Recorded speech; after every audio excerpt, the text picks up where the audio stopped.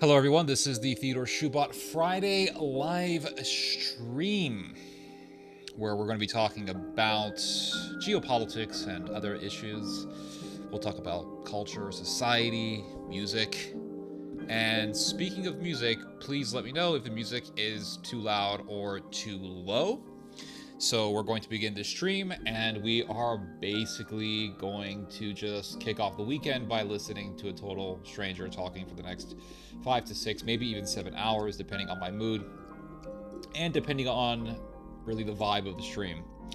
We are going to be talking about mental illness running rampant in the IDF, regardless of the fact of all of this propaganda about how the Israelis are fighting a civilizational war, if we are to believe Mr. Douglas Murray. And we will also be talking about the end of Zelensky in light of the fact that there is currently a giant corruption scandal that has been exploding in Ukraine, and this corruption scandal is deeply tied to Mr. Zelensky himself. And then we will also be talking about the United States government backing current-day Nazis. We may also talk about other issues that pop up in my head, because in these streams we do basically just a flow of consciousness for the most part. And so in this style of communication, it's very easy for the mind to think of other things. What the hell? Did it crash, guys? What the hell? Are we back? I think we're back.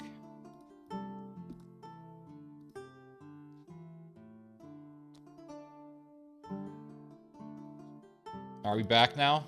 Yeah, it crashed for a little bit there, just for a moment. I don't know what happened. My internet's working.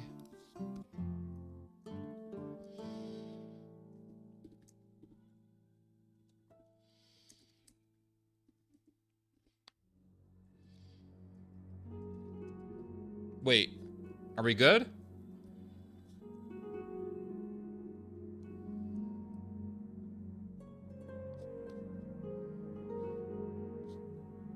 Wait, are we good? Oh, we're good. I don't have to reset the stream. Wait, are we good? We're back.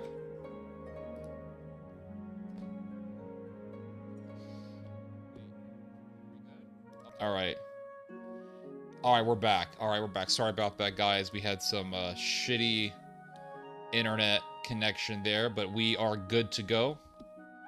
And we are going to enjoy this stream. Sorry about that. Sorry about the inconvenience there. I did not expect that at all.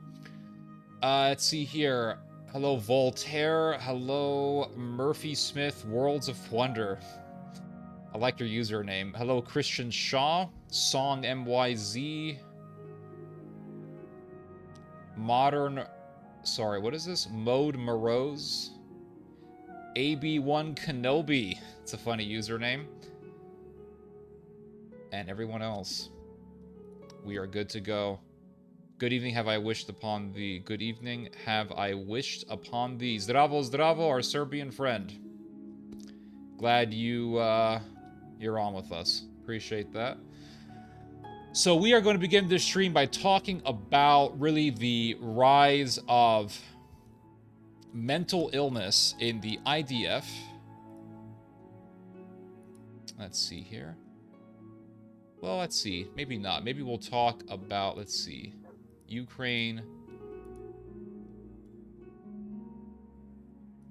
Let me see something here. Hold on. I just want to prepare my...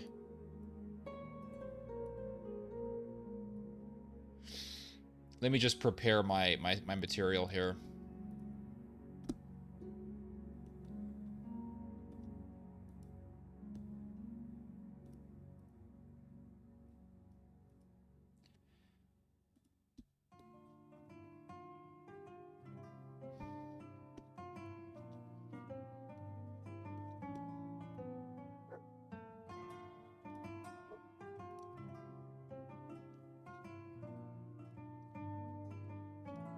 All right. All right, I think we're good. Let's see here. Love you, bro. Most intriguing topics. God bless you for being that articulate and brave. Appreciate that. More humility. That means a lot. I really do try to make these streams as entertaining as I possibly can. Let's see here. Considering changing my name just like a chosen. Good evening. Have I wished upon? Very appreciate that. Zdravo, zdravo. Sleep fit. Hi, man. How are you? AB1 Kenobi. Give the stream a like, guys. It definitely gets the algorithm to spread this stream to more people. Let's see here. Theo is back. Part 3. Yep. Apologies for the inconvenience. Much love from Texas. Appreciate that, Mr. Self-Destruct 9.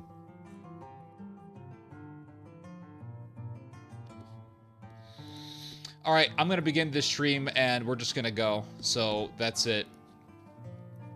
So we're going to talk about mental illness in the IDF and how it is rising tremendously, and how a lot of IDF soldiers are coming back from the war ridden with guilt, filled with guilt and regret and despair and feelings of purposelessness, feelings of moral injury, which is just another way of saying guilt, just feeling terrible inside.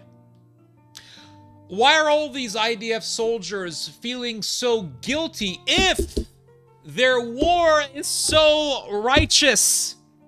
Isn't this what all of the Hosberists keep telling us on YouTube and on X/Twitter? Isn't this what Douglas Murray, that child of Sodom, says all the time? Well, this is a civilizational war. This is a civilizational war. This is a civilizational war. It's a war between civilization and barbarism. It is a war between civilization and savagery.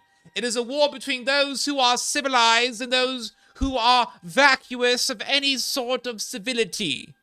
This is a civilizational war between good and evil. Really, then why are so many Israeli soldiers coming back insane?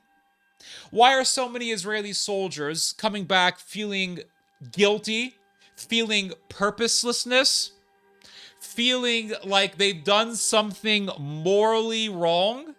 Why do so many Israeli soldiers return back to Israel feeling like they are in conflict with their own ethics, feeling as if they have declared war upon their own conscience? If you're truly fighting a righteous cause, if you are truly fighting a noble and just cause between good and evil, why are you feeling guilty? Why are you feeling insane? So we're going to get into some articles on this topic. These are articles that were published in the Israeli media. And I'm going to read to you guys some excerpts from these articles. So here we go. This is an article that was published by the Washington Post. Guys, please let me know if the music is too low or too high. Someone here does not like the music. I'm sorry, Mr. Giovanni, how do I say your name? Giovanni Angelo, por favore, la musica es muy bene, Muito bene, Giovanni, por favore, muito bene. You cannot have a stream, Giovanni, por favore, you cannot have a stream without la musica. La musica is like the soul of the stream, you know, it's like the soul. It's like you have a pasta without the Parmigiano Reggiano. The pasta without the Parmigiano Reggiano is not a pasta. The stream without the musica, it's not a good stream. I don't like it. I need to have the musica. Because the musica of the Elder Scrolls touches me in in my soul. How do I explain? It touches me in my soul. In mi alma. In mi alma. Por favore.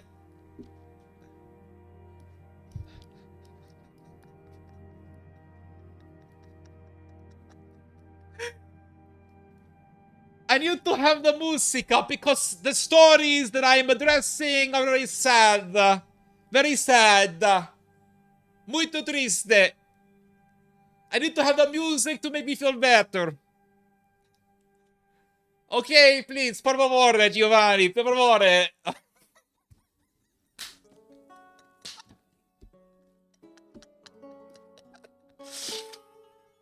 Oh, man. La musica is critical, yes. I gotta have the music. You know why I need the music? Because the music fills in the gaps. That's why I need the music. The music fills in the gaps. Anyway. Alright. Hope you guys enjoyed that. Anyway, let's talk about this. This is a story that was published by the Washington Post. And it's on the IDF's current pandemic of extreme depression and suicide.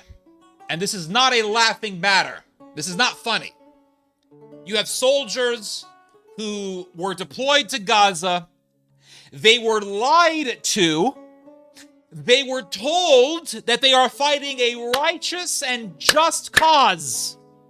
They were told by people like Douglas Murray and Ben Shapiro and Joshua Hammer and the rest of those evil people that they were fighting a noble and just war, that they were fighting a civilizational war between good and evil.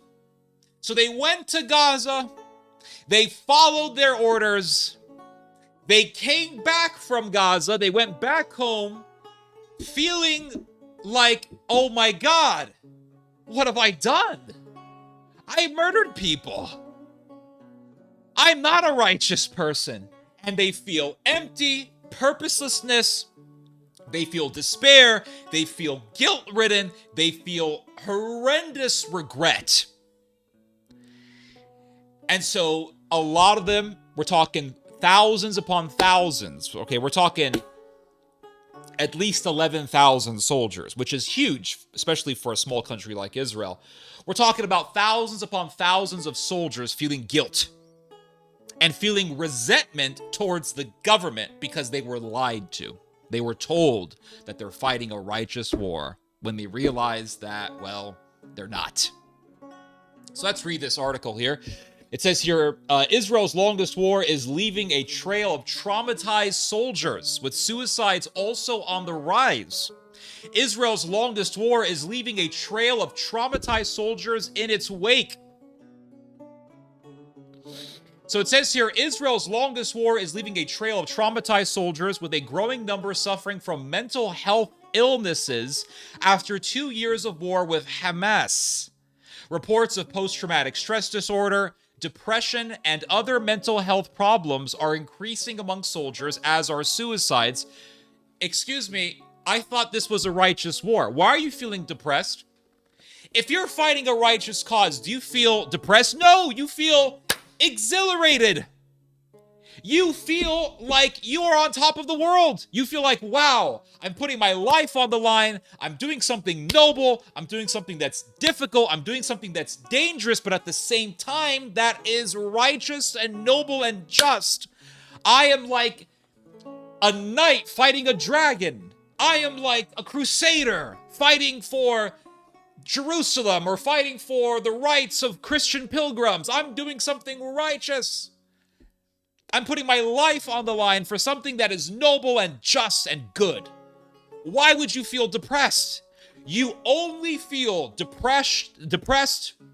You only feel trauma and mental health issues if you are doing something wrong.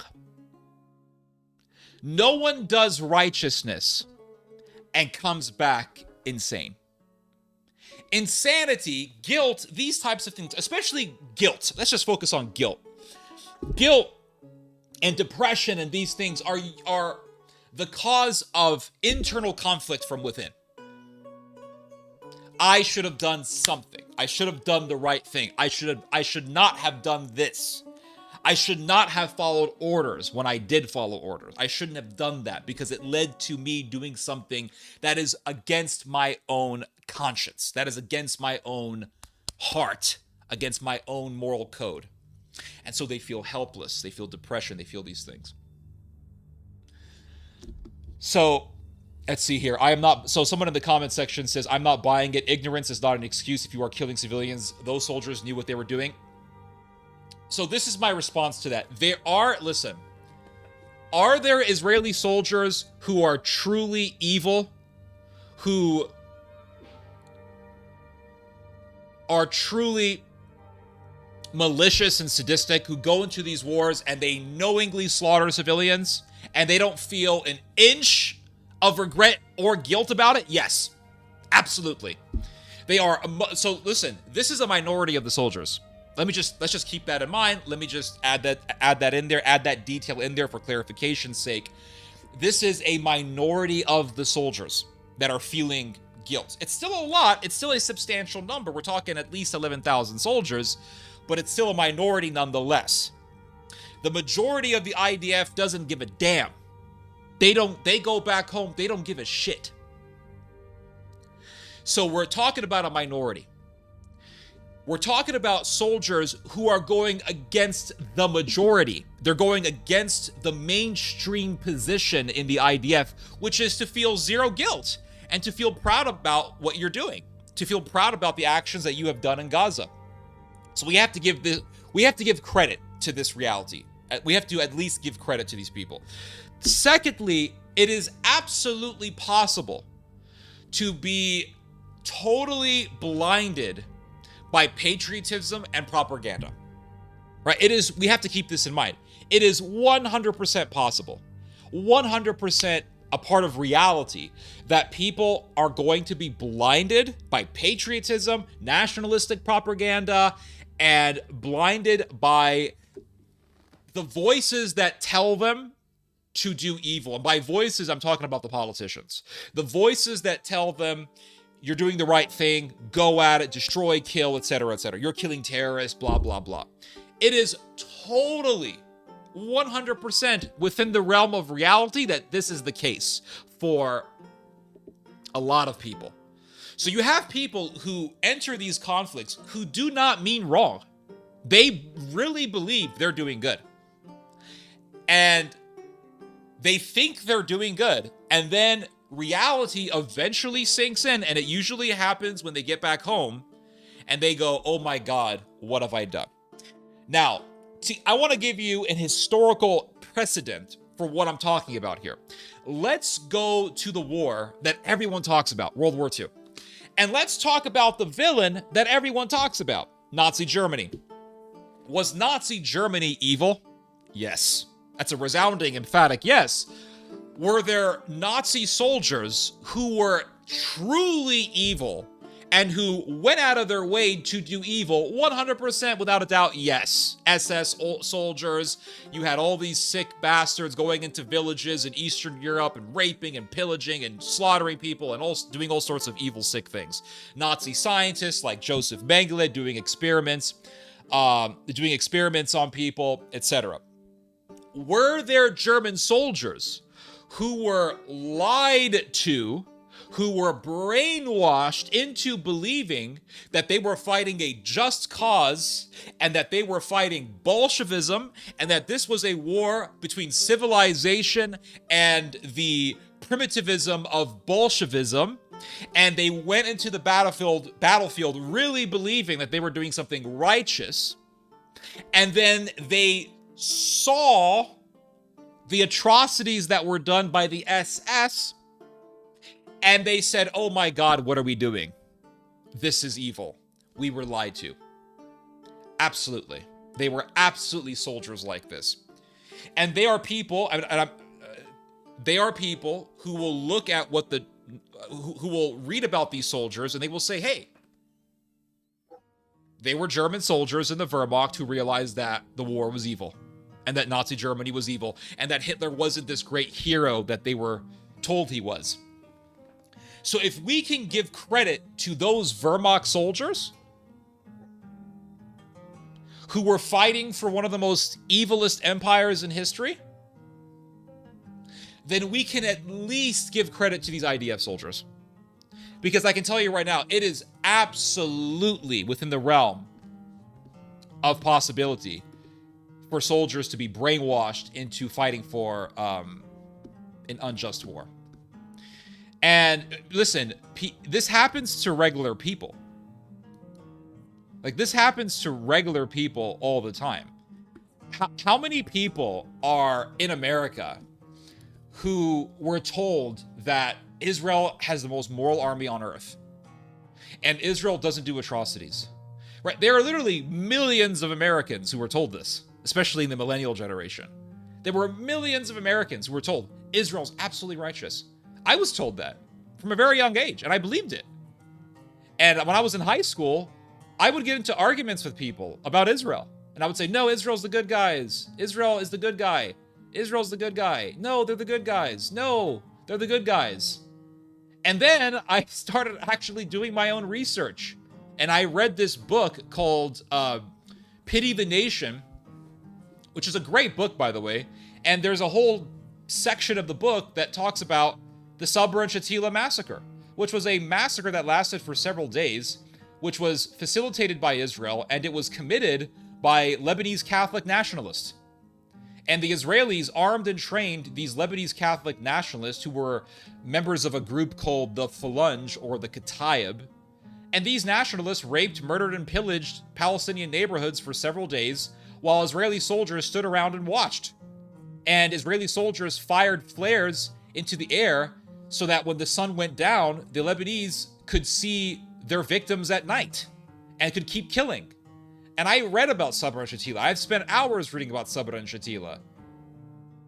And then you read that and you think, oh my God, we're supporting the bad guys here. Like, I was told that Israel was great.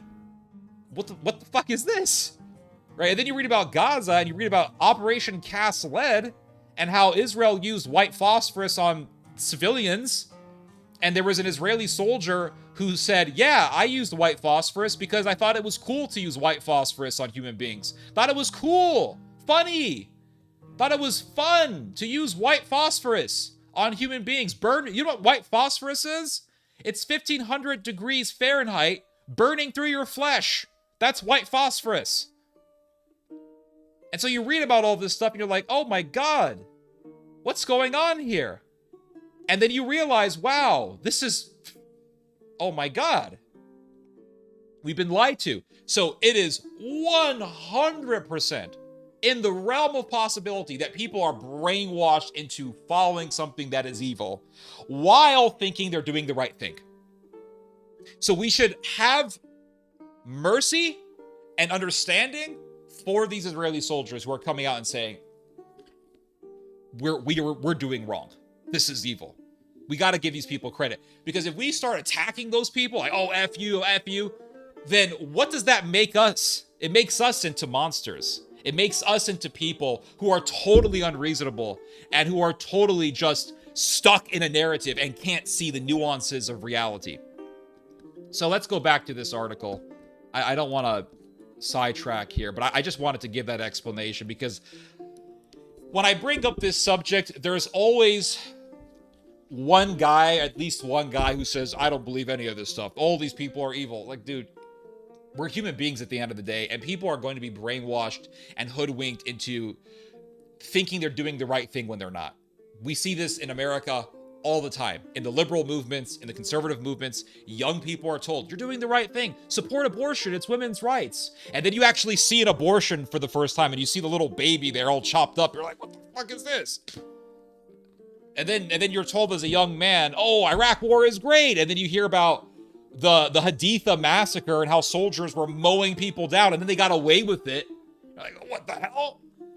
What's all this, oh, we're going to put a boot up your ass, it's the American way nonsense? I don't believe it. That's all nonsense. That's craziness. Right? So we have to, like St. Paul murdered St. Stephen, one of the greatest saints in all of church history. St. Paul murdered him. And then St. Paul saw the light and realized he did wrong and thought, oh my goodness, I did wrong. So we have to have compassion here. We have to have understanding, because we have been there. We have been lied to. In some way or another, we have been lied to. And we have come to grips with that. So anyway, let's go on. Now, let's read some more here. Israel's defense ministry says it has documented nearly 11,000 soldiers suffering from mental health injuries since the October 7th, 2023 Hamas attack that triggered the war in Gaza. That accounts for more than a third of the total 31,000 troops with such injuries in all of Israel's conflicts since its founding nearly 80 years ago. Guys, so in all of Israel's wars since it was founded in the 1940s, there have been 31,000 cases, documented cases, of mentally ill soldiers. 11,000, at least nearly 11,000 of those soldiers are from the war in Gaza. The last one, the most recent one. So that's huge. That is absolutely huge. And it's amazing because this war was supposedly triggered by this massacre that Hamas committed. So you would think that, and this was the war. So think of it this way. Israel has had a whole bunch of wars in its history, right? War with Egypt, war with Syria, war with Jordan. And this is the most serious war that Israel has ever been in. Just in terms of the death count and in terms of just the destruction that it has caused, there's no war like this in Israel's history. And this war was caused by the biggest massacre of Jews that has ever taken place within the modern day state of Israel. So you would think, out of all of the wars, this is the one that should have produced the least amount of mental illness, right? But it has produced the highest amount of mental illness. So is this war really righteous? I mean, you would think, right, that this was a war that was caused by this horrendous massacre. It was the worst killing of Jews since the Holocaust. That's what they always say. It was the worst massacre of Jews since the mid-20th century. So you would think, out of all of the wars, this is the most righteous war. If you are to believe the narrative, if you are to believe the mainstream Israeli narrative, this is the most righteous war. And yet, for the most righteous war, it has caused the highest rate and the highest number of mentally ill soldiers. So, is it really righteous? Now, if you believe Douglas Murray, who wants to go hang out in downtown Tel Aviv and do God knows what because he's a servant of Sodom, then you would believe that this is a civilizational war between good and evil. If you are to believe Ben Shapiro, who wants to sell pillows or whatever the hell he's selling on his show, and he's worried about his media empire crashing down because it is currently crashing down, you would believe, well, this is a very, very just and necessary war, and it has to be done. It's an absolutely righteous war between civilization and Western civilization and Judeo-Christian civilization and totalitarianism and Islamism, Sharia law, and communism. But if you actually listen to soldiers who are coming back from this civilizational war, for some strange reason, you see a lot of them coming back crazy. And if you listen to them, they're saying, we did wrong. We did wrong. And it says here, a report published by Israel's parliament last month said an additional 279 soldiers tried to take their own lives from January 2024 through July of 2025, but survived. That's pretty big. Half a dozen soldiers who spoke to the AP, as well as psychologists who have treated fighters, said they lacked purpose. Wait, lacked purpose? I thought their purpose was to fight evil.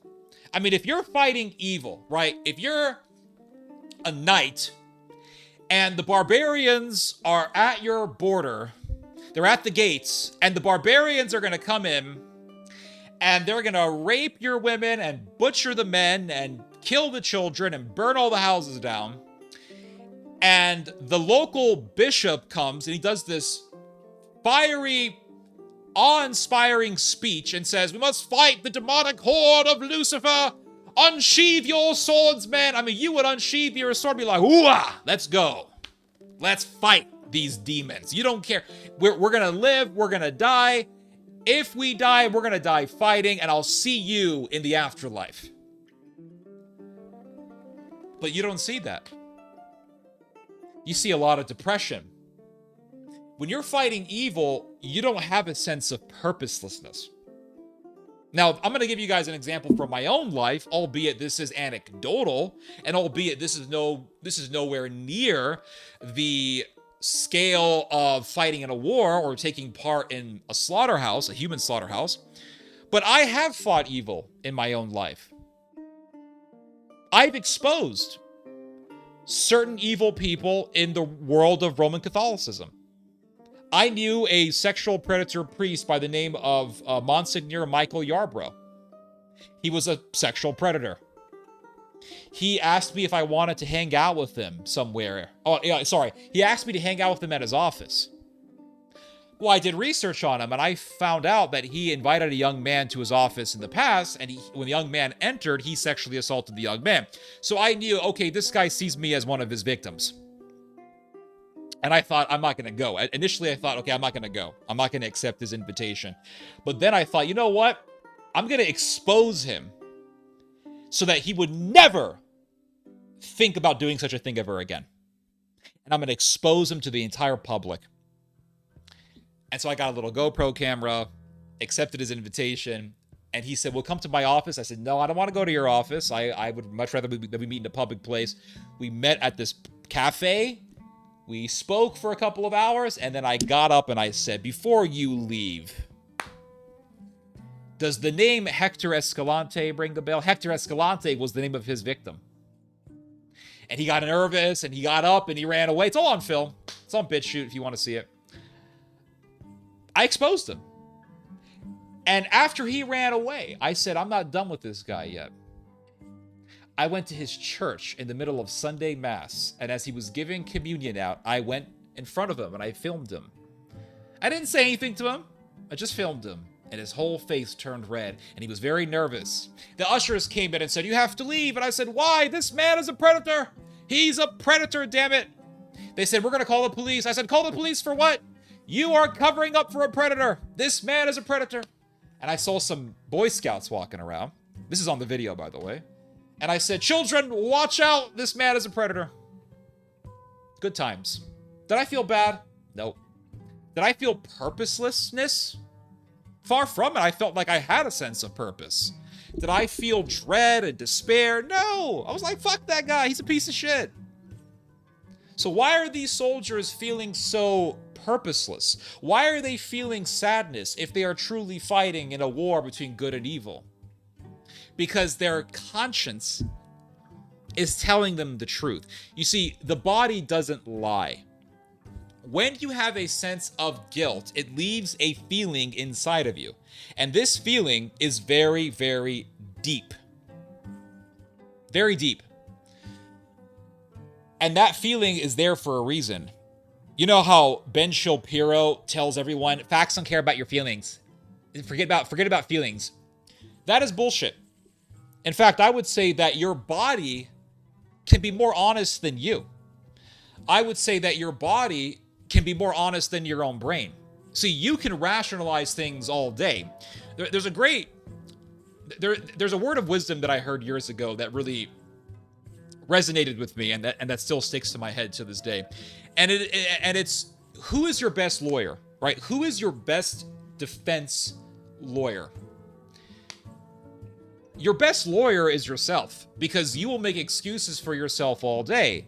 And if you want to make excuses for yourself, just leave it to your brain. Your brain will rationalize anything. Well, I did wrong, but that guy was asking for it, and I did do that, but that guy was asking for it, and you just can rationalize yourself.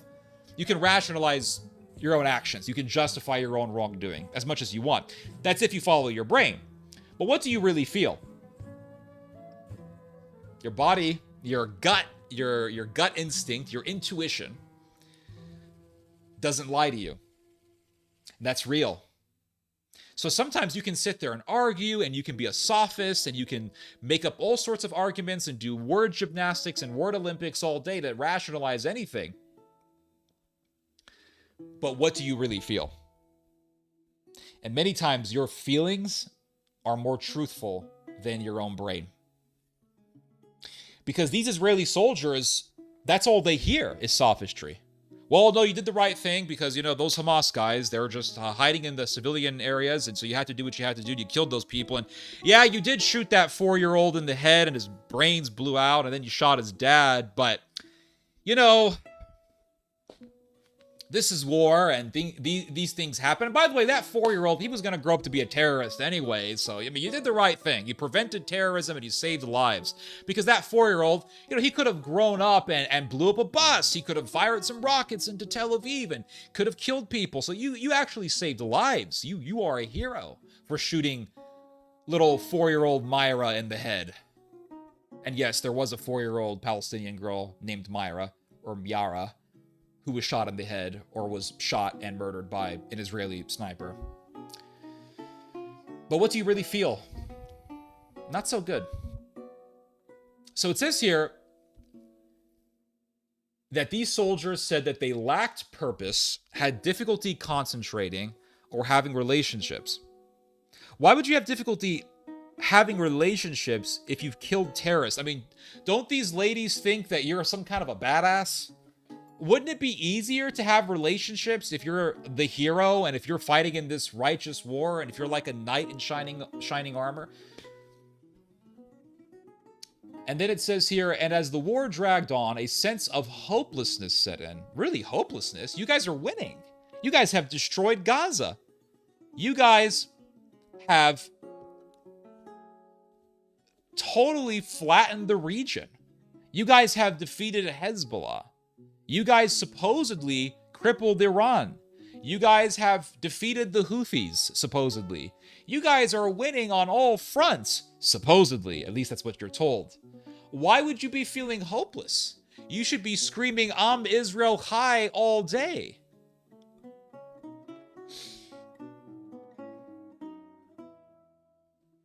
So it says here, Flint said some also suffered from what he called moral injury. Now, moral injury is just psych speak for guilt. When psychiatrists talk about guilt, they will use this term, moral injury. I guess you could say it's sort of a Latinized way of saying guilt. I prefer guilt. Guilt is a much stronger word. And it says here, soldiers come back asking themselves, who are they? After what they've seen and done. What kind of people are they, he said. Who am I? What do you mean? Why are you asking who you are? Why are you having this identity crisis if you're doing the right thing? When you do the right thing, you don't have an identity crisis. In fact, when you do the right thing, especially when you do something that's righteous and difficult, you actually have a much more grounded sense of yourself. Like, look back in your own life and think of a time when you've done something that was good and difficult, right? You stood up to someone, you confessed what you did wrong, right? All these things take a certain degree of mental strength. And when you did those things, you had a much stronger sense of self. You had a much stronger sense of identity.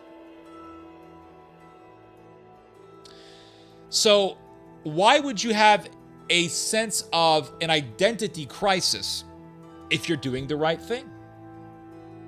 The answer is very simple. It's because you're not doing the right thing.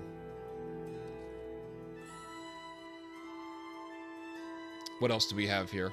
Well, that's it for this article. Now, there's another article I want to show you guys, but I'll read some of your guys' comments first. Hold up. Let's see here. I don't want to miss anybody here. It's not even 5 minutes in, and we get an awesome impersonation. Yeah. Play when the moon hits the sky like a pizza pie. Oh, yeah. When the moon hits the sky like a big pizza pie, that's amore. Let's see here. Giovanni Angelo, I was mushroom picking last week and I managed to collect 10 kilograms of porcini and 1 kilogram of black truffles. Pretty damn good. You're Polish, so I know that Slavic people are trained as children on how to pick mushrooms. And it is a Slavic thing. It's not just a Polish thing. It's a Polish thing. It's a Serbian thing. It's a Russian thing. It's a Slavic tradition to teach children how to pick mushrooms. And I don't know why that's not in the Western world. We should have the same custom. We should be teaching kids how to pick mushrooms because that's a great survival tactic. That's a great piece of knowledge that could actually really help you. I'm behind by 3 minutes and cracking up. That's amazing Italian personification. Appreciate that, Giovanni Angelo. Sweet body fitness sounds very good. Blah blah. But this is like I train Shi Ying Kung Fu, Chinese boxing. I'm not buying it. Okay, I already answered that guy. I already addressed that guy's comment. Man, that's a great harvest. Okay, etc. Why do the open mouth breathers always show up? I don't know.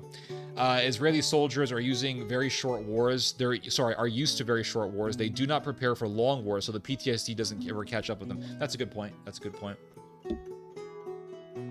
Plus, I think that the level of destruction that the Israelis have inflicted in this war is unlike anything they've ever done. So they're feeling the guilt because now Israel is doing something that they've never really done before in terms of the level of destruction. This time it is different for the IDF. They finally got their long war. Let's see here. Hello, Ortho Christos. Long shot. Are you in Umbria, Italy? That's what they do if they don't take oh, Umbria. Love your mockery of Brit Douglas Murray. Try Tommy Robinson. Watching from sunny Wales. I swear I read Sunni Wales. Like Sunni Muslim. I'm sorry about that. Sunny Wales. Well, hello there, Kelly Saiwan Co. from Wales. I've never been to Wales. I did meet a couple of Welsh people when I was in Spain. Very funny people. What is the difference between an English person and a Welsh person? Are there any cultural differences between English people and Welsh people? I don't know. Let's see here. Good to be watching. Just got in. Appreciate that. Daniel Alexander. Hello, Ted. What time does the sun go down in Texas this time of the year since the fallback time? Sun starts to really go down at around 4:30-ish, and by 5:30 it is there's still some light outside, but it is it's not fully dark, but it's right in the middle. And then by 6 p.m. it's dark. It's dark. And then as we're still in fall, so when winter sinks in, the days are even shorter. By 4 something, I mean, the sun starts going down even faster, and it starts to really get dark. And I think by 5 or so, it's dark. Let's see here. Oh, you're in the Polish Carpathian Mountains. That's fascinating. Fascinating. Kristen Shaw, Professor Mate, appreciate that, Christian. Miss Rachel has done a lot to open the eyes of a lot of normies, bringing that little girl to America for healthcare. Oh, yes, I heard about that, and the Israelis were pissed off, and freaking Laura Loomer was pissed off. What a bitch. What an evil bitch Laura Loomer is. She's an evil cunt. There were these kids who came from Gaza because they have serious medical needs, and they were trying to get to America, and oh my God, I was so pissed reading this. Laura Loomer is like, I don't want these terrorists in my country. Terrorists. They're terrorists. It's like, dude, they're kids who need mechanical arms. They're missing limbs. You evil cunt. And she goes, I don't want terrorists. So then America comes along and they say, well, we blocked these kids from entering America. And Laura Loomer's like, I'm celebrating right now. You're celebrating because kids who need serious medical attention are not going to get serious medical attention? Really?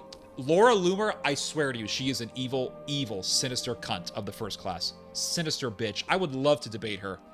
I would love to debate Laura Loomer. I would love to debate that bitch. If she sees this video, she probably won't, but if she sees it, this is my challenge. I would love to debate Laura Loomer on Israel.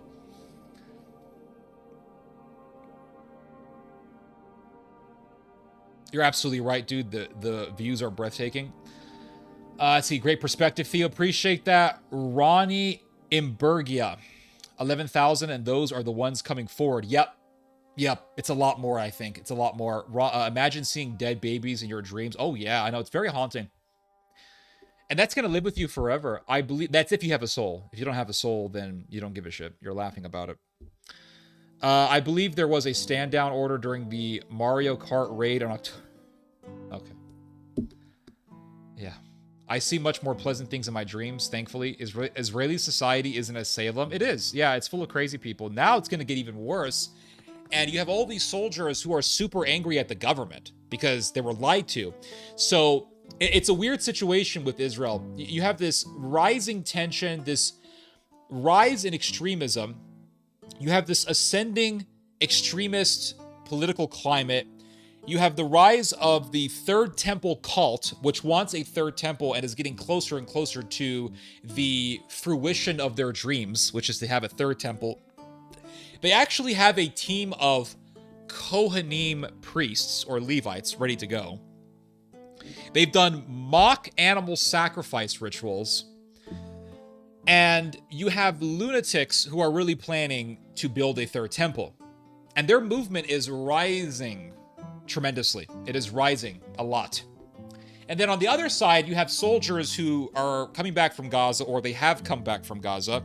They are very angry at the government because they've been lied to.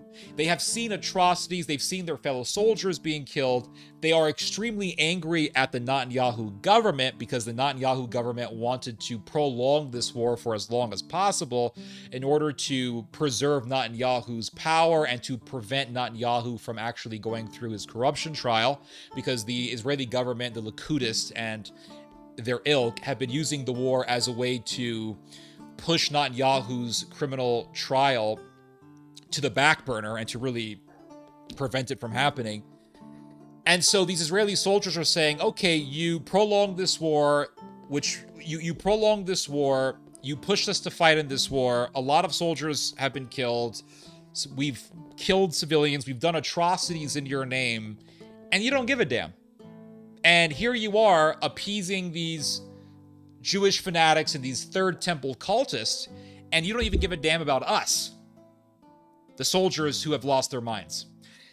And so you could totally see a serious political clash between the people who are resentful against the right wing and the right-wingers who want to see Jewish supremacy and they want to see a third temple.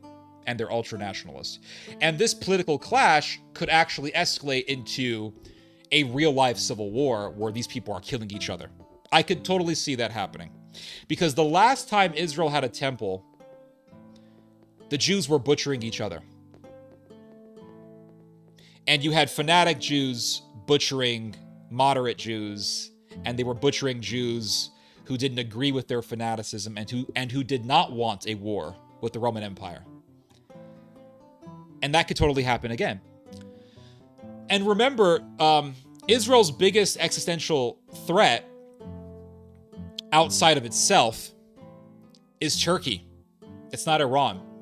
And Turkey is technically Anatolia. And Anatolia used to be a major part of the Roman Empire, and it eventually became the headquarters for the Roman Empire. We're talking about Constantinople, which is in Turkey, Anatolia.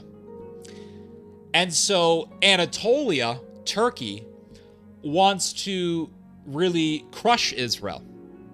And the Israelis are trying their best to sabotage and to undermine Turkey's agenda to be the supreme power in the Middle East. And they're fighting over who's going to control Syria. They're fighting over who's going to be the major power in Syria. So inevitably, there's going to be a clash between Israel, historically known as Judea, and Turkey, historically known as Anatolia, which used to be the headquarters for the Roman Empire. So it looks like there's going to be another Roman-Judean war. It's not going to be exactly like the war that happened 2,000 or so years ago, or 40 or so years ago after the crucifixion. But history does not repeat itself exactly. It rhymes. It rhymes. And it looks like we will be hearing the symphony of history yet again.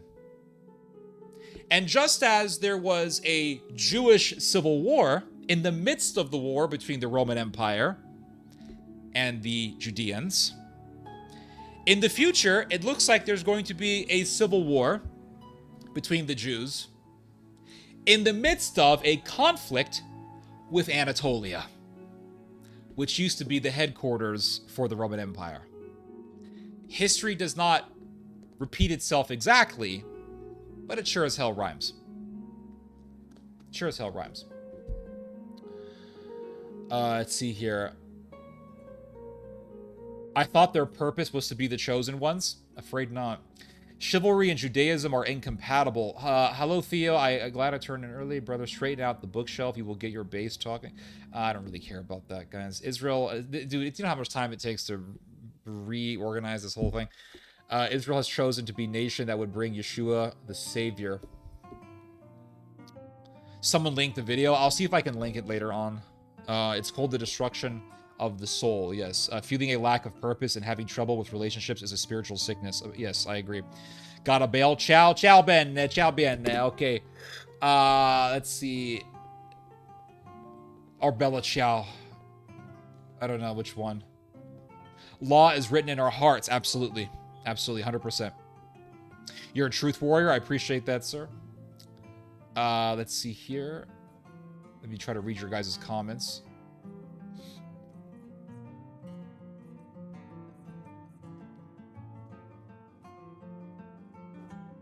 Does anybody get distracted by the book chaos? Not really. You're actually the first person that's ever brought it up. Let's see. So does this mean some of them actually feel guilt? Yes. Yeah, absolutely. Let's see here. Hello, Theo. A little late here. No worries. Alexis Corral. I'm going to be here all night. I'm going to be here for a while. Have you ever visited Palestine? I did, but I was an infant, so I don't remember anything. Let's see here. Haha, the chaotic bookshelf makes me feel better about my own chaotic bookshelf. I think the problem is that a lot of books don't fit standing up. Yeah, agreed. What's up, everyone? Hello, Master Driver. Israel not taking a Turkish military presence in Gaza? Well, yeah, they're not. Like the stream, gotta lift weights now. Appreciate it. All the best. Appreciate that. The just 14:30. The sun is definitely setting right now.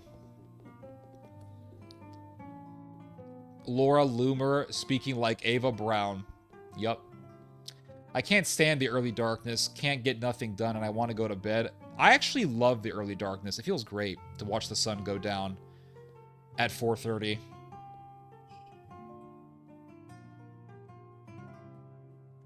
Let's see here.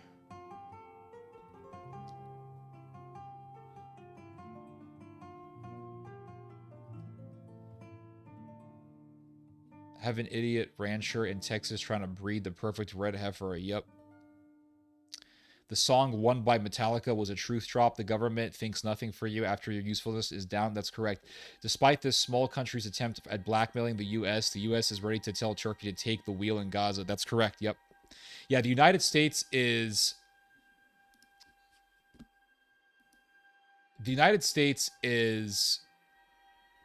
accelerating the rise of Turkish empire. And Israel is terrified. And the United States doesn't give a damn. They're like, we want Turkey to rise. And why does the United States want Turkey to rise? Because the United States wants to use Turkey and Germany against the Russians. So the Americans are working with the Germans. They're encouraging the Germans to get their military powerful again. They're literally encouraging the rise of the Fourth Reich. They're literally encouraging the rise of a German empire. And they're accelerating the rise of Turkish empire.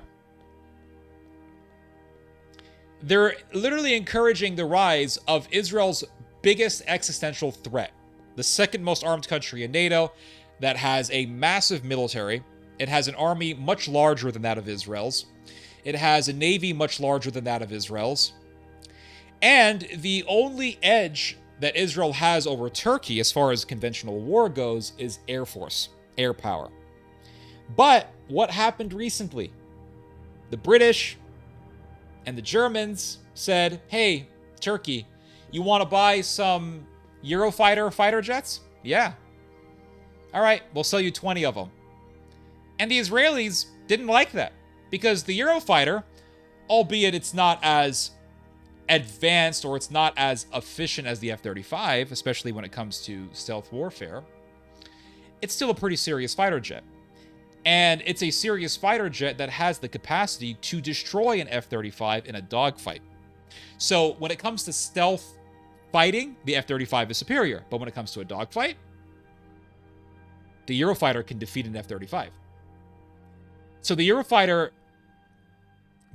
jet is a serious fighter jet. And now the Turks were just told, hey, yeah, you can buy them. And the Turks bought about 20 or so Eurofighters in a multi-billion-dollar deal. So the West is saying, we don't care what Israel wants. We don't care about your pro-Israel lobby. We're going to sell fighter jets to Turkey. They want to see the rise of Turkey because they want to use the Turks against the Russians in the Black Sea, in the Mediterranean, in the Middle East, in North Africa, in the Caucasus. So we are seeing the Western world, albeit slowly, but nonetheless, we are seeing the Western world turning against Israel. And we are seeing the gradual transition into the Western world just cutting ties with Israel and abandoning Israel to its own demise. Let's see here. History repeats. Yes, absolutely. Despite this small country attempts, I already read this. Let's see here. Turkey, aka Asia Minor. Will you play the new Call of Duty Black Ops? Maybe. I don't know. The only game that I'm seriously looking forward to is Resident Evil 9. And it looks amazing. Currently, I am still playing... what's it called? The science fiction horror game. I forgot. It's like Resident Evil. What's it called? Dead Space. I'm currently playing the Dead Space remake. And then recently I got back to playing Total War Medieval 2, and I realized how I had to rediscover why the game is so awesome. Great game. I'm playing Venice, the Venetian kingdom or government, Venetian Republic, and I am enjoying myself as I invade France. Let's see here. Germany occupied Mount Sinai in Jerusalem. Let's see. Wouldn't be surprised when the Gazans welcome in the Turkish military as the ones to liberate them. That's correct. Yep. That's right. And they're longing for a liberator. They're longing for a hero. And Turkey wants to be that hero. And Turkey's going to present itself as that hero. And the world is going to say, this is great. And we're going to be seeing the rise of Turkish Empire. You think they're trying to use Japan against both Russia and China? Yes. Yes, they're trying to use... I think with Japan, it's especially against China. Japan is right next to Russia on the east side, but I think for the most part, when it comes to arming Japan and making Japan powerful, I think it's really about using them against the Chinese. Just given the fact that, historically speaking, Japan has been the greatest enemy towards the Chinese, and Japan butchered millions of Chinese people and then goes on to actually deny it. And the Japanese are preparing for war with China. They've made this very clear. Regardless of the fact that in the last 1,000 years, China never invaded Japan, not even once. But Japan invaded China.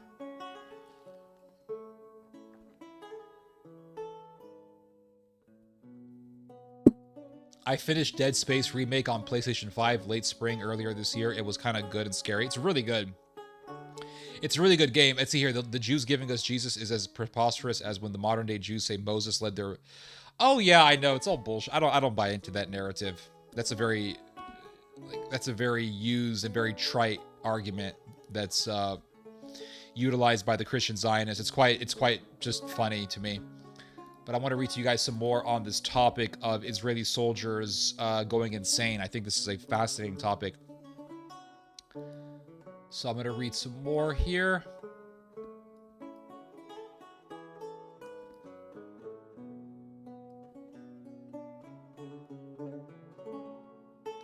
Get this a little bit bigger. So it says here, this is an article that was published by Haaretz recently, and it says here, an Israeli drone operator could not bear his role in the Gaza war. Moral injury made him take his own life. So there was a drone operator whose job it was to fly drones that would be used to slaughter thousands of people.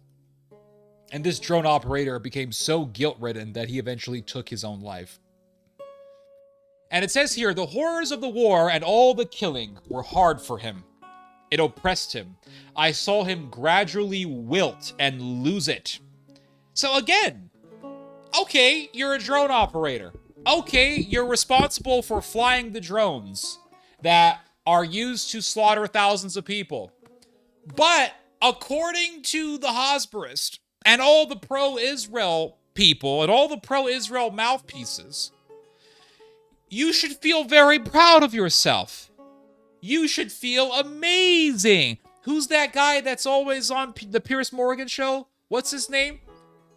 Shabbos Kestelbaum? Or whatever his name is? Well, according to Shabbos Kestelbaum, however you say his name, this guy should be absolutely proud of himself. He should be absolutely proud of himself. But why did he take his own life? Why did he gradually wilt and lose it, to quote his friend here? It's because he wasn't doing the right thing. He was told he was doing the right thing, and he thought he was doing the right thing initially, but then reality sunk in. And suicide is horrible. Suicide is terrible. And if these people could know that their Messiah is Jesus Christ, and their Messiah came a long time ago and died for them, they wouldn't have this despair. They wouldn't have this initial urge to fight in such wars in the first place. And I believe that a lot of what happens in Israel is the Judas effect. You see, in the gospel, you have Judas and you have Peter. They both betrayed Christ in their own way. If you read the story and if you think about it, it's true. Peter and Judas both betrayed Christ in their own way. Judas betrayed Christ by telling the temple authorities of Christ's whereabouts for some pieces of silver. And Peter betrayed Christ by disowning him 3 times in a row. They both betrayed him. Peter felt a sense of guilt. Judas also felt a sense of guilt. But you see, because Judas rejected his Messiah, despair took over him. And he eventually treaded upon a road of self-destruction. Peter had a sense of guilt, but because he accepted Christ as the Messiah, he embraced forgiveness. And I think what these soldiers really need is their Messiah. If they had Jesus as their Messiah in the first place, they wouldn't be following these wars. They would know that this war is evil. And if they understood after the war who their Messiah is, they would understand that their country is evil because it has rejected the Messiah. and they would be like St. Peter. So it says here, this source says the senior officer was in charge of drone takeoffs and landings, not the attacks. But he saw everything, the result of every takeoff. I realized that it bothered him, that his participation was hard for him, the source adds.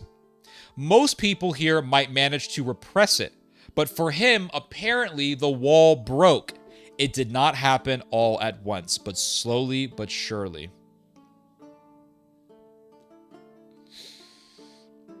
It's true, he says, that the drone operators' lives are not in danger, but their ability to take lives is no less complicated. Sometimes we have to play God and decide who will live and who will die. So they get to play God. Now we can imagine a lot of these soldiers enjoying this. We can imagine a lot of these soldiers loving to be in this position of the arbiter of who lives and who dies. Well, I have my hands on a drone. I have my hands on the remote. I'm going to pull the trigger. I'm going to blow these people up, and I'm going to enjoy it. And I think this is the case for the majority of Israeli soldiers who participate in this slaughter. But a minority of soldiers come back and they say, oh my God, what have I done? I've done evil. What the hell is wrong with me? And so playing God is not exactly what they thought it would be. They realized that it just left them empty. You murdered people. You murdered people who had their whole lives ahead of them. You murdered children who have only lived a fraction of their lives. You murdered kids who had an entire lifetime ahead of them. You took that away from them. You cut them off. You did damage that you cannot reverse. Most of these soldiers feel very proud of this, but some, because these people have souls, some feel guilty. And I think we have to be understanding. I think we have to be compassionate with these people because they are at least having guilt. And they are coming to grips with the reality that they were lied to and they were hoodwinked into doing evil. And the reality of their actions have sunk in their brains. And they are feeling it in their consciousness. And this guy says, we're responsible for the deaths of thousands of people, some of them innocent. They are operators who have to return home knowing that they killed children, that they hit our soldiers by mistake. That's likely to leave a scar that won't heal. I have no doubt about that. Another officer, also a drone operator, mentions a conversation with the senior officer a few weeks before he ended his life. He said that we had to stop this. So this operator committed suicide. Tragic. Very tragic. I don't want to make light of suicide. I don't want to sit there and say, oh yeah, who cares? No. It's very tragic what's happening here. Because these people were lied to. And they were left to live in their guilt. And abandoned. Because as they came to realize, their government simply used them. And then as they were feeling guilty, they were abandoned. And the government doesn't care about them. Just like when Judas betrayed Christ and he realized he did wrong. And he went to the high priest and he said, I have taken blood money. And he took the coins. He said, I have taken blood money. And the priest said, you got your money. Now go. Just like the government tells these soldiers, well, you did what we wanted you to do. Now go, piss off. And Judas threw the coins at them. Why? Because money meant nothing at that point. It's like what Jesus says. If you gain the entire world but lose your soul, it's not worth it. If you gain the entire world but lose your soul, it is not worth it. These soldiers were promised that they were fighting a righteous cause. They were told that they were fighting a righteous cause, that they were doing the right thing, that they were fighting for a greater Israel, that they were fighting for a safer Israel. And they come back empty because, yeah, they did what they thought was the right thing. But when reality sunk in, just as Judas realized he did evil, these people realized they did evil. And Israel is doing evil because it has not accepted Christ as their Messiah. And because they have not accepted Christ as their Messiah, they tread the path of Judas, which is self-destruction. And I'm not saying that I like it. I'm not saying this is a good thing. I'm just giving you my observation. And it's a sad and tragic observation. And so this drone operator who committed suicide, he said, according to a friend of his, according to someone who knew him, that we had to stop this, that we had to stop the war, that it would have consequences that we did not understand yet, the officer says. He said that it haunted him. He mentioned dead children. He said he feared for the fate of the hostages, that we were endangering them. Reality sunk in. It says here, we have to remember that many drone operators were exposed to the killing of civilians. Now, this is coming from a senior official in the medical corps. We have to remember that many drone operators were exposed to the killings of civilians, suffered operational failures, and dealt with immense pressure, and didn't take their own lives. He says, adding that in most cases, suicide stems from a combination of factors, not just one. Experts who have read the accounts collected by Haaretz, including officers in the Israel Defense Forces mental health systems, believe they're hearing about a person who suffered a so-called moral injury. What is moral injury? Guilt. That's moral injury. But Douglas Murray says it's a civilizational war. Tommy Robinson says it's a just war. It's a righteous war between civilization and barbarism. Brigitte Gabriel says that we should be supporting Israel because we're fighting against barbarism. Israel is fighting the barbarians. And the Hasbrists, all these Iranian diaspora Hasbrists, are saying we have to support Israel. I'm from Iran. I support the Shah of Iran. Down with the regime of Ayatollah Khomeini. I voted for Trump. Support Netanyahu. And all the South Korean evangelicals who say, Yeshua love you. God bless Israel. God bless Israel. Who love it when Jewish fanatics spit on them. And they say, I got the Jewish spit. It's good.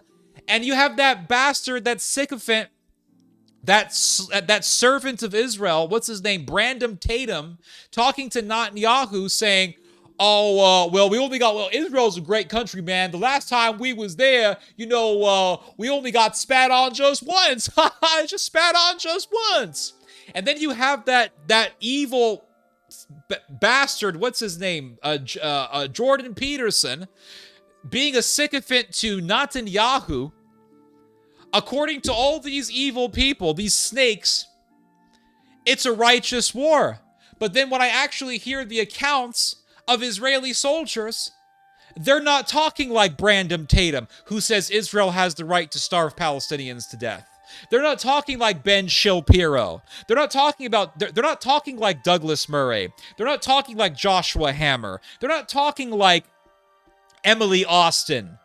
They're not talking like all the rest of these snakes. They're saying, oh my God, I feel so empty inside. What have I done? They are ready to go into a monastery and fast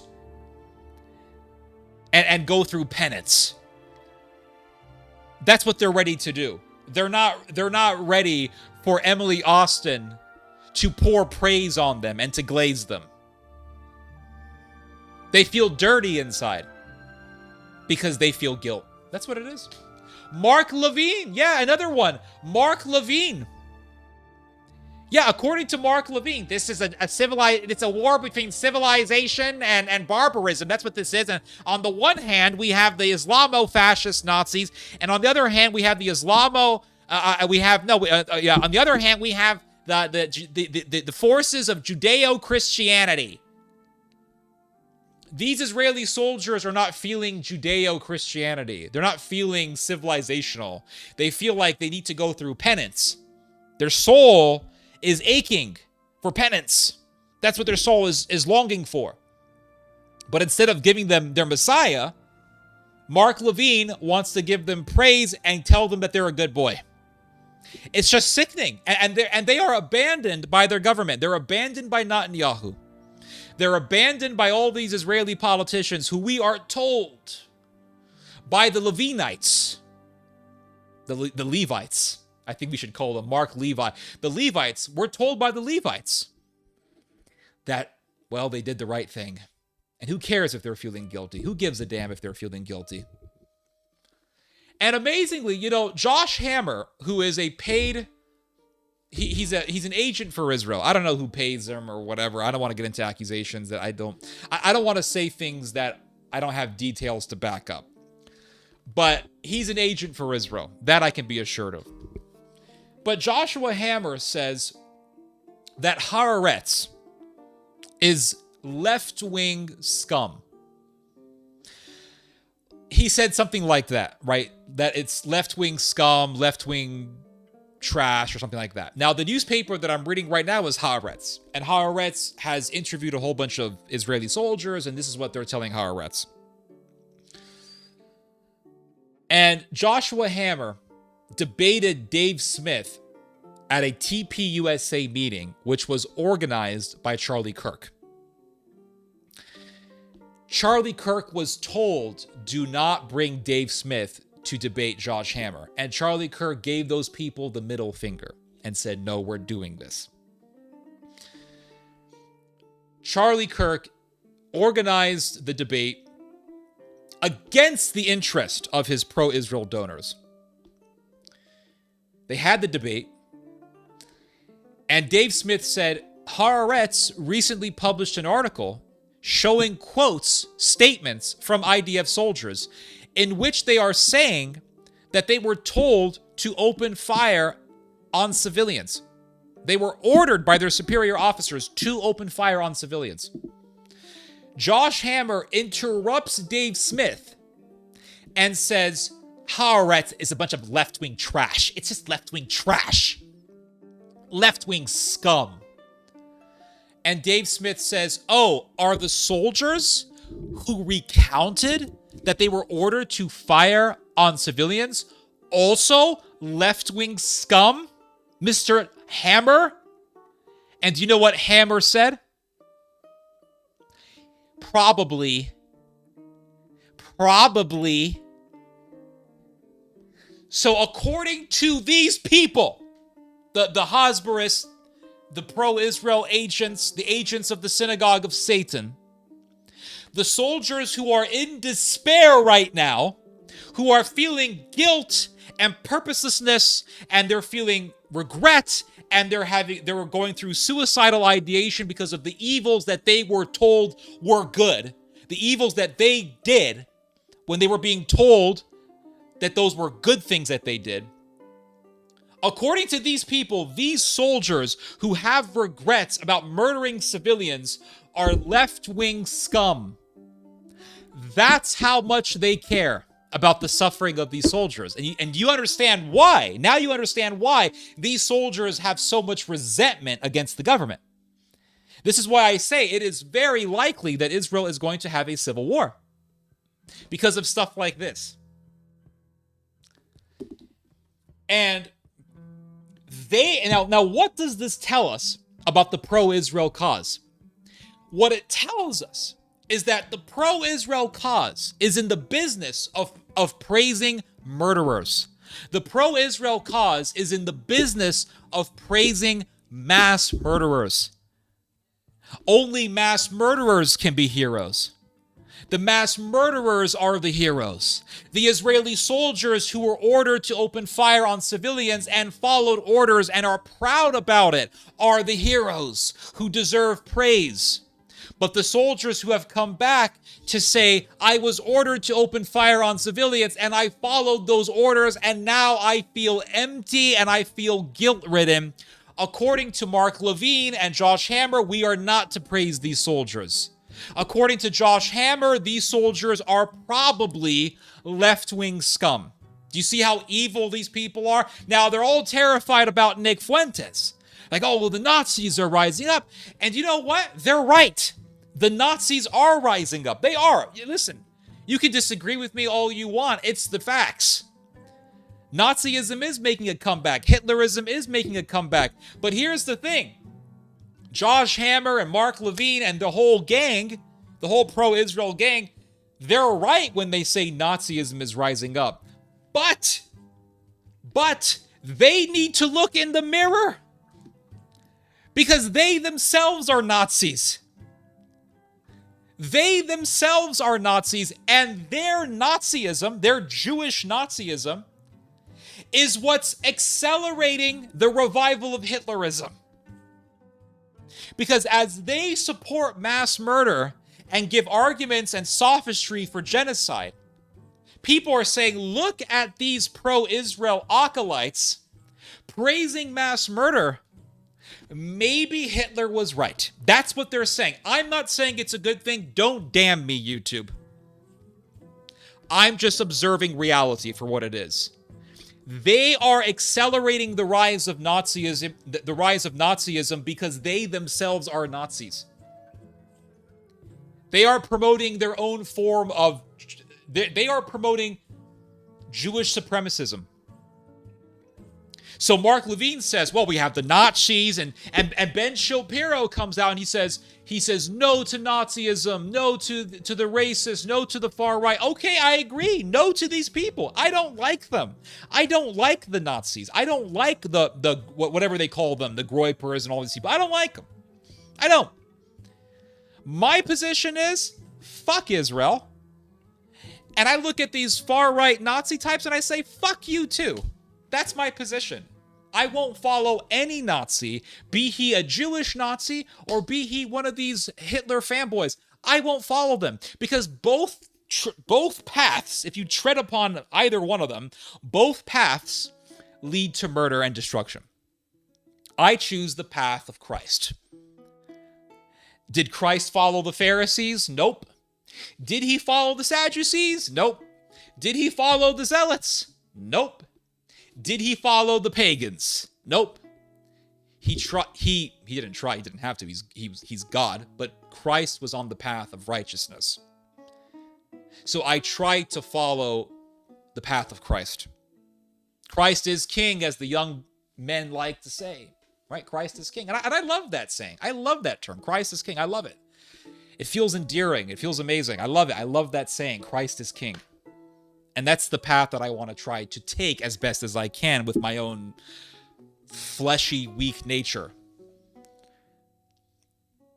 But when you see Mark Levine coming along and he's saying, "Oh, well, we go the rise of this far-right racism," it's like, excuse me, Mark, you literally back in a racist, genocidal, murderous Israeli regime. And then you have Ben Shapiro saying, well, it's this far-right Nazi movement is rising up. Yeah, you're right. It is rising up. And we should be worried about that. Absolutely. But I'm sorry, Mr. Shapiro. Didn't you say years ago that Jews build and innovate and Arabs only know how to destroy and live in shit? Didn't you say something to the likes of that? So you contributed to this. You contributed to this monster. Didn't Fuentes say that he was radicalized after listening to Mark Levine? They contributed to this. The thing is that the monster that is forming right now, which is the Hitlerite monster, this revived Hitlerism that's forming right now, is simply a next stage. It is another development from what we have been used to. So we've been used to, for the last 10 years, and I know it's been 10 plus years since Ben Shapiro blew up in fame. It's been a lot longer since Mark Levine was famous. Now, maybe you guys are too young to remember this, but Mark Levine used to be super famous. I don't think people realize how famous Mark Levine was, but Mark Levine wrote a book back in, 2009, 2010, called, I think it's called Liberty and Tyranny or something like that. And that book was a massive bestseller. I don't know, I think it sold millions of copies. It was one of the biggest bestsellers of its time. It was huge. Mark Levine was accelerated to becoming the #1 radio host at one point in time. Mark Levine was on top of the world. Back in 2015-16, Ben Shapiro was on top of the world. So we got accustomed to that. That was our conservatism for a 10+ year bracket of time. And what type of problematic ideas was Ben Shapiro spreading? Well, he was telling us to support Israel. Mark Levine was telling us to support Israel. They were promoting Zionism. And now that Israel has been openly just doing genocide out in the open, shamelessly, and you have all these soldiers giving their testimonies about how they were told to murder civilians, they're still supporting Israel. They don't care. They haven't even had a change of heart. And they still want us to support this murderous, evil regime, this murderous, evil country. And so they have shown their true colors. So when they were famous, they were telling us to support Israel. And a lot of us bought into that. Support Israel, yes, yes. And Ben Shapiro was telling people that Arabs are the primitive barbarians who live in shit and who only know how to destroy things, which is bullshit. I mean, listen, I'm Levantine myself. My father comes from the Middle East. I can tell you, I don't sit here thinking about destruction. I don't.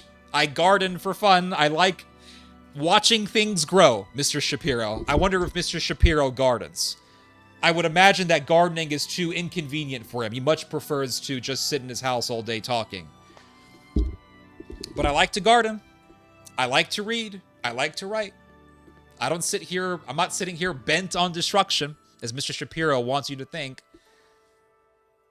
But Shapiro was spreading racism. Now, he wasn't screaming, hey, we need white nationalism, but he was promoting racism. And he was telling us to support an evil government, an evil country called Israel. So what's the next step, right? So we got that. America, yeah, patriotism, yeah, America. And so that was a phase that we went through. It was a phase that we went through for decades, actually. For decades, we've been accustomed to this patriotic America, or American patriotism that is synchronized with Zionism. So now we are transitioning out of that phase. That's what we're going through right now. We're going through a transition out of that phase and into a new phase. And this new phase is a mix of American patriotism that is anti-Israel. It's not pro-Israel. It's anti-Israel. It's America first. So Levine and Shapiro and all the rest of them, they told us to be patriotic for America. And we listened. We were patriots for America. And then we realized the pro-Israel lobby.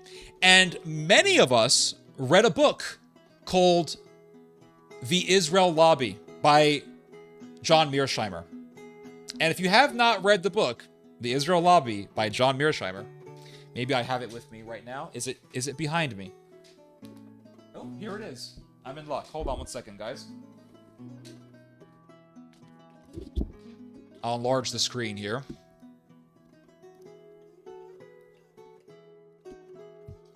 I read this book. This book came out in 2007 or 8, I believe. I read this book in 2018. I started reading this book because I began to realize... I read this book in 2018, but it was in a phase that I was going through when I was phasing myself out of Zionism. And this phase began at around 2013. It's a very long story, but I read this book. And if you haven't read this book, you should, because it's very good. It's very informative. A lot of us read this book. And when I was reading this book, in 2018, I was doing videos about what I was reading in this book. And one thing that I realized as I was doing all those videos, and I still have those videos. I keep telling myself to upload those videos. I have them in an external hard drive. I have to re-upload them because they were great videos. But one thing that I noticed as I was uploading those videos was that a lot of people were agreeing with me. A lot of people were agreeing with me. I was getting a lot of comments from people saying, agree, agree, agree. Amazing. Thank you so much for this video. And so I began to realize in 2018 that America was going through a massive phase. It was going through a massive transition even then. And it was a transition from American patriotism that's tainted with Zionism to America First patriotism. And I'll never forget this. I've told the story before, but I'll recount it to you guys again. I remember one night, it was at around maybe 9:30 p.m. or so, and I was sitting at the couch with my dad in the living room. And I told my dad, I said, Dad, one day the entire world is going to wake up to Israel. And the reason why I told my dad that was because I was doing all these videos on the Israel lobby, and I realized that a lot of people were agreeing with me, and I was beginning to feel the zeitgeist. I was beginning to feel the vibes. And the vibes were telling me that we were going through a massive transition. And I told my dad in 2018, I said, the entire world is going to wake up to Israel. I said, it's going to happen all over the world, not just in the Middle East. I mean, the Middle East has been there for a very long time. But I'm not talking about the Middle East. I'm talking about the Western world. The entire Western world is going to wake up to Israel. And I was right. Because once 2023 happened, boom, we saw it. Just an entire wave, an entire massive shift took place against Israel in 2023. But you see, it was building up for a long time. And then once 2023 happened, October of 2023 to be specific, happened, that wave manifested itself. So we're going through this phase now. And the American right is going through a civil war between those who say, no, let's be American patriot Zionist. And on the other side, you have, no, let's be America first and not Israel first. And I'm telling you right now, the Israel first people, the pro-Israel people, the Shapiroites and the Levinites, or the Levites, the Mark Levinites, those people are losing, and they are going to lose. And the Tuckerites and the anti-Israel people are going to win. They are currently winning, and they are going to vanquish their opposition. And they are going to solidify themselves as the dominating political faction in the United States. We're going through this phase. So the Hammerites, the Levinites, the Shapiroites, they're on their way out. Even the Crowderites. Steve Crowder's on his way out. Steve Crowder's on his way out. He is. That guy is on his way out. He's still trying to push Zionism. He's still trying to push all this stuff. That guy is on his way out. You can see it. He attacked... Now, this is so strange. He did a video against Candace Owens recently. And he called Candace Owens an evil cunt. Now, Candace Owens is way more popular than Steve Crowder. Steve Crowder does a live stream. He gets tens of thousands or 100,000 views or so, somewhere around there. He doesn't get millions of views for a live stream. Candace Owens does one live stream. She gets over 2 million views, easily. She gets over 3 million views at times. I've never seen someone get those numbers for live streams. Never. Crowder does a video recently against Candace Owens, calling Candace Owens an evil cunt. The video had over 2,000 dislikes. Not likes, dislikes. 2,000. And I could only find 2 comments disagreeing with Crowder. You're telling me you get over 2,000 dislikes for a video where you're going against one of the most famous figureheads for American conservatism, and I can only find 2 comments disagreeing with you? Crowder, I think, is deleting comments because he doesn't want people to think that a lot of people disagree with him. I'm pretty certain this guy is deleting comments. And so I went on to Crowder's Twitter page, his X page, and he uploaded an excerpt of the video where he's calling Candace Owens an evil cunt. And I didn't watch the excerpt. I just went straight to the comments. And there were a lot of comments. And almost every single comment that I saw was against Crowder. So on X, almost everyone is against him. But on YouTube, it's all just people agreeing with them? Really? Virtually everyone agreeing with them? I find that very hard to believe. Very hard to believe. So Crowder is on his way out. Shapiro is on his way out. Now, I'll tell you guys something else that's very interesting. Something that's very interesting about the way that conservatism works. I'm going to go back to the Israel stuff, but I just wanted to, I was thinking about this today, so I just thought it would be interesting that I expressed this to you guys.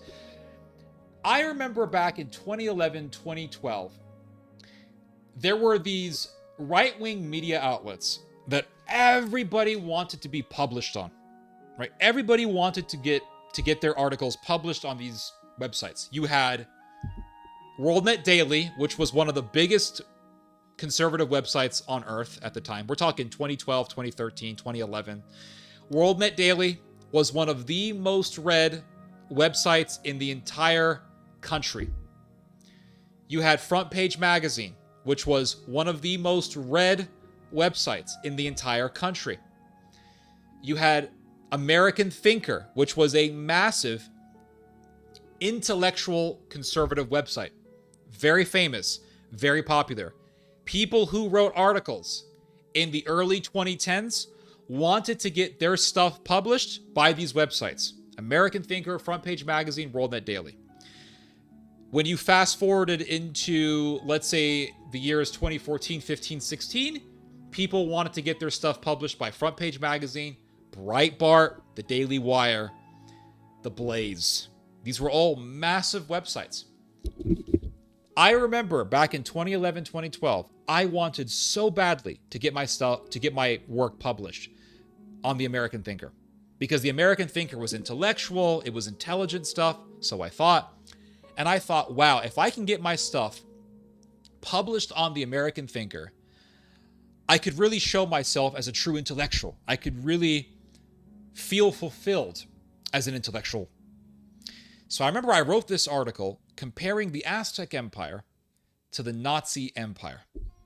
How they were both empires that had a religion of death. They were both anti-human. They were both murderous.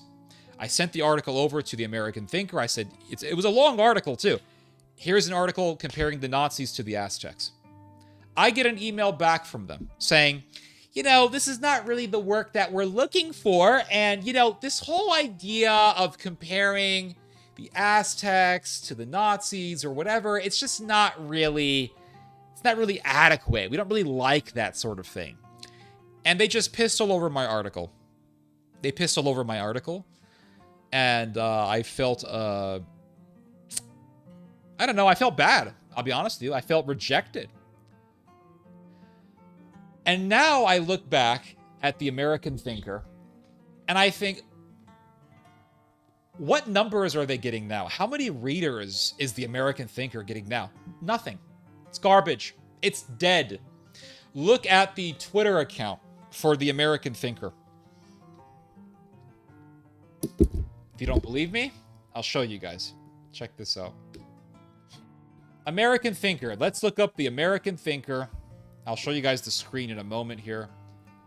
American Thinker. Here it is. American Thinker. Let's see.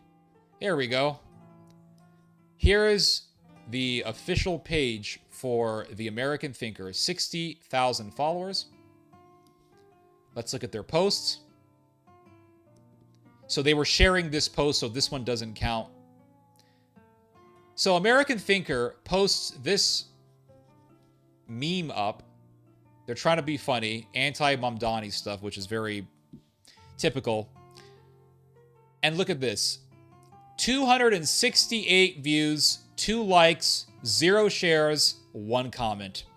This is the American Thinker. This was the prestigious American Thinker that everyone wanted to get their work published on. Everyone wanted to get published by the American Thinker, I remember. Oh, I'm going to send my article to the American Thinker. Oh my God, the American Thinker. They're not. They're dead. They're dead. They're old relics from the past. They're nothing. Look at this. Here's another article published by the American Thinker. 310 views, 1 like, 2 shares, 0 comments. Let's look at this one. Here's another post by the American Thinker. 295 views, 7 likes, 1 share, 0 comments. No, they're dead. Dead ass websites that are just old relics from the American Christian Zionist past of the 2010s and the early 2000s. Here's another post. 334 views, 10 likes, 1 share, 1 comment. 299 views, 2 likes, 0 shares, 0 comments. I can go on and on and on. It is a dead website. Look, anti-Tucker Carlson material. 292 views, 1 like, 2 shares, 0 comments. Now let's look at another website that used to be very, very famous. Let's look at Front Page Magazine. Front Page Magazine. This used to be one of the most read news websites in the country. Let's look at their stuff. 2.8 thousand views. That's a pinned one. So they pinned this last month. So I'm not going to count this one. Let's look at this one. Here's another one. Here's a post 7 hours ago.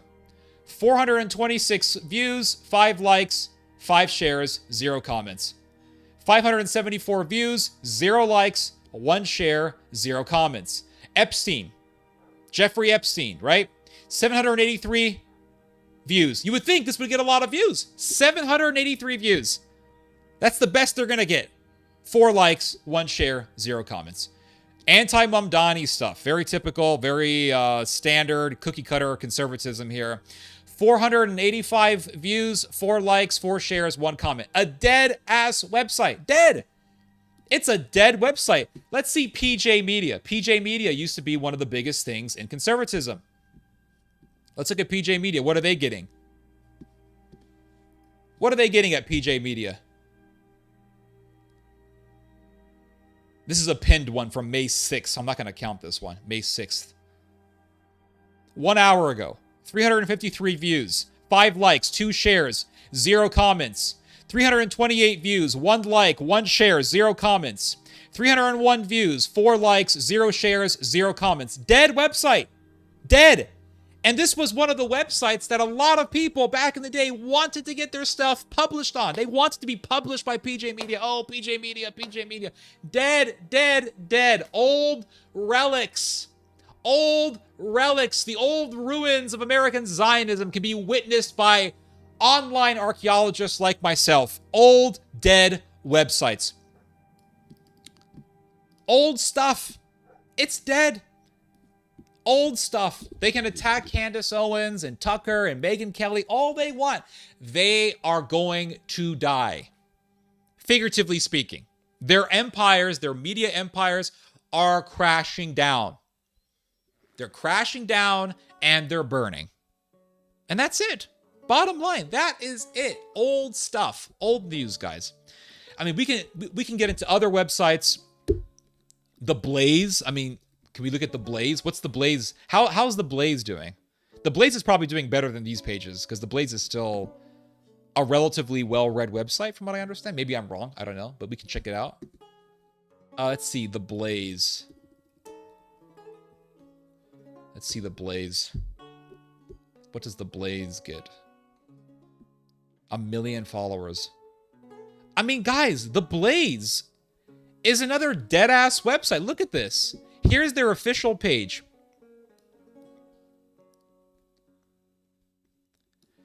Here's the official page of The Blaze. 1 million followers. Started by Glenn Beck. And Glenn Beck was on top of the world. Do you guys remember the early 2010s?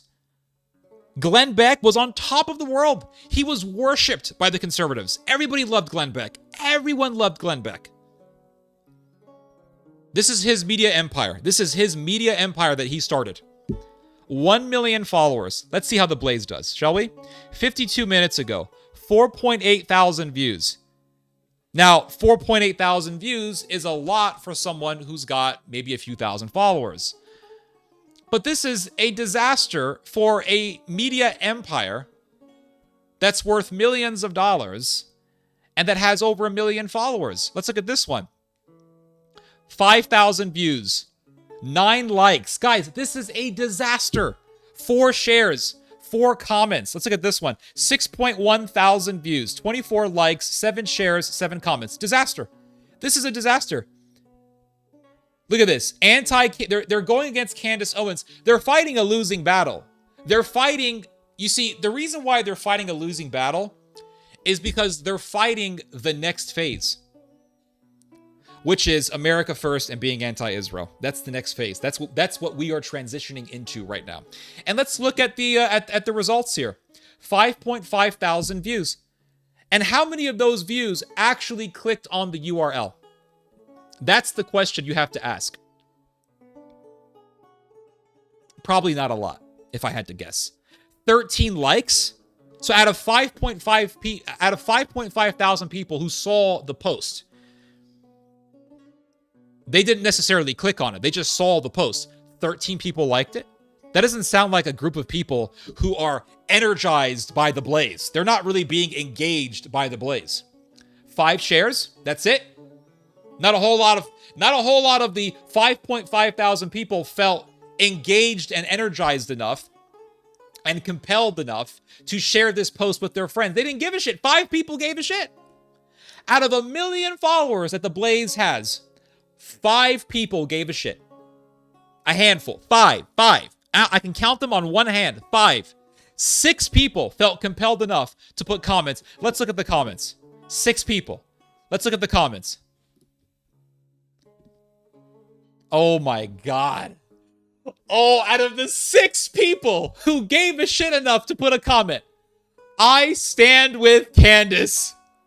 Like, we got 6 comments, guys. We're The Blaze. We're this multi-million-dollar media empire started by Glenn Beck, who was one of the biggest figureheads in all of American conservatism. And we get 6 comments, and one of those comments says, I stand with Candace. Here's another comment. Will you be getting paid extra for this one? Oof. What else does it say? This is just spam. So one comment is spam. One comment says questions bad. And I don't know what that means. Is it saying that this post is bad? Is it saying that The Blaze is bad? We don't know. One question is implying that The Blaze is getting money from Israel to bash Candace Owens. And one comment just straight up says, I stand with Candace. My friends, we are watching the death of old, standard, established conservative media. It is dying right before our eyes. Dying. The whole thing. The Blaze, PJ Media, Front Page Magazine, WorldNet Daily. Are they even still around? WorldNet Daily. Are they around? They're still around. Let's check out WorldNet Daily, shall we? Oh my God, guys. Oh my God. It's even worse than I expected it to be. It's even worse than what I expected it to be. Here's the official page for WorldNet Daily. Guys, WorldNet Daily was one of the most read websites in all of America. It was ranked at around 500 or so of the most read websites on Earth. You see, back in the day, there was something called Google Analytics. I'm not sure if it's still around, but Google Analytics was a website that you could go to where you could see what a website actually ranks Out of all of the websites on Earth, so Google Analytics would tell you where your website stood out of all of the websites on the globe. So WorldNet Daily, I remember for years, WorldNet Daily would be ranked in the 500s of top most read websites on Earth. So it would be like 505th most read website on Earth. 505th or so most read website in the world. That was huge. They were on top of the world. Joseph Fata, the Lebanese guy who started WorldNet Daily, he was huge. They used to publish articles by Chuck Norris. That's how big these guys were. Let's see how WorldNet Daily is doing, shall we? Look at this. 1 hour ago, 201 views, 5 likes, 4 shares, 0 freaking comments. I mean, this is a disaster. 185 views, 4 likes, 2 shares, 1 comment. I'm waiting for the post that bashes Candace Owens. I'm waiting for the story, the article that bashes Tucker or Candace Owens. Where is it? Oh, they're bashing Michelle Obama. How typical. How original, guys. How really original this website is. 245 views, 3 likes, 1 share, 1 comment. Oh, I was waiting. I said, I'm waiting for the post that's bashing Candace or Tucker. Here it is. Speak of the devil. 208 views, 2 likes, 2 shares, 0 comments. So out of the 208 people who were scrolling through X and saw this lonely ass post in their feed, only 2 of them liked it. Only 2 of them shared it. This is a disaster. WorldNet Daily's dead. These websites are dead. They're just dead, guys. Dead. The Daily Wire. Now, the Daily Wire, I think, is still alive, right? It's on maybe 2 or 3 more legs. Maybe it's missing a leg. It's still alive, but it's gradually dying. But let's see how WorldNet, the Daily Wire is doing. I mean, the Daily Wire isn't doing that great. Let's look at the Daily Wire. It's not doing that great. Now, it's doing a lot better than all the websites that I just showed you, WorldNet Daily, Front Page Magazine, American Thinker, etc. But look, guys, it's not doing so great. 2.5 million followers. 2.5 million followers. Massive media empire worth hundreds of millions of dollars, right? They were making movies. They offered Steve Crowder like what, $70+ million in a contract? They are making, or I don't know about now, but they made ungodly amounts of money. Let's look at this, shall we? Let's take a look at this. November 12th, 93,000 views. Now, 93,000 views, okay, it's not the end of the world.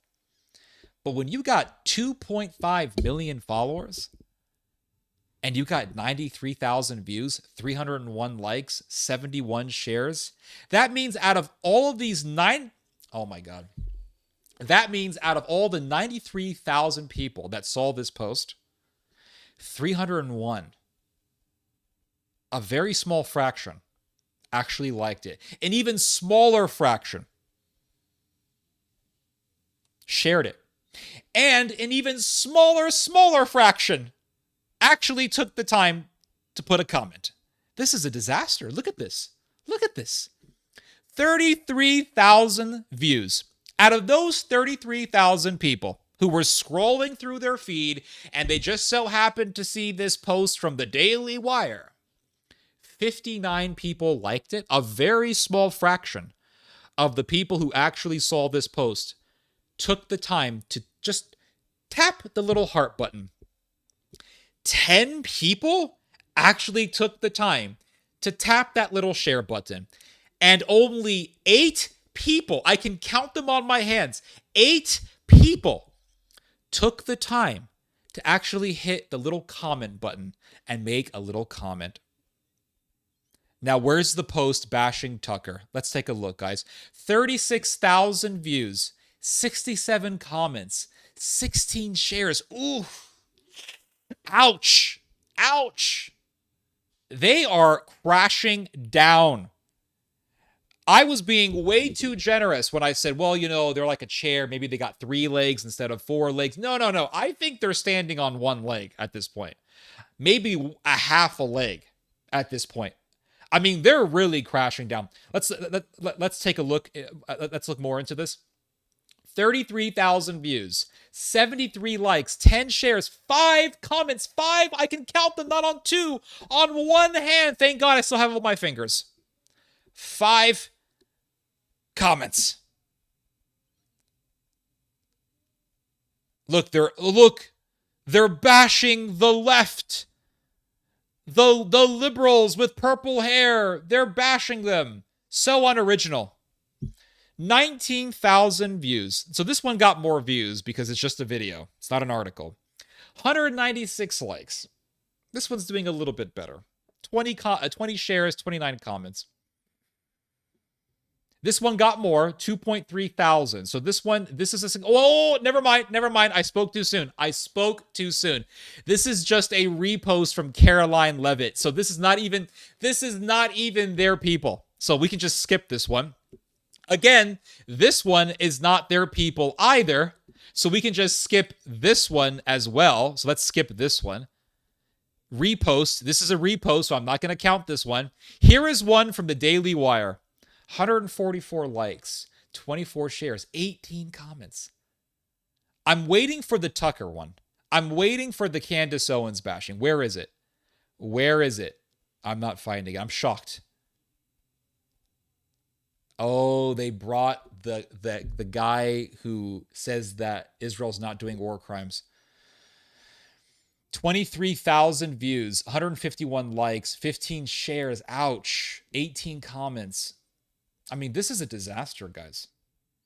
This is a total disaster. I'm waiting for the post on Candace. Where's the Candace Owens post, the anti-Candace stuff?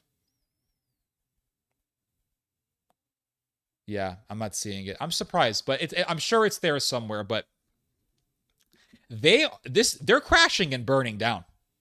This is a crash and burn for the entire pro-Israel conservative establishment. I mean, the whole thing's going down. They're crashing and burning. I'll read more of your guys' comments here. Hold on a second.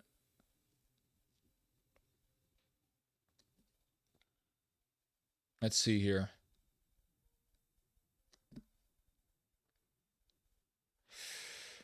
Let's check out Mark Levine. You know what? Hold on a second. I spoke too soon. Let's look at Ben Shapiro. How's he doing? He's got 7.9 million. He gets pretty good engagement, but I'm sure a lot of people hate him. But you know what? Let's check out Ben Shapiro. Just to be fair. Ben Shapiro still gets decent engagement, but he's got 7.9 million followers. 7.9 million followers. And he's got, 30,000 comments. Not bad. 30,000 comments. But let's look at what he says here. No to the Groypers. No to cowards like Tucker Carlson who normalize their trash. No to those who champion them. No to demoralization. No to bigotry and meritocratic horseshit. Okay, guys, this is the guy who's saying no to bigotry. This is the same guy who said Arabs only know how to destroy and live in shit. So now that he sees that bigotry is going against him, now he's against bigotry, but he's not against bigotry when it comes to being anti-Palestinian or anti-Arab. So he promotes bigotry and then he gets mad when the bigotry is done against him. And he goes on to say no to anti-Americanism. And what he means by that is no to anti-Israel first. That's what he means. Well, let's read the comments, shall we? This video has 30,000 comments, guys. 30,000 comments. Let's read the comments, shall we? All right, let's take a look at this. Here are the comments. Let's read them. Reminder, we would all be dead or have turbo cancer if we listened to Ben, my wife's a doctor, Shapiro. And it's Ben Shapiro saying, in other words, get the vaccine, dopes. Syrian girl says, you promoted ethnic cleansing and said that Arabs like to live in sewage. And you think you can catch out Nick? As if you have some moral high ground? You supported a genocide. You will never be forgiven. Lauren Witzke says, you're laying off employees and closing departments. Tucker's interview with Nick is being viewed by millions, and he's making a killing in ad revenue. People are done being propagandized and listening to Israel First talking heads. You're clawing away, trying to keep what little relevance you have left. But it won't save you. The Shapiro era is over. You blew it trying to manipulate Americans into supporting your home country over their own. And she is absolutely right, by the way. Absolutely right. Hey, you remember that time when you told everyone to take the vaccine, Ben? They just hate this dude. They hate this guy. This guy is getting nothing but hatred.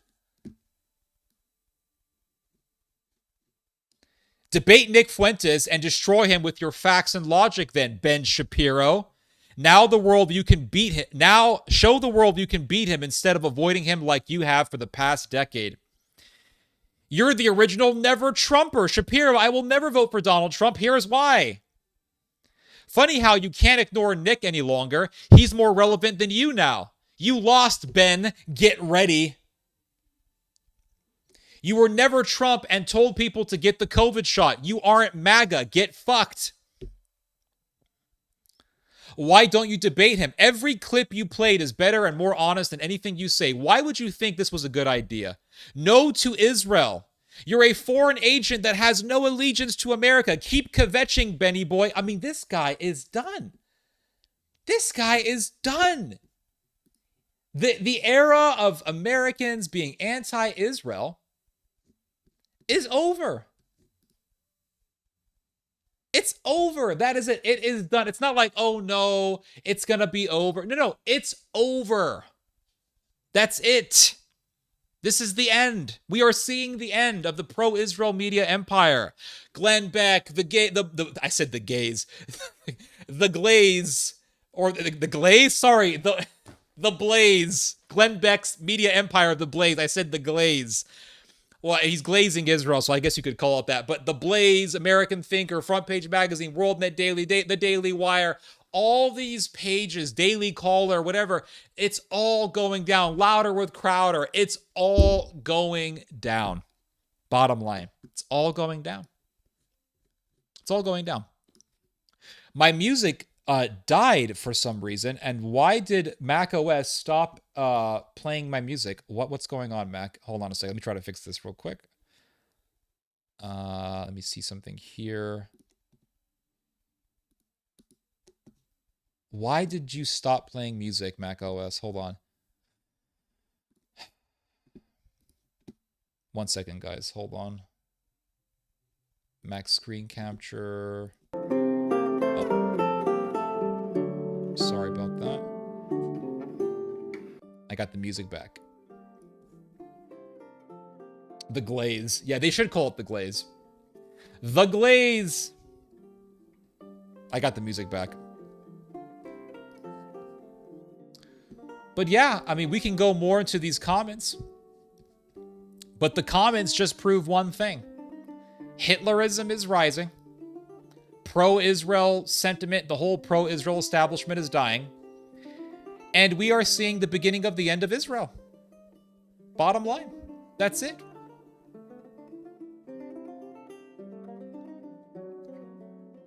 I stand with Candace. The Blaze is done. Yup.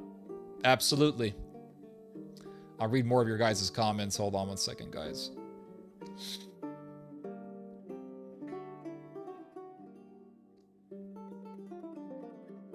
I'm going to try to get all of your comments. Hold on a second.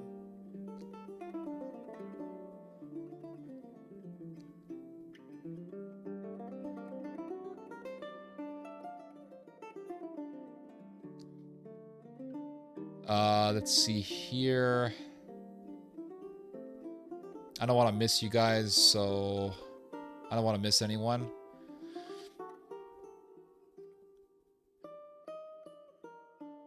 but I think their allegiance to Japan is more so in question than North Korea's allegiance to China and Russia. I don't know what you're referring to, Mr. Voltaire.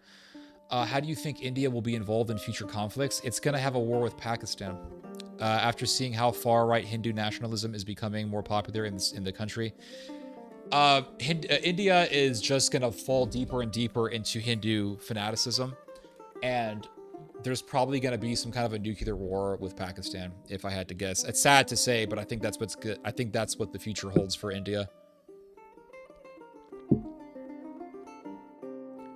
Let's see here. I do own a multinational fast food restaurant. Okay, here we go. Hi, everybody. Speaking of playing God, about the lobbies, Hasbro's and eugenics with Gaza, horrific indeed. Let's see here, Alexis, blah, blah, blah. Nationalism is growing everywhere. Indeed it is. Let's see here, or as TikTokers say, unalive themselves. Yeah, it is. It's horrific. It was never about the hostages. Hostages are a useful talking point to propagandists, absolutely. Perhaps you have to be on the outside looking in, not an Israeli, to see that clearly. Yep. Guilt haunts, absolutely. I think there's an old Serbian saying, and that is something like, courage always lives on, but shame lasts forever, or something like that. Mark Levine is coming unglued. These impressions are so funny. Appreciate that, sir. Mr. Sheziam.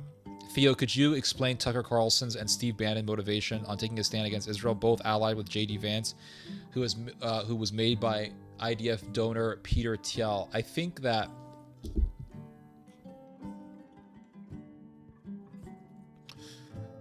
think that they have their own agendas. I don't know. I think they have an agenda of... This is going to sound kind of dramatic or extreme, but this is what I believe. I think they have an agenda to make fascism, to make Nazism fashionable. And Peter Thiel is a eugenist. And I'm pretty certain that and I don't have to be pretty certain. I know for a fact that Peter Thiel sees the destruction that Israel has done to Gaza, and he likes that sort of thing because he's anti-human.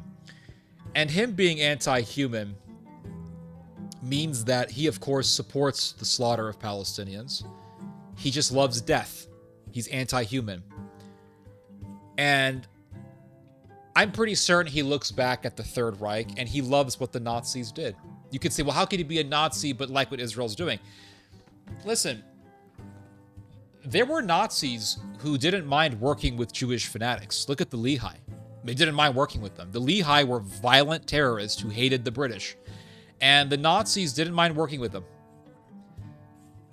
The Nazis were anti-human. They didn't care who they killed. Jew, Pole, Russian, Ukrainian, Serb. They didn't care who they murdered. They were anti-human. Peter Thiel is anti-human. And J.D. Vance is part of that Peter Thiel Silicon Valley world. And I think J.D. Vance is not trustworthy. And I think J.D. Vance is evil. I don't like J.D. Vance. I don't trust him at all. And Mr. Bannon is evil as well. I think Steve Bannon and Tucker Carlson, I think they have their agenda. And I think their agenda is to make Nazism fashionable. And that's why Carlson will bring some historian on to tell us about how, well, you know, the biggest villain was actually Churchill and all this stuff. And they're not Sieg Heiling, at least not yet, but they're slowly breaking down the barriers of the historical consensus of the Holocaust. And they're slowly and gradually breaking down the mainstream historical consensus on World War II and the Holocaust. And the whole motivation, I think, is to get people to think that the Nazis really weren't that bad. And it's to get people to think, well, maybe Hitler wasn't that bad. I think these people have their own agendas. That's what I believe. And I remember doing a video many years ago. It's still on my YouTube channel. And it was basically about how in the future, Adolf Hitler is going to be seen as just another major European leader. And the atrocities that his regime, that his government committed are going to be seen as just... They're going to be seen just like how we see the atrocities done by Napoleon's armies, or done by the French Revolution, or done by the Mongolians, or the Huns, or the Ottomans. Or we're just going to say... I'm not going to say this if I'm still alive, but people are just going to say, well, you know, empires did that sort of thing. They did atrocities. So it really shouldn't be something that compels us to not admire the Third Reich. And I think this is what people are going to say. I'm not saying it's good. I think it's terrible, but I think this is the inevitable and sad future that we're facing here. And I think Hitler is going to be seen just like we see Napoleon. He was a great European leader. He was a great European strategist. He fought the Russians. And right now, Russia is the big boogeyman. And the mainstream media wants us to hate Russia. And so people are going to look at the past and they're going to say, well, you know, we're supposed to hate Russia, so why don't we love Hitler? Because Hitler was the guy who came the closest to destroying Russia. He came the closest to utterly exterminating and enslaving the Russian people. So why can't we see Adolf Hitler as a hero and an inspiration to get people motivated to go against the Russians? And I think something at least like that is going to happen in the future. He's going to be seen as a European hero. And you might see one day Adolf Hitler's face on European currency. That might actually happen. It wouldn't surprise me in the least. And so what we are seeing is this transition from seeing Nazis and seeing the Third Reich as the epitome of all evil, and it was the epitome of evil, to seeing the Nazis as this very impressive empire that almost defeated Russia and that heroically stood up against Bolshevism. And whatever atrocities the Nazis did are going to be pushed into the realm of either speculation, in terms of people are going to say, well, we don't really know if those massacres happened, and or they're going to be pushed into the realm of, well, empires just do that sort of thing. And they're going to be pushed into the realm of just something that we can expect from major empires or something that we can expect from military powers, and not something that should compel one to utterly reject the Third Reich and to condemn the Third Reich. I don't like this, but this is the reality that we are inevitably facing for the future. That's what I'm saying. Let's see here. Correction, sir. Officer Brandon, Tel Aviv, Talmud, Tatum. That's correct. Schism between Carlson and Levine over Palestine. It's a major schism within the American right over Palestine, over Israel, really. Tom Cruise asked the samurai in The Last Samurai, how come you don't have nightmares? And Samurai answered that only one who is ashamed of his actions has nightmares. There's truth in that, 100%. 100%, yep, absolutely. That debate got him straight up killed, yep. Hello from Denmark, loved your show and you are saying so many good things. Appreciate that. Arnora Farina. Appreciate that. Ted, please get your father to bring Christian Prince back from the dark side. What are you talking about? Christian Prince, what's going on? You have caught onto some very real things, and I use some of the things I heard on your show when I debate people online. My son found your streamings, and I listen all the time. Well, I really, really appreciate that, and say hello to your son for me, Arnora Farina in Denmark. And I've never been to Denmark, but it looks like a very nice-looking country, I will say. It looks like a very cozy place. And I really appreciate that, and it means a lot to me. So thank you so much. And say hello to your son for me. Imagine expecting everyone to see you as a victim while victimizing others. Yep, that's what they try to do. See here. Through no fault of our own, we got kicked out. Yep, I know what you're saying. Hallelujah, Theo. Appreciate that, Theo. Or Jose. I just called you Theo. Sorry. God bless you, Theo. Thank you, Alexis Corrala. Preach. Thank you, Falk Ovan 9135. What's up? I'm new. Glad to have you on. This is Mikani. This guy tells it so that you can understand it. Appreciate that. I try to be as clear and as simple to understand as possible.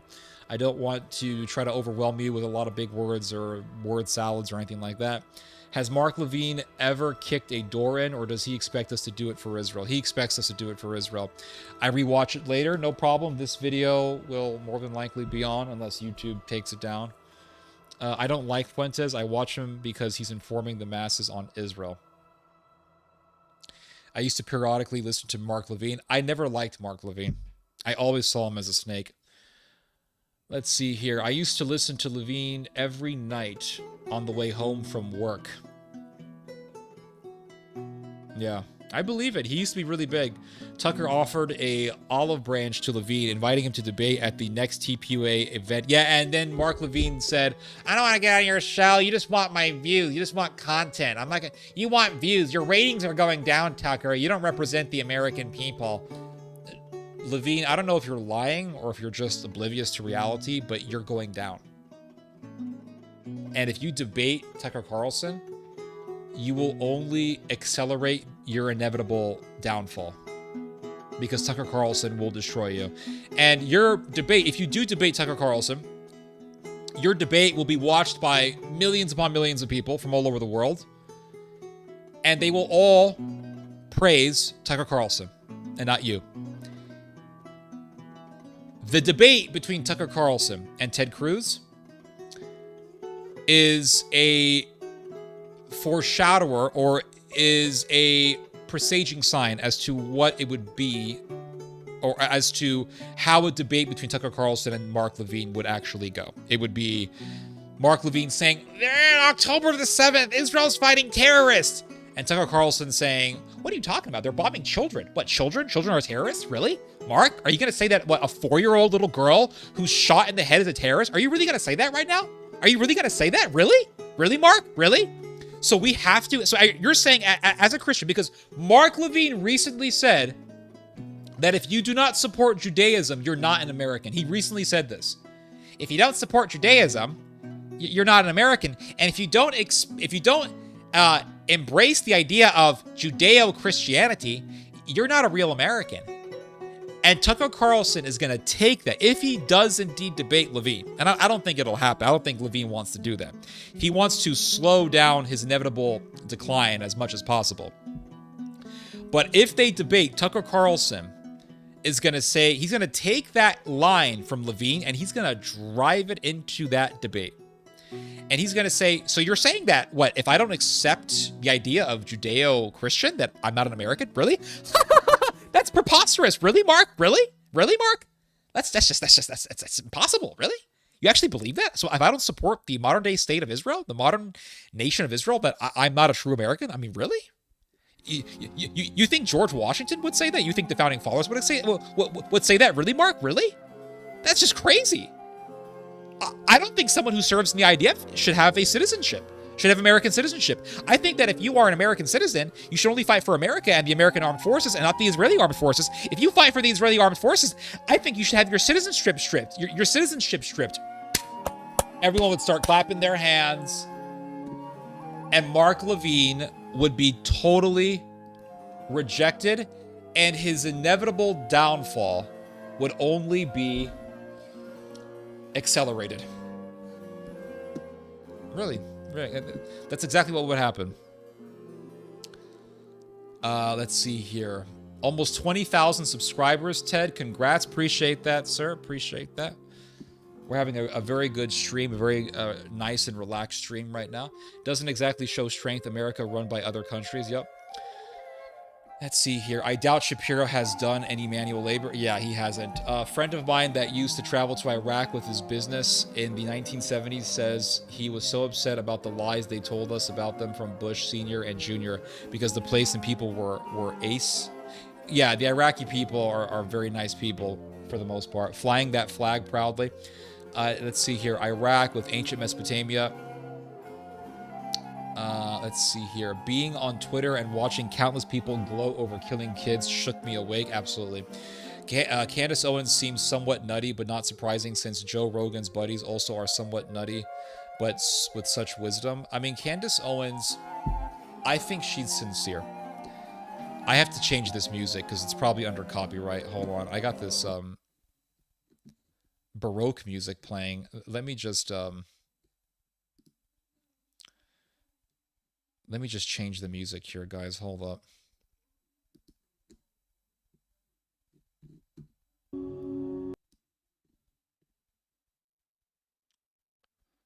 Please shut up with the comments. I don't want, not comments, sorry, commercials. The YouTube commercials popped up. I don't want to deal with commercials right now. Let's see here. Yeah, Candace Owens seems very sincere to me. I don't think she's inauthentic. I could be wrong, but I don't think she's insincere. I think she's sincere, and I think she believes what she says. I think what happened to Candace is similar to what happened to me. She worked for a pro-Israel group. She was in a group, in a media empire that was being funded by Zionists, Daily Wire. She saw the light. She had conflict with her Zionist boss, and then she broke ties with him. And now she's at war with Israel. A similar situation happened to me, albeit at a much smaller scale, but still the situation is the same. Here I was writing for a website. I mean, it's still my website, but I was writing for my website, and my website at that time was getting funded by Zionists. And eventually I saw the light. I got into conflict with the Zionists who were in my own circle. And eventually I cut ties with them. So when I see Candace and her story, I'm very familiar with it. And I feel a sense of familiarity with her history. I'll just put it that way. Let's see here. Had to stop watching Razor Fist. I don't know. Who's Razor Fist? I've heard that name before, but I don't really remember how he looks or what he looks like or what exactly he says. Let's see here. Razor Fist reminds me of all those sleazy... I don't know. I haven't seen the refutation video. What refutation video? Kind of abstract comp, to be fair. What's abstract? They likely are running some new publication. All those leftist publications just keep rotating. What's your X handle? I want to follow. It's just Theodore Schubot. When you run both sides, you never lose, Theo. True. Endless cope about China being behind, and the comments are all recycled talking points about plastic toys from China. Let's see here. Reporting in, what's up? Zdravo, Slav Marine, nothing much, just streaming, just talking about Israel like always. My issue with Razor Fist, okay, I don't care about Razor Fist. I don't know who that is. He's just out of touch. I'm probably doing better, blah, blah, blah, than these websites, and I have no videos, no subscribers. Yeah, good one. Like Tim Pool, who hasn't left 2016. Yeah, it seems like Tim Pool is still sort of stuck in that era. Jason Whitlock gets decent numbers on YouTube. He does a sports culture faith channel. He works for The Blaze. He might be the best thing they have going on. I see. I've heard Whitlock before. I agree with what he says on the police. I don't know what he's... Yeah, about Israel, I think he said something like, hey, we got to get off this whole Israel bandwagon because it's making the Muslim world hate us. I think he said something to the likes of that. I stand with Candace. LOL, The Blaze is done. Yeah, absolutely. Theo gets more likes. My YouTube videos get more likes, yes. Let's see here. Theo's followers have more passion than these tool bags. True, true. This has been my most favorite audience. Out of all I have ran 4 YouTube channels. This is my 4th one. And out of all the YouTube channels that I have ran, this is the one that I have become most psychologically attached to. And I think the reason for that is because I started this channel after having my awakening to the reality of the synagogue of Satan. And so when I started my first channel, I was still sort of pro-Israel. And then when I started my second channel, I was kind of awake, but I was half asleep. When I did my third channel, I was awake. And then when I did my 4th channel, I was more awake than I was before. And I was more knowledgeable about certain things. And I was also less idealistic than I was before. And so when I started this channel, I just did so with a more clear vision of things and a more clear vision of reality. So I feel more, I feel like I resonate more, that's not a good way. I feel like this is the most knowledgeable YouTube channel that I've ran. And so I'm happy with that. And I like the fact that the audience for this channel is much more intelligent than the audience that I had for my first 2 YouTube channels. The audience that I had for my 3rd YouTube channel was pretty good too, but sadly YouTube took that down.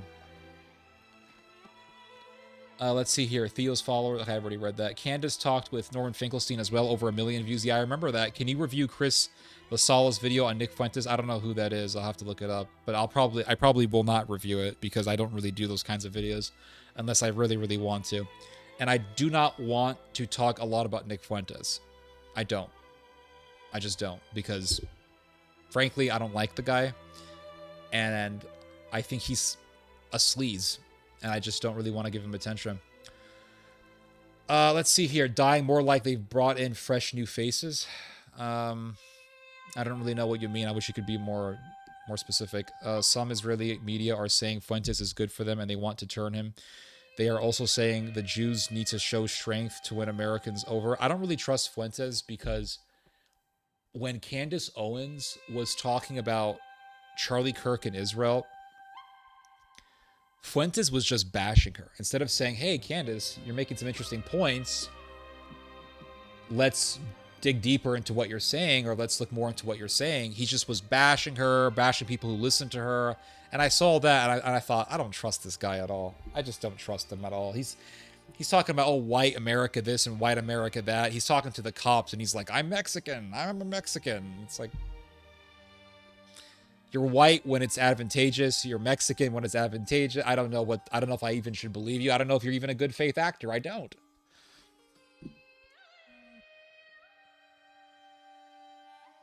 Chuck Norris died 10 years ago, but death was afraid to tell him. Yeah.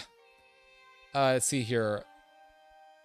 Chris LaSala did do a good job exposing Fuentes. I did read an article about the Groypers, and it basically showed that the Groyper movement is filled with sodomites.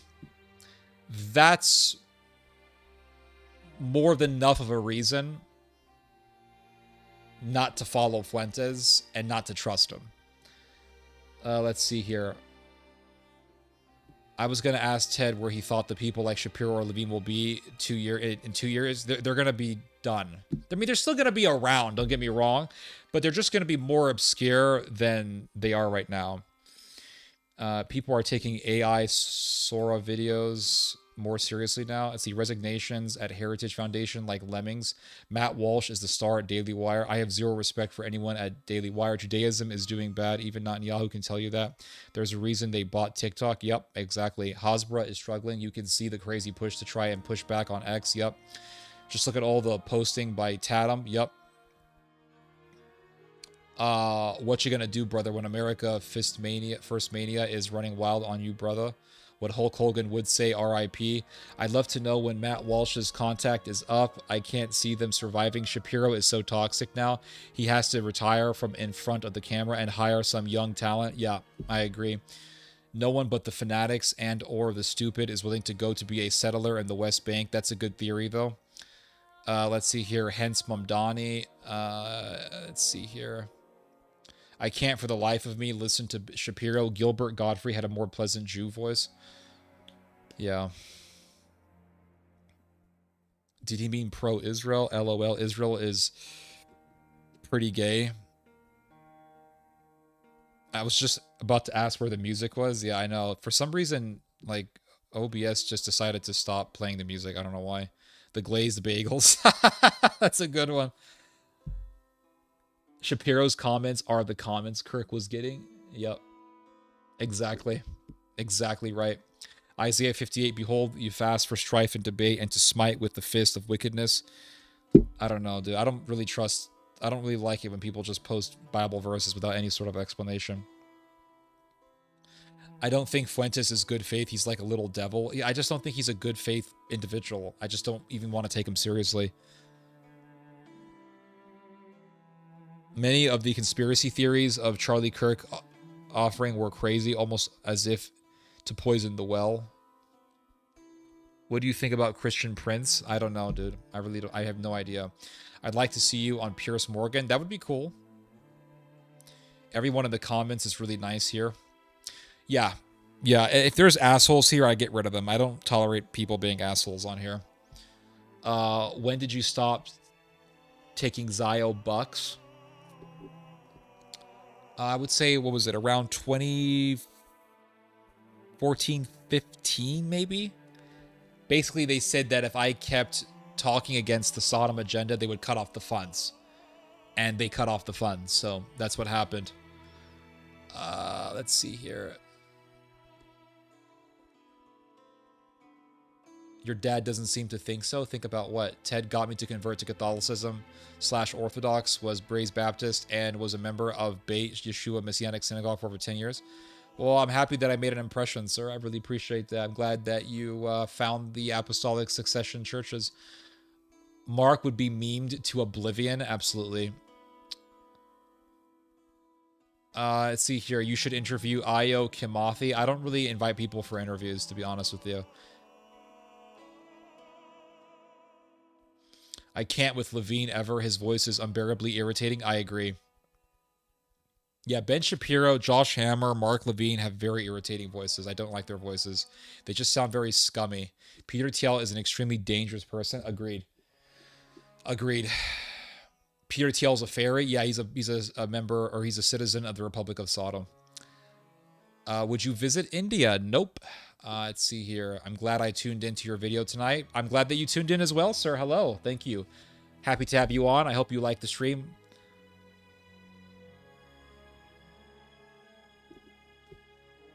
Let's see here. It's actually a lovely evening by me. A little chilly, but the wind is nil. Sounds very nice. Sounds very pleasant and cozy.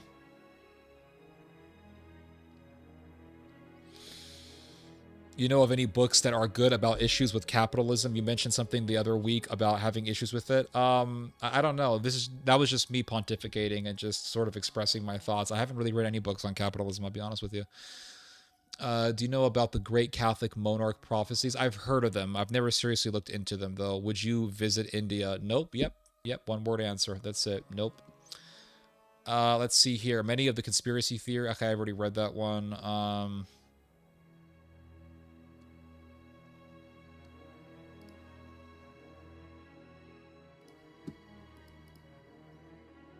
Let's read more. Let's go back to this article here.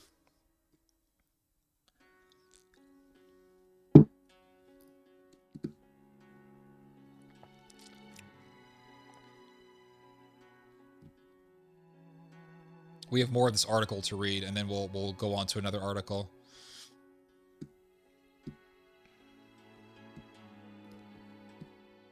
Hello, folks. Hello, Salorm Loomer. So let's read more of this article, shall we? Let's get to reading here. Hold on.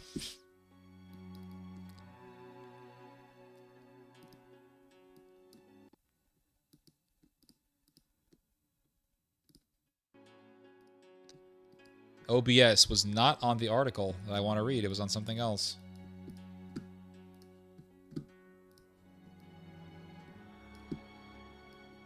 There we go. Make myself smaller here.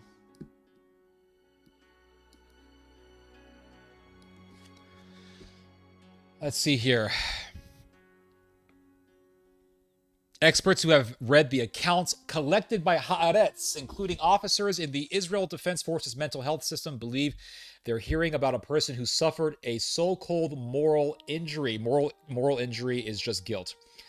When a soldier is aware of the gap between his ethics code and his conduct, or a mistake that blatantly violates that code, he experiences a dissonance and internal conflict that can be extremely intense and tear him up inside, says Professor Zahava Solomon. In other words, when you do something bad that's against your own conscience, your conscience lets you know, and it's impossible to defeat your own conscience. So it says here, when soldiers feel that their actions are unforgivable, they may have a hard time finding a way to reconcile this with themselves and others. So this is what these IDF guys are going through. Studies published in the United States in the past 2 decades on drone operators who led attacks in Afghanistan, Yemen, and Pakistan showed that many of them reported serious psychological symptoms because they're just playing with the joystick. They're moving the drone around, and the guy says, okay, kill these people. And you pull the trigger, and you kill them. And you end up killing innocent people. You end up killing just normal folks. Now, a lot of American soldiers didn't really give a damn. There's that infamous video that got leaked out by WikiLeaks. It was footage from a drone, I remember. You can go watch it on YouTube. It's pretty graphic. And you see some Iraqi guys just standing around, minding their own business. And this drone is looking at them, And you can hear these American operators talking amongst themselves, and one of them is saying, oh, please have a gun, please have a gun, please have a gun, because they wanted to murder those people. They were thirsty for blood. And they sounded like the types of psychopaths that play Call of Duty. And they're just playing Call of Duty. In their minds, it's like they're playing a video game, but they think it's even better than a video game because they're actually murdering people. And one of the Iraqi guys was holding a camera. And one of the drone guys says, he's got a gun. He's got a gun. It was a camera. And they're mowing these people down, slaughtering them. Then some good Samaritan is driving his car, drives near the bodies. This guy gets out of his car, or a number of people get out of this van. They're trying to help the people that have been shot. They're trying to see, oh my God, what happened? Can we help these people? Is anyone still alive? They get mowed down. I mean, mass murder at a systematic level. And these American drone operators are, so much fun. I hope this guy has a gun. Oh, he's got a camera. Let's murder them. Some good Samaritans come to help those people, kill those people. And I'm going to be very, very blunt with you guys. I don't celebrate Veterans Day. I don't. I'm going to be even more blunt with you guys. I don't give a rat's ass about Veterans Day. Don't give a shit about Veterans Day. I don't give a fat flying fuck about Veterans Day. Oh, the only thing I like about Veterans Day is, wait, do we get a day off? That's all I care about. I don't give a shit about Veterans Day. Because we shouldn't be praising veterans. Oh, the veterans, oh, thank you for your service. We should be helping the veterans who are suffering mental illness because they have guilt for the crimes they've done. We shouldn't be celebrating the Iraq War. Veterans Day. They fought for their country. No, they didn't. They fought for some Zionist scumbags. They fought for Lockheed Martin. They fought for Boeing. They fought for Dick Cheney, who sat in the board of Lockheed Martin when the Iraq War started. That's who they fought for. They fought for Bruce Jackson, who was running Lockheed Martin for years. That's who they fought for. And if the Iraq War was so righteous, why did so many Iraq War veterans come back crazy? Because the war wasn't righteous. And then you read about the Haditha massacres, where soldiers were mowing down civilians, elderly people, children. They didn't give a shit. Killing people, slaughtering people. And do you know what happened? Oh, the murderers were let go. Nothing happened to them. And then you read about American soldiers shooting civilians in Afghanistan, and they were also let go. Nothing happened to them. Trump gave the guy a pardon. He gave the murderers a pardon. Oh, look at that. But we're supposed to celebrate Veterans Day. Fuck that. I don't give a shit about Veterans Day. They need to call it Reconciliation Day. They need to call it Penance Day, where we ask for forgiveness for the crimes that we have done. Not Veterans Day, where we walk up to some soldier who just got out of fucking ROTC in high school, and he's on an airplane flying to Virginia somewhere. Oh, thank you for your service. Bullshit. Bullshit. And all the soldiers who get told, thank you for your service, guess what? They think that you're also a tool. They do. They don't like hearing it because they know it's bullshit. Thank you for your service. What service? I just got out of ROTC. I just got out of training in high school to run 5 miles for the Marine Corps, or however many miles they make you run in boot camp or whatever. It's bullshit. Fighting for the country. You're not fighting for your country. You're fighting for some fat cats over there. It's bullshit. It's bullshit. It's bullshit. There's a reason why the Iran war didn't happen. There is a reason why we didn't do an Iraq-style war in Iran yet. You know why? It's because we realized that the Iraq war was immoral, and it was evil, and it was destructive, and it was wrong. And we don't want to do that again. So why are we celebrating Veterans Day? We should be helping the veterans who are ridden with guilt for what happened.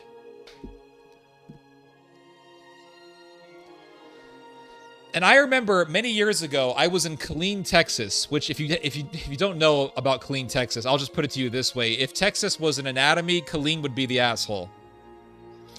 Killeen, Texas is the biggest military city in the world. All right, it is a city. It is a ginormous army base. That's what Killeen is. It's a city where soldiers live. And it just so happens that the city where all these soldiers live, right? It just so happens that the biggest military city in the world is also a crime-infested hellhole. Why is it a crime-infested hellhole? If the American military is so righteous, so filled with noble, upstanding citizens, why is the biggest military city in the country so filled with crime and dysfunction and violence? Why? I've been to Killeen. Let me tell you, you can feel the demons in that city. You can feel them. You literally feel the demons. It's a demonic city. Full of crime, Chinese buffets everywhere. You walk into a Chinese buffet, it's all just a bunch of grease. It's just a chicken smothered in grease and MSG. They call it Chinese food. It tastes good, don't get me wrong, but this shit ain't good for you. You know, all you can eat Chinese restaurants everywhere because all these white dudes married Asian chicks and they came back to America. So Okinawan, Chinese, Vietnamese restaurants everywhere. Filled with crime, filled with murder, filled with all sorts of corruption. It's a shithole. It's a complete shithole. And I was in Killeen, and I met this veteran dude. I was hanging out with this army veteran. And he told me, he said, listen, these young guys who are working the drones, he goes, it's just a video game to them. They pull the trigger. They kill people. He says they think it's fun. Now, he wasn't saying this because he liked it. He was saying this because he didn't like it. He told me. He said it's all just a video game to them. They're so desensitized to killing. They don't care. That's what he told me. They've lost their souls. So Israel's going through the same thing. So this Israeli soldier tells Haaretz, at first, nothing bothered me. He didn't feel bothered about what he was doing. He didn't feel bothered about the fact that he was drone striking people. Then he goes on to say, I was focused on the mission. With all my heart, I believed in what we were doing. So he believed the lie. He got hoodwinked. I can't blame him for that because he's a young man and it's very easy for a government to manipulate young men, especially when they're filled with idealism and they think they're fighting for, Eretz Israel and all this stuff. They're brainwashed. These people are brainwashed from a young age to think that Israel is the chosen nation of God and it's something special and we're fighting for righteousness and all this stuff. And Eretz Israel, you have to understand, Israel is not just a country. Israel is a cult. These people are brainwashed. They're totally brainwashed. So he thought he was doing the right thing. Just like Germans in the Wehrmacht, they thought they were doing the right thing. And then a lot of them realized that the whole thing was bullshit and evil, and they were disillusioned. So he goes on to say, with all my heart, I believed in what we were doing. But that conviction weakened. So he became disillusioned. He began to take the red pill. Reality began to sink in. I felt that I aged during this war, but I'm a different person. He says the turning point came near the Netzarim corridor. Ooh, that's where the Israelis had their death squads. Go read about the Netzarim corridor and what the Israelis were doing in the Netzarim corridor. They literally made the whole corridor into a kill zone. And they had death squads and they were mowing people down for fun. And as time goes on, we're going to get more information about what happened in the Netzarim corridor. We're going to get more details about what happened in the Netzarim corridor. And I'm telling you right now, the reality is going to be a lot worse than how they're presenting it. So he said that his turning point took place when he was at the Netzarim corridor in the central Gaza Strip. He says, quote, a brigade commander asked me to fire at two figures who were approaching from the south. So I launched a drone at them, he says. It turned out that it was just two kids. Maybe they were looking for food. Maybe they were lost. Who knows? So he was told, kill those people. They're terrorists. Turned out they were children. turned out they were children. So now this guy has to live haunted with his crimes for the rest of his life. And according to Josh Hammer, he's left-wing scum. According to Ben Shapiro, we shouldn't believe this guy. According to Douglas Murray, we shouldn't believe this guy. We should totally disregard everything he says and consider him to be not worthy of listening to, at least. We should only listen to the soldiers who are heartless, soulless members of the cult of Israel. Do you see what monsters Ben Shapiro and the pro-Israel industry has made? They have made monsters, and they continue to try to make monsters out of us. They continue to try to make us desensitized to the crimes of Israel. They want us to think this is a good thing. And the Nazis are rising up, and the Nazis are trying to convince us that we should consider the crimes of the Nazi Empire to be good things that happened, because the Nazis were fighting Bolshevism. And Ben Shapiro is saying, look, the Nazis are rising. They're telling us to praise Hitler. We should be worried. And he's right. I don't want to disregard what Ben Shapiro says here. He's right. But Ben, you've been doing the same thing for years. You've been telling people to disregard the facts about the crimes of Israel. And you always tell people facts don't care about feelings, but you should follow that saying of yours. You coined that phrase, facts don't care about your feelings, but yet you don't follow it when it comes to Israel. When it comes to Israel, your bias is more important than the truth. And you don't want people to follow facts. You see, when people say things like facts don't care about your feelings, what they're really trying to do is make you callous. What they're really trying to do is to get you to accept some sort of evil. And when you object, they say, facts don't care about your feelings. What they're trying to do is to get you to sear your conscience and to no longer fight against your conscience. Because my conscience speaks to me through my what? My emotions. And my emotions, when I hear about a 4-year-old Gazan child being shot by a sniper, when I hear about children being mowed down, my conscience speaks to me and says, you should not support this. And my conscience tells me that through my what? My gut instinct, my intuition, which is expressed through what? Emotions, internal emotions. Ben Shapiro says I should ignore that. Ben Shapiro wants me to be callous. So when anyone tells me facts don't care about your feelings, just keep in mind that what they really are trying to do is to get you to accept their movement. And when you see that their movement is doing crimes, they want you to sear your conscience. That's what that means. And I've known that ever since I heard it. Ever since I heard that evil line, I've always known what it meant. They want us to accept something evil. And when our conscience tells us don't accept this, they want us to ignore our conscience. Because emotions are spoken to us through our what? Our conscience, our souls. Without the soul, you have no emotions, you have nothing, you have no conscience, you're a fucking robot. But when we have our souls, when we have our conscience intact, we feel something. I was told my whole life to be pro-Israel, and then I read about the Sabra and Shatila massacre. I see what the settlers do. I see a video of settlers raiding a Palestinian farm, taking a baby lamb. Yes, you can watch this on video. I don't encourage you to do it because it's evil, and it's graphic, and it's cruel. But a settler slaughters a baby lamb, kills a baby lamb. You see the little baby lamb twitching like that, picks up the baby lamb's mother, slams the baby's mother, the baby lamb's mother on the ground, kills the mother. And then you read a story today. Israeli soldiers fired tear gas at Palestinians as they were harvesting olives. The tear gas killed the child. The child inhaled the tear gas. Child went into a coma and died. My conscience says something's wrong here. Something's wrong with this whole movement. But according to Ben Shapiro, I need to ignore my emotions. So when they say facts don't care about your feelings, what they really mean to say is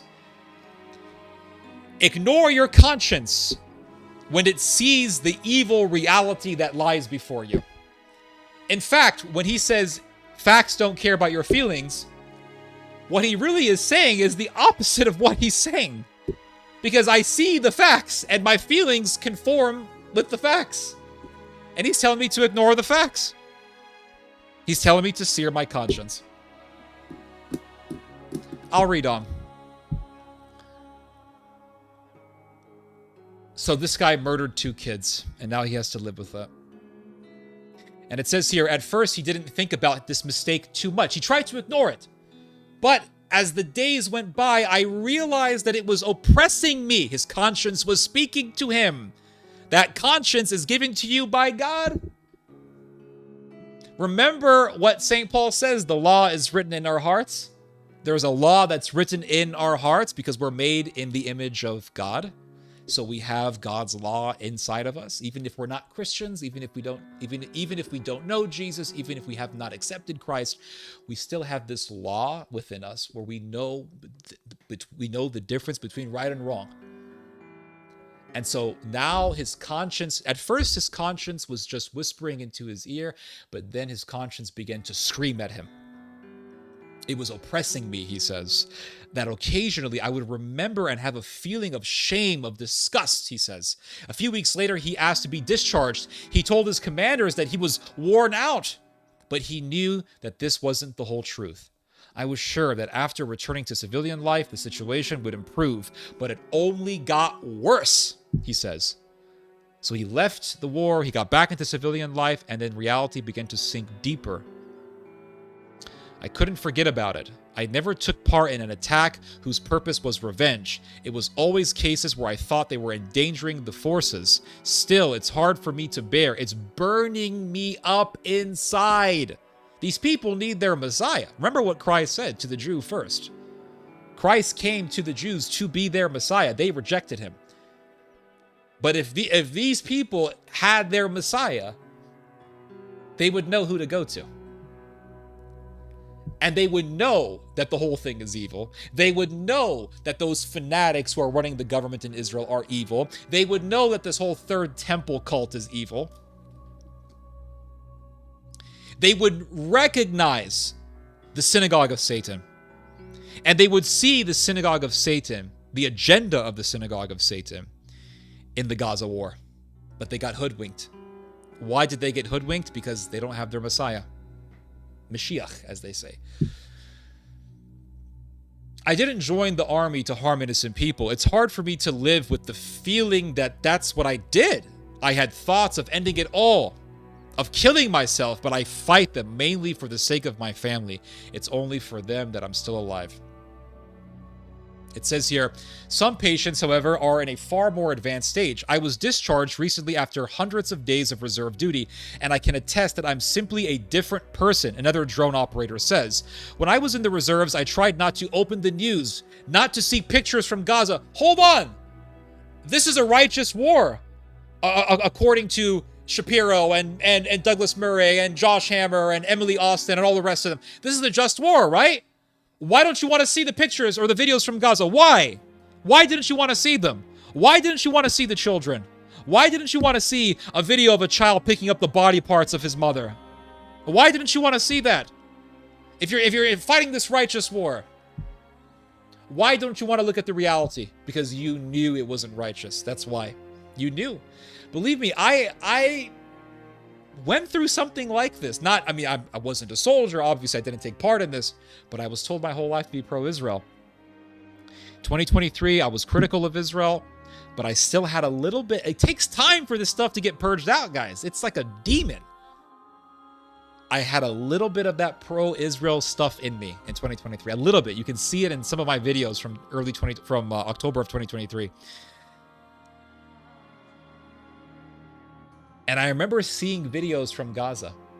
I've talked about this before. I remember seeing videos from Gaza. And a part of me was like, this is war, right? I mean, October the 7th happened, so this is war.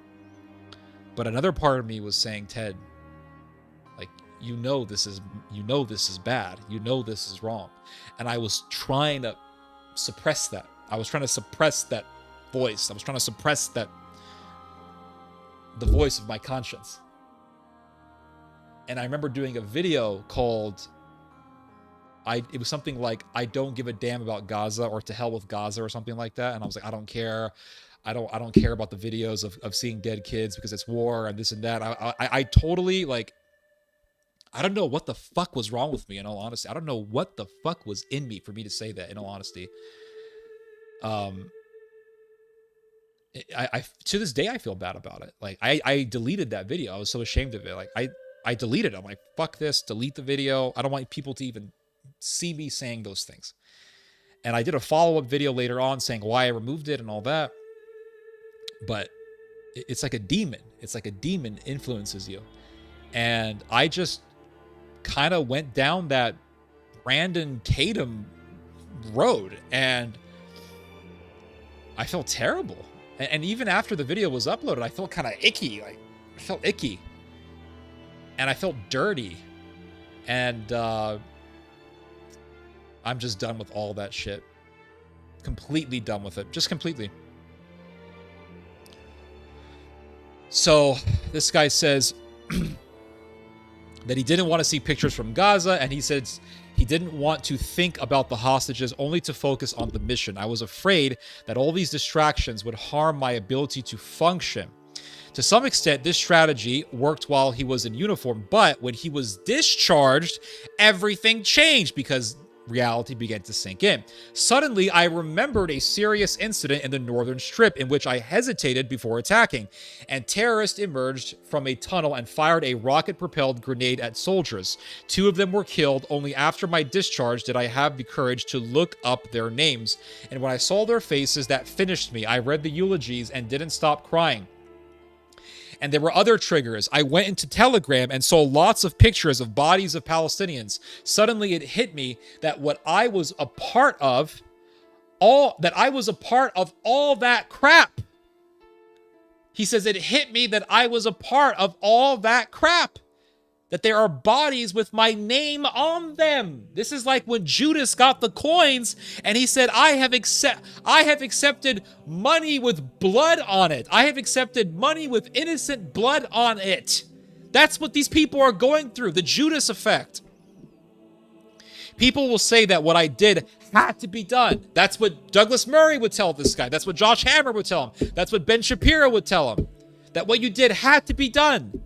And that I didn't intend to harm innocent people. Still, I feel pain that's hard to describe in words. I'm angry at myself. Sometimes I don't even know why. It's insulting. I feel betrayed, and despite what people think, the pain is only growing now that we're at the end of the war, because it feels like everybody is carrying on with their lives. They're all euphoric that the hostages have returned and it's over, and I'm still in the same place with my thoughts, with my guilt feelings. I feel that everything is closing in on me, alone, isolated. When the intensity, and so this is a doctor speaking here.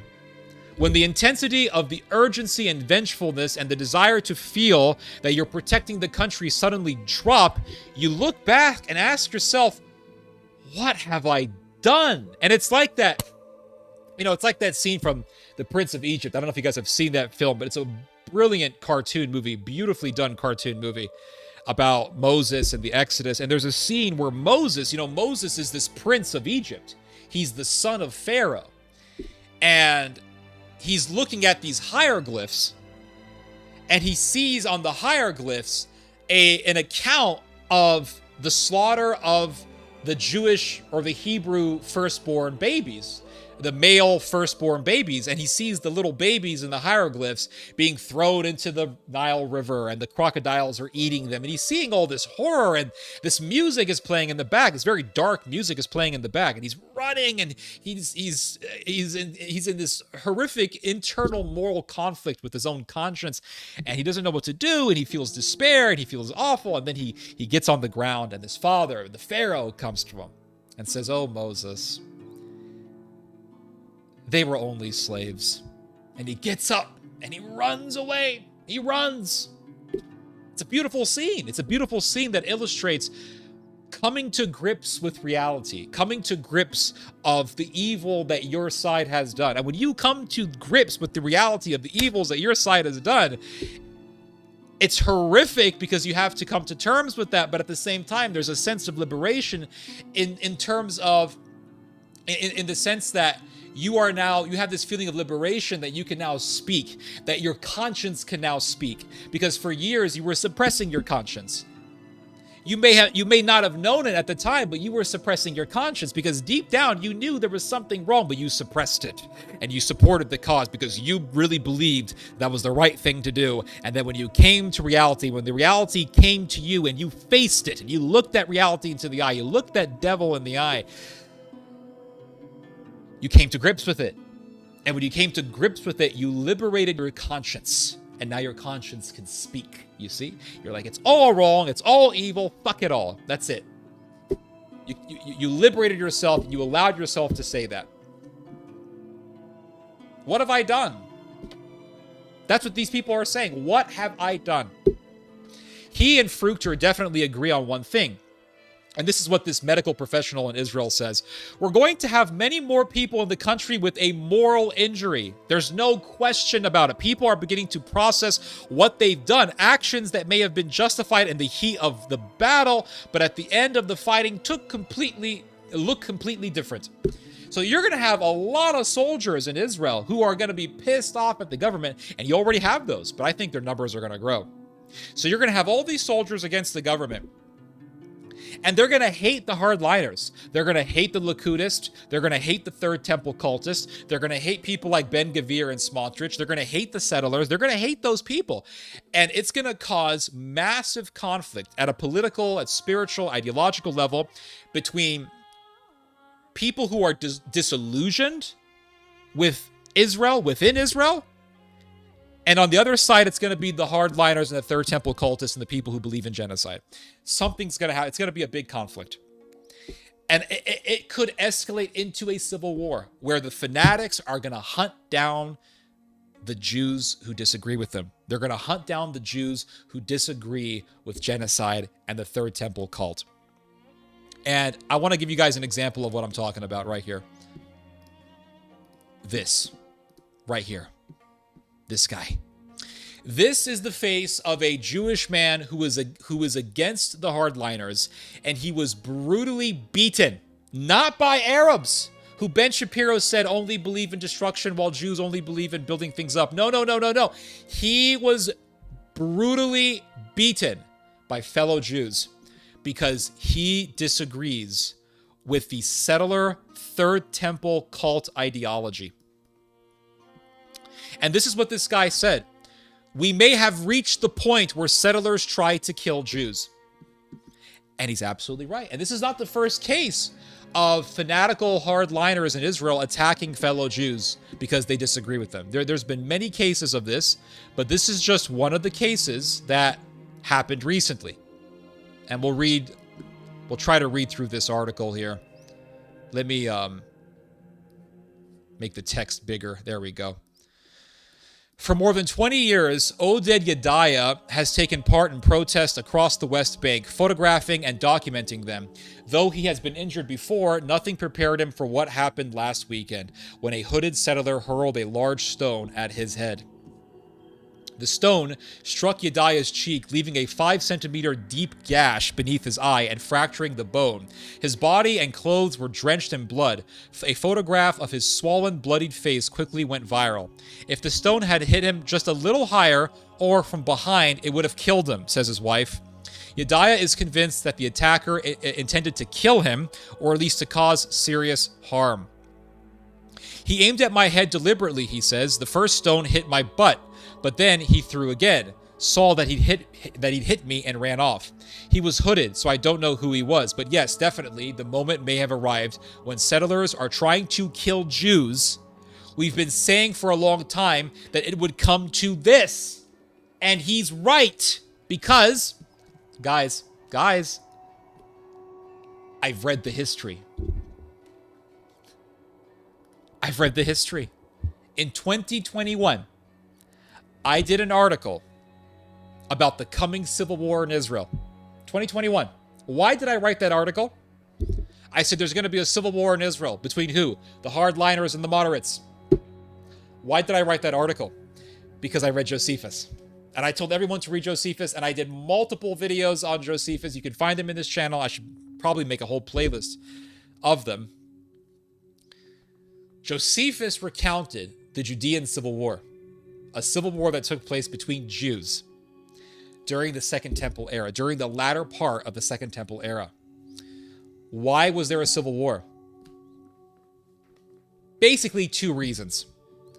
One, the fanatic Jews were butchering the Jews who didn't agree with their ideology. Very interesting what happened. Well, it's tragic, but it's interesting at the same time. So they were butchering the Jews that did not agree with their radical zealot ideology.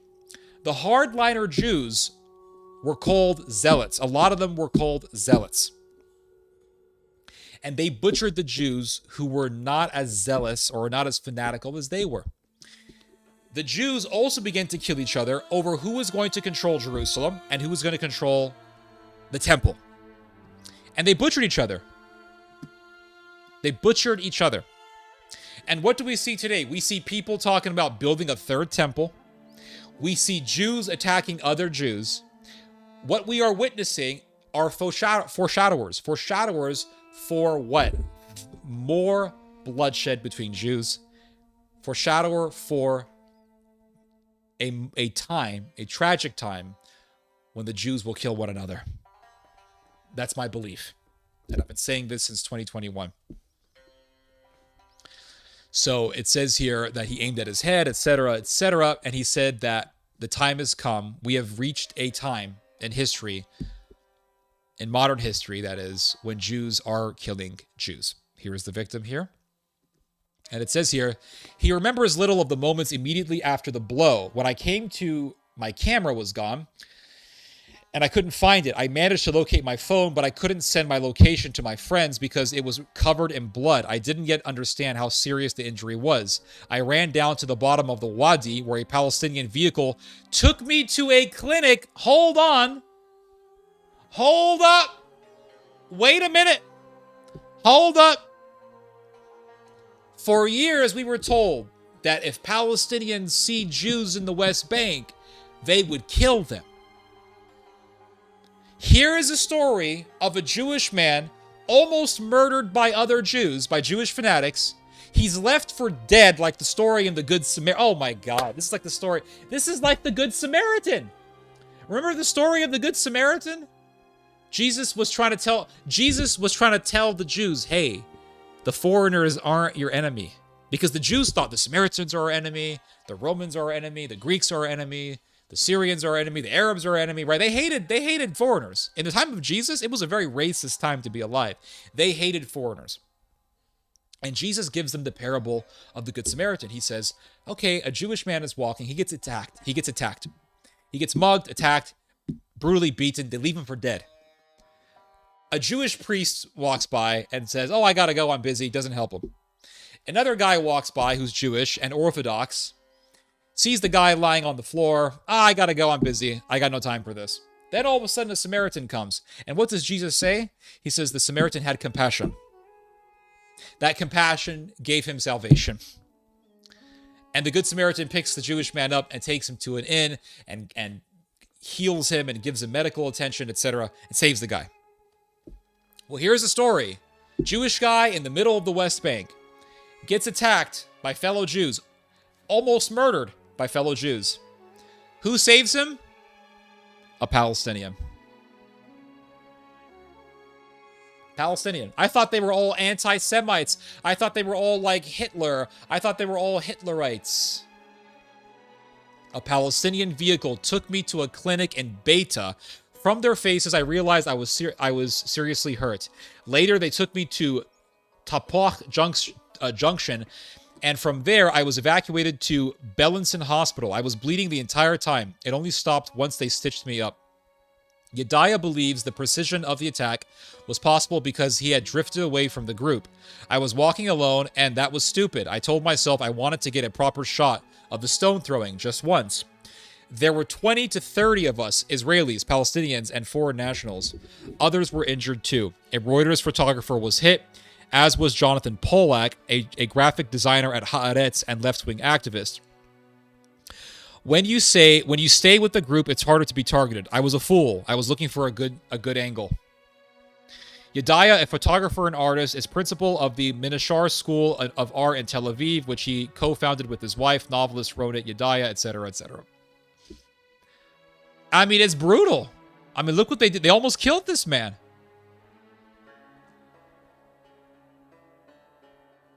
So I'm not going to read this whole thing, but you get the idea of what happened. And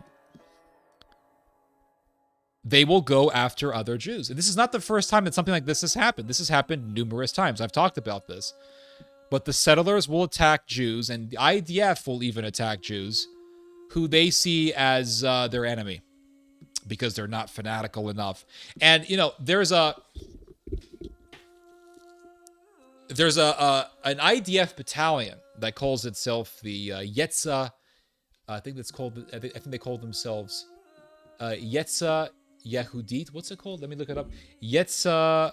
It's a fanatical IDF battalion.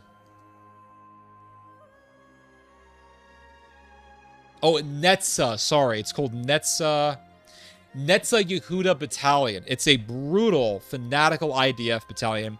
It consists only of hardliners, only of hardline Orthodox Jewish fanatics. It's an Israeli ISIS, so to speak. They will attack other Jews. They will go to settlements, and if settlers are acting violent, and the Israeli police come to stop it, the Netza Yehuda IDF battalion will encourage settlers to attack Israeli police officers, fellow Jews. So they will kill one another, these people. They will turn on each other. Make no mistake. And it's only going to get worse. It's only going to get worse. The last time they had a temple, they butchered each other. The last time they had a temple. And you see the fanaticism. You see the fanaticism, guys. But I'll read your guys' comments, and I'll drink some water here because I have a very dry mouth right now. And it's kind of hard, and my neck is kind of tight, sitting like this for hours. Let me just...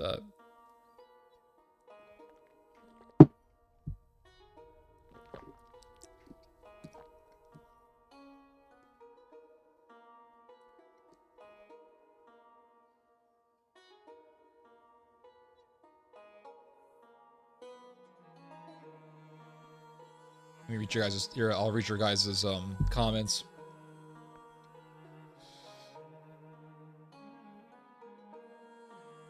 They are so gleeful while committing atrocities. Yup.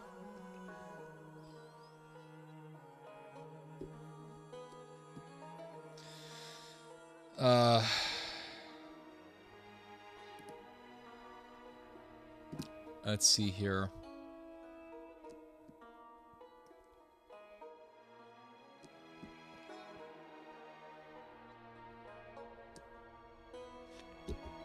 Chris Hedges is good at criticizing capitalism. That's what I think when I watch the IDF. It's like they're playing computer games. Yep. Seeing the video, it's crazy. Yep. I have multiple veterans in my family. We don't celebrate it. They all told to never join the military. Smart. Yeah, good. My older cousin was overseas in the early 2000s and he regrets it. Yeah. Yeah, it's complete bullshit. And I remember when I was in high school, they would have these military recruiters in our campus in California. And I remember this recruiter was there and he goes, "How old are you, son?" I said, I'm 13. I think it was 13 or 14. Oh, 14. He goes, "You 14? He said, when you 17, you could join the army. They pay for your education. So I thought, well, that sounds like a good idea. So I remember going to my dad that night and I said, "Dad, I think I'm going to join the military." This nice recruiter told me that I could join the military when I'm 17 and then my education will be paid for. And my dad said, "Listen, I did not raise you all these years so that you could be shot and killed by a 10-cent bullet. And so that some fat politician can come to me and shake my hand and say your son died for his country and not give a shit." And when he told me that, it made perfect sense. And I said, okay, yeah, that makes sense. 8 hours stand down in a country the size of a peanut.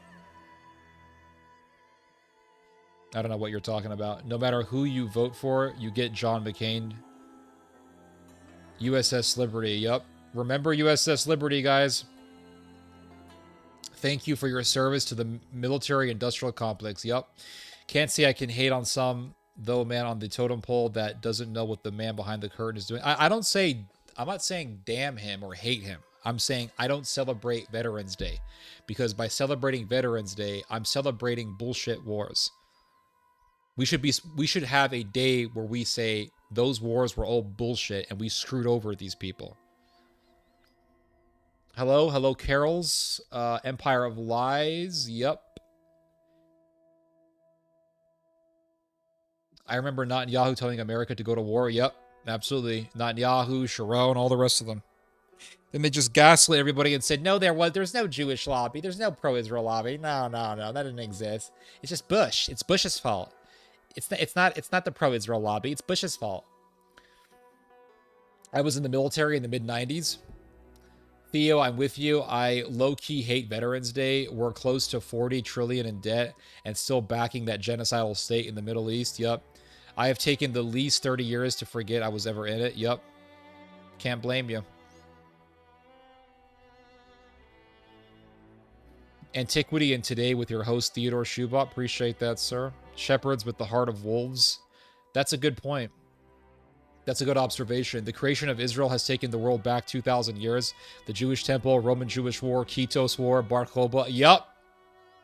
Very good observation. Very astute observation. The Kitos War, when Jewish fanatics in Cyprus and in North Africa butchered around 500,000 people or so. No one ever talks about that. Everyone talks about the Inquisition. We're still talking about the Inquisition, kids. No one ever talks about the Kitos War. We're still talking about the Crusades. No one ever talks about the Kitos War. No one ever talks about the Kitos War. I didn't know about the Kitos War until 2018 when I read Hilaire Belloc's book on the Jews. He wrote a book called The Jews. It's not anti-Semitic. That's the title of the book. It's not an anti-Semitic book at all. Read it for yourself. It's a brilliant book. It's a masterpiece of literature. It's a brilliant book. It's one of the best books I've ever read. Go buy it on Amazon. It's a great book. Make notes. Underline certain sections that interest you. Always read the book with a pen. And Hilaire Belloc talks about the Kitos War. About how Jewish rebels in the Roman Empire rose up and proceeded to butcher hundreds of thousands of people in North Africa and in Cyprus, and all in all, massacred around 500,000 or so people. Way more people than all the Crusades combined killed. Way more people than the entire Spanish Inquisition killed. 350 years of the Spanish Inquisition did not match the Kitos War. Nothing. Didn't match it. Didn't come close to the Kitos War. But everyone talks about what Muhammad did and the Spanish Inquisition and the Crusades. Let's talk about the Kitos War. No one ever brings that up. No one. History Channel, no teacher, professors don't bring it up. No one brings it up. You have to read Hilaire Belloc. Careful, Ted. They'll call you an anti-Semite. I've been called an anti-Semite too many damn times, even though I was one of the first people to warn people about the revival of Nazism. You know, I'm an anti-Semite now. We're not screwed, but we all have been deceived, played like a fiddle. Yup. You're channeling great because you have a great command of speech and you seem logical. Appreciate that, sir. It must be tough for these soldiers because at the time, some of them might think they were doing the right thing. It's like a whole groomed country. Yup. Absolutely. Sam Shamoon did the PPD podcast. Yeah, I saw that. And it was insufferable and full of deceit. I'm doing a whole breakdown disproving all his lies on the show. What lies?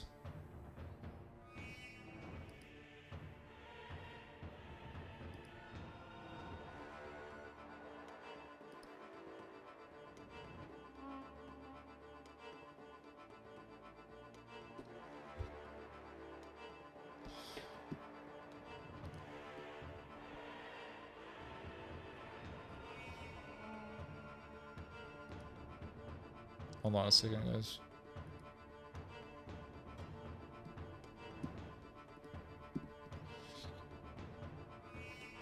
Let's see here. I think your Muslim ancestors are guiding you to the truth. What are you talking about?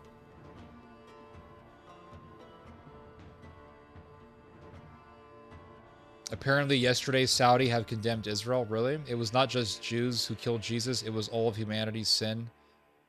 All right, let's just ignore the historical record. Higher glyphs. What about lower glyphs? Theo, what's happening right now? The Haredi, that's happening right now. The Haredi are nearly all at civil war. Yeah, the thing is that the majority of the Haredim have noodle arms, and so they're not really fighters. But the thing is that a lot more Haredi are joining the military, and they're all fanatics. If you don't believe me, just look up the Netza Yehuda battalion. You'll see it's an entire Haredim IDF unit or battalion, and it's literally filled with Jewish ISIS. They say the Haredi will be a third of the population in 10 years. Yeah, huge issues. A lot of polarization. There's going to be a lot of violence in Israel. Jesus is the only king and Lord. Yeah, Christ is king. Pilate washed his hands and said, I am innocent of this man's blood. See to it yourselves. Then answered all the peoples, his blood be on us and on our children.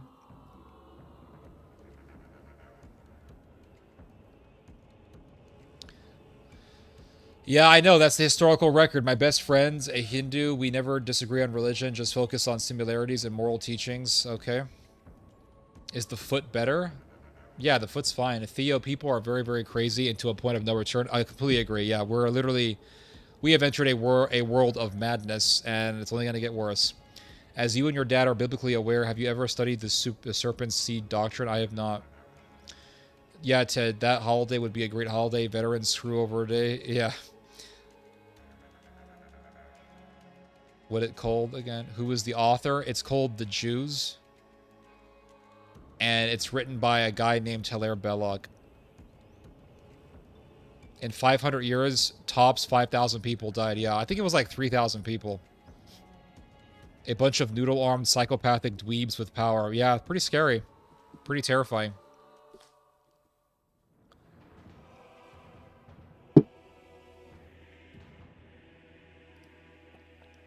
Let's see.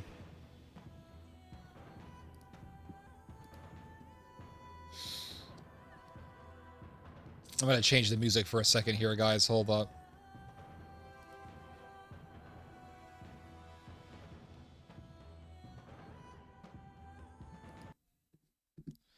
We're getting a little too crazy with the music.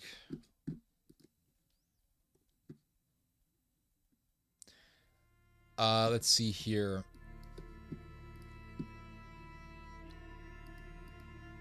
Okay, I got some more stuff here about settler violence in the West Bank and the greater agenda to take over the West Bank.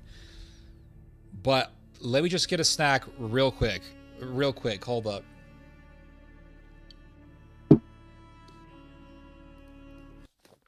One second, guys, hold on.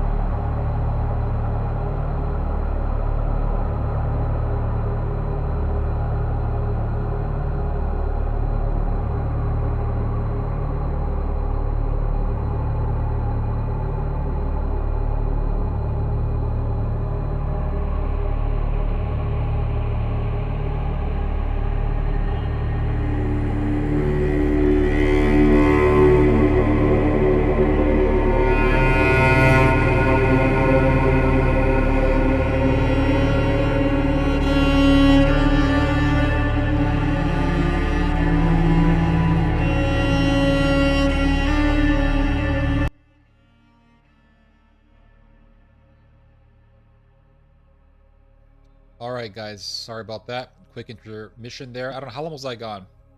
How long was I gone? What was that, like 5 minutes? I had to eat something, guys. I was fucking I was starving. I gotta stop saying the F word.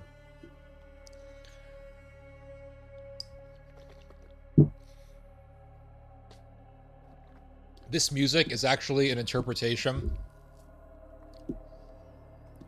of Elden Ring music. And it's really good. Now, how long have I been... I was making a 3-course meal. I had some bread and oregano and cheese. It's really good.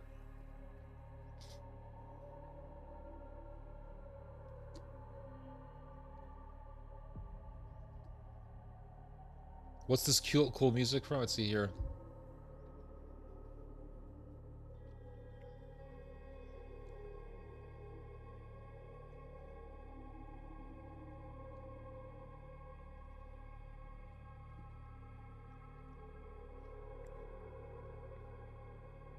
Jerusalem equals Babylon. Yep.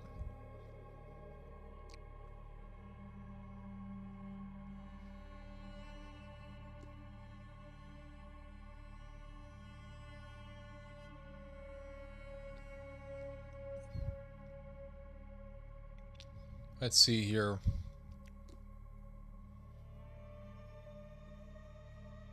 Do you think civil war will arise in America? Possibly. Possibly. I think what's going to happen in America is I think what's going to happen is ultra nationalism is going to take over. Popped in to see what you're about and fall in love with the music. The music's great. Yeah. Music's awesome. So I want to read to you guys some excerpts from this article that was published recently, and it's about really the type of hell that Palestinians have had to go through under settler terrorism. So I'm going to read to you guys some excerpts from this article here.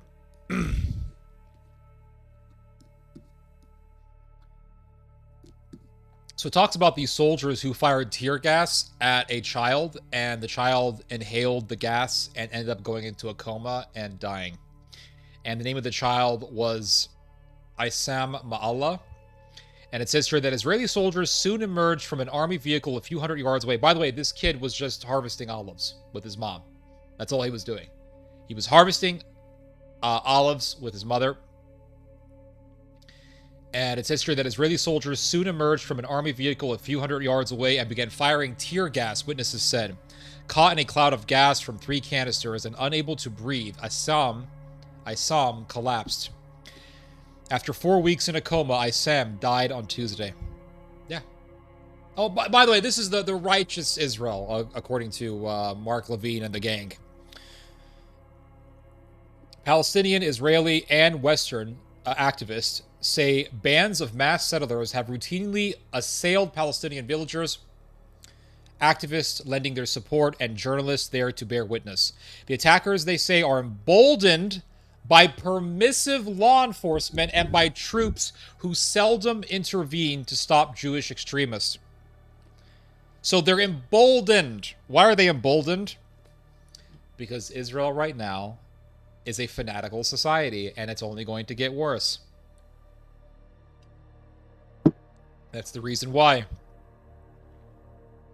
Palestinians see the violence and its tolerance by right-wing Israeli officialdom as part of a broader campaign to harass them and make life so unbearable that they will eventually abandon their villages. So this is the agenda. The agenda is to make their lives so miserable that they will leave. Apparently, they don't understand Palestinians. You're talking about the most stubborn people on earth. And so a lot of these Palestinian families depend on the olive harvest. Their livelihoods are the olive harvest. And from one good olive harvest, they can make enough money to last them for a year. So their whole year's salary, their whole year's money is dependent on selling olives. Harvesting and selling olives. If they don't get that harvest done, they don't make the money that they need for the year. The Israelis know this, and so they're hitting them while they're harvesting the olives. They're killing people while they're harvesting the olives. So it says here, at the same time, Israeli settlements have cropped up at record speed on hilltops, encroaching on villages across the West Bank. So they're pushing people out, is what they're doing. And we have the fanatics here. These are the zealots of our day. These people would have been those who cried out, "Crucify him, crucify him." These would have been those who murdered fellow Jews who disagreed with them in their war against Rome. These would have been the fanatics who slaughtered Jews over who was going to control the temple. These are the Third Temple lunatics that John Hagee tells us to support.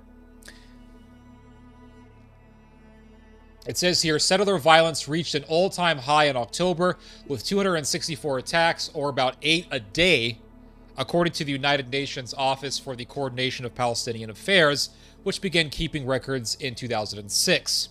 The office has counted 167 attacks on olive harvesters since October the 1st, in which 151 Palestinians were injured, 83 of them by Israeli settlers, and the rest by soldiers.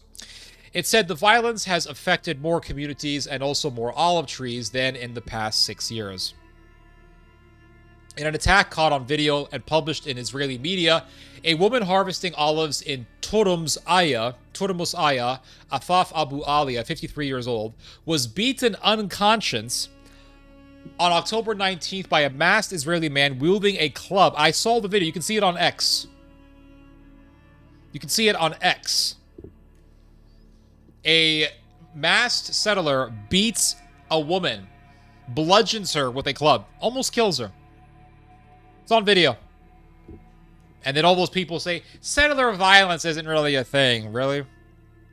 A man trying to harvest olives in Kufr Kadum, Hekmat Shatewi, 51 years old, was chased to his car by settlers on October 28th, according to his brother-in-law, Abd al-Rahman Shatewi, who said he found him bleeding in his car. He was beaten so badly that he suffered multiple fractures to his skull, jaw, ribs, arms, and legs, and slipped into a coma, according to a hospital report. He awoke only on Tuesday, his brother-in-law said.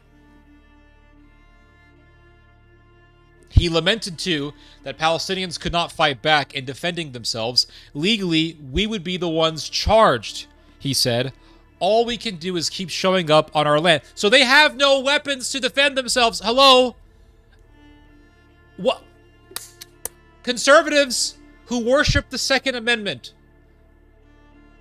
You support Israel, which is against the Second Amendment of Palestinians. In Israel, settlers can own guns. Palestinians can't have guns. Where's the Second Amendment? The conservatives need to be using settler violence as an example as to why we need the Second Amendment. Don't Palestinians also deserve the Second Amendment? Or is that only for white Americans and Jews? Is the Second Amendment only limited to certain groups?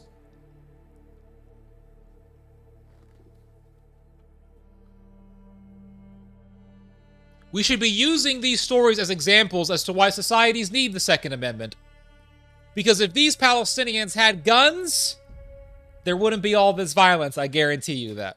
I guarantee you those noodle-armed settlers would not be so emboldened.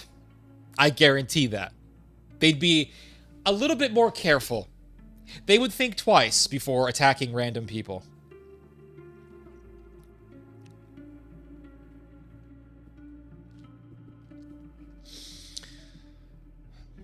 Oh, Second Amendment. This is why they say, oh, Cuba took away the guns, Stalin took away the guns, Hitler took away the guns, Mao took away the guns. Well, you know who else takes away the guns? You know who else prevents certain people from having guns? Israel. But according to Mark Levine, Israel and America's goals are the same. We're the same. Without Israel, I mean, you can't be a true American. You can't be a true American unless you accept Israel. You have to accept Judeo-Christianity, or else you're not a real patriot. You're not America first. In order to be America first, you have to be Israel first also. You can't just carry the American flag. You have to carry the Israeli flag. Well, don't tell me shit about the Second Amendment and then support Israel and tell me you support this. Really. Israeli and Western activists who joined the olive harvest and journalists who are there to document the attacks have also been assaulted. Last week, Israeli activists joined villagers trying to harvest olive groves on a terraced hillside in Beita when settlers began throwing rocks at them and beating some people with sticks. The injured included a Reuters photographer and her security advisor. Oded Yedaya, 76 years old, a photographer who runs an art school in Tel Aviv, was also wounded. He said he ran off to the side hoping to take pictures of the attackers, but was chased down a steep hill by two of them and struck with at least 2 stones. The first one hit him in the lower back. I turned my head and yelled, "Criminals, leave me alone," he said in an interview. The second stone knocked him out. He awoke covered in blood, his camera gone. He had a 2-inch gash on his temple and a broken cheekbone. Mr. Yedaya has attended olive harvest and political protests for many years and has been injured a few times. This is the worst, he said. And as Mr. Yedaya says in a different interview, Israel has entered an era where Jews kill other Jews, and it's only going to get worse. And we're entering that latter-day Second Temple extremism that you read about in Josephus. Jonathan Polak, an Israeli organizer of Zaytun 2025, a coalition of groups supporting the olive harvest, said the October 7th attack and the Gaza war had fueled hatred and fear of the Palestinians on the part of many Israelis, distracted international attention from the West Bank, and created among extremist settlers a sense of entitlement and seizing the moment. So the settlers feel entitled. They feel like they are entitled, like they deserve to do this, to do violence on Palestinians. Palestinians and activists say that soldiers in the field routinely declare whole swaths of land well outside the designated areas as closed military zones, which makes entering them a crime. Ooh, didn't Israel say recently that it wants to annex the West Bank? Didn't a whole bunch of Israeli politicians recently say that they want to annex the West Bank? And then Donald Trump came out and said, Israel, if you annex the West Bank, I will cut ties with Israel. The United States will cut ties with Israel over this because the United States government has made a deal with the Gulf Arabs that it would not allow Israel to annex the West Bank. And here we see Israel annexing the West Bank. This is annexation. That's what's happening, is annexation. Now look at what it says here. And getting to those trees is vital. Under Israeli law, farmlands that go uncultivated for several years can be seized permanently by the state, and often are. So what they do is they prevent the Palestinian farmers from getting to their olive groves. Then the Palestinians are prevented from cultivating their groves. And then after a while, the Israeli government can say, we can legally seize this land. So why are they preventing Palestinians from going to their olive groves? This is the reason why right here. Because if the groves are not cultivated after a certain amount of time, the Israeli government can legally seize the land and thereby annex parts of the West Bank. So what the Israelis have done is found a legal loophole. Prevent Palestinian farmers from entering their farmlands, prevent the farmlands from being cultivated, and thereby the Israeli government can legally seize the land. These are the Judeo-Christian values that Mark Levine says that we must embrace. There's nothing Christian about it, but this is I guess you could say, the Judeo values that Mark Levine says that we must embrace in order to be true Americans.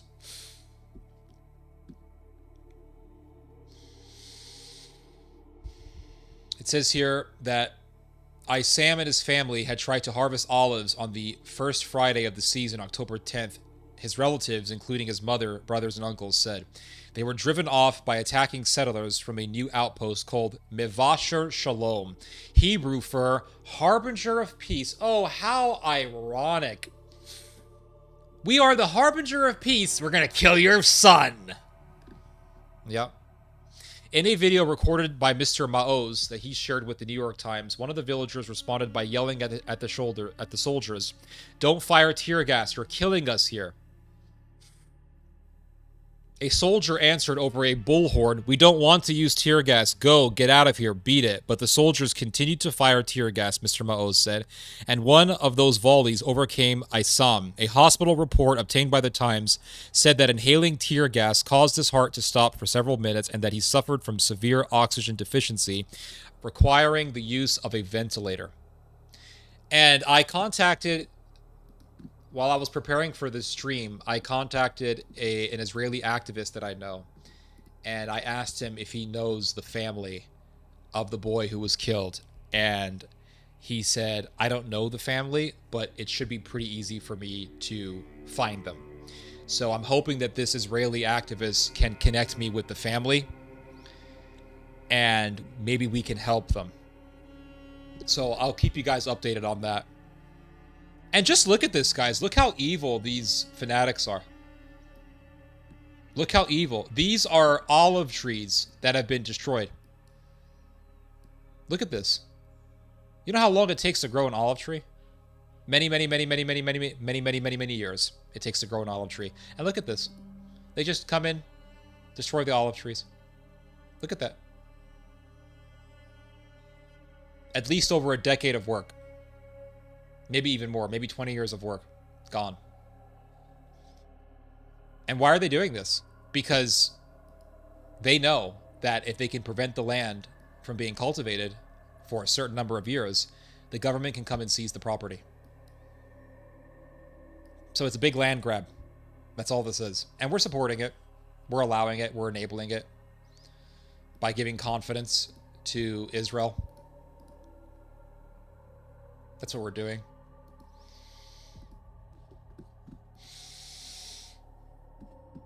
My cat is hungry and is driving me insane. Hold on one second, guys. Hold on.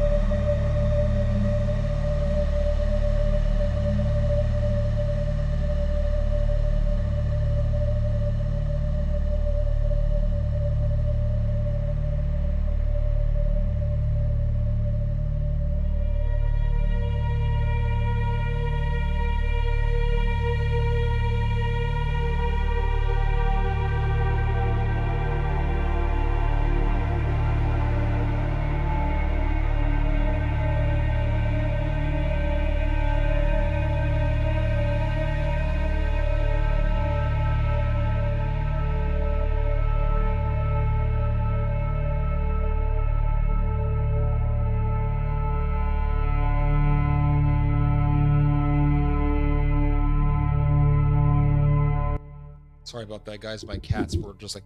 One of my cats kept annoying me. This will be used in the future of the Second Amendment. How old was Isam? How old was the boy? Let me see real quick. Hold on.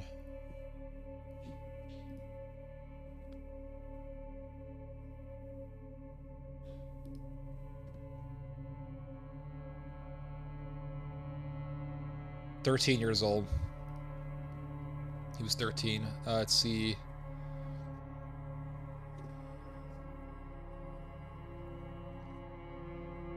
Trump says that just to sound like he's not their stock bucket. Who is his son-in-law? Let's see here. Judeo-Christian values protecting Western civilization. Western civs. Devil's advocate. That's still an insane waste of resources. What's an insane waste of resources? Happy kitty, happy life. Yep. Judeo-Moloch. Yep. Sounds about right. Sounds about right.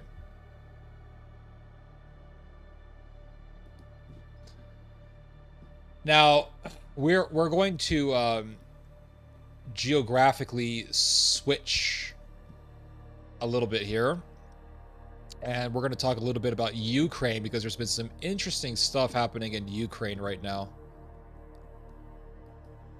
Zelensky is right now in the middle of a massive corruption scandal where basically a number of people in his circle have been caught receiving bribes from a energy company that's owned by the Ukrainian government. So they're stealing money from the Ukrainian people, which isn't really that surprising because, as Mr. Zelensky said when he was a comedian, you really can't be the leader of Ukraine without stealing. That's how corrupt Ukraine is. Ukraine is one of the most corrupt countries on earth, and you can see it for yourself right here in this story. So it says here, Ukraine's Energy Gate explained why it spells danger for Vladimir Zelensky. So there's been a lot of hatred against Zelensky, and this is one of the main reasons why. He is very corrupt, and those around him are very corrupt. Now you can say, well, Ted, those people who were accepting bribes for private contracts with the government are not Zelensky. Yeah, that's true, but here's the thing. Zelensky was trying to remove the power of those whose job it is to investigate corruption. He was trying to remove the power or the authority, and he was also trying to remove the independence of the whole department whose job it is to investigate corruption in Ukraine. So Zelensky is in on it. He's in on the corruption. And it looks like Zelensky's time is nigh. Looks like his time is coming to an end. I'll make this a little bit bigger. Hold on. This text is way too small.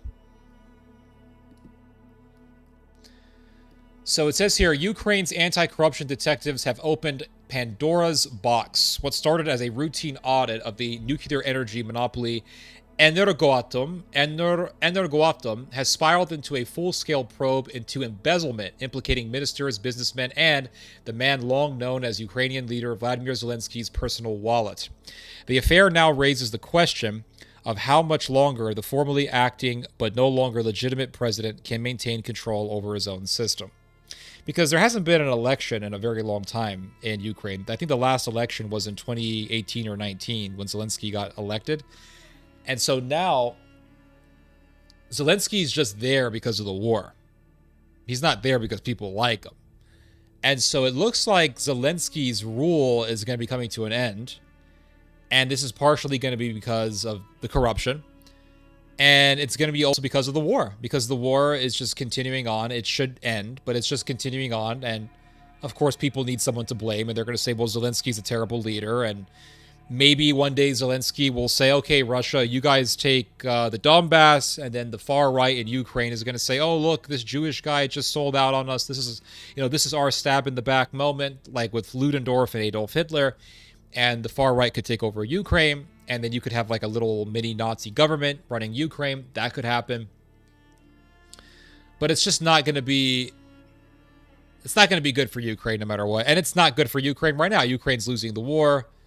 And Russia's winning, and so it's the Russian victory over Ukraine is inevitable, and so it's just not looking good for Ukraine nor Zelensky. So it says here, the affair now raises the question. Okay, I already read this. This week, Ukraine's National Anti-Corruption Bureau, NABU or NABU, raided the homes of several senior officials and businessmen, including Timur Mindich, a longtime friend and financial backer of Zelensky, whom Ukrainian media openly call the president's wallet. Mindich fled the country before investigators arrived, while several of his associates have been detained. The operation, codenamed Midas, uncovered what investigators described as a multi-million-dollar corruption scheme centered on Energoatom.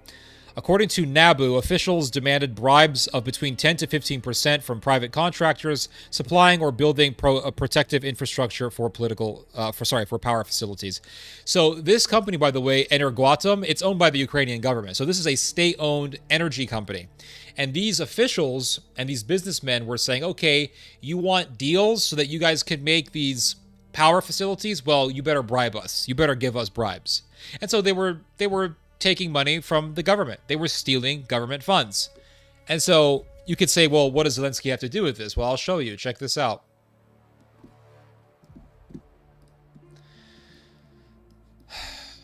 Earlier this year, Zelensky sought to curb the independence of anti-corruption bodies such as NABU.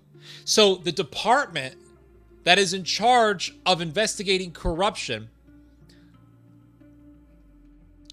was being really hunted down by Zelensky. Zelensky was trying to strip away the authority of the department whose job it is to investigate corruption.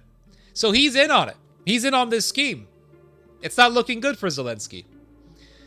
So it says here that he was trying to strip and curb the independence of anti-corruption bodies such as NABU and the Specialized Anti-Corruption Prosecutor's Office, or SAPO, through legislation that would have placed them under presidential control.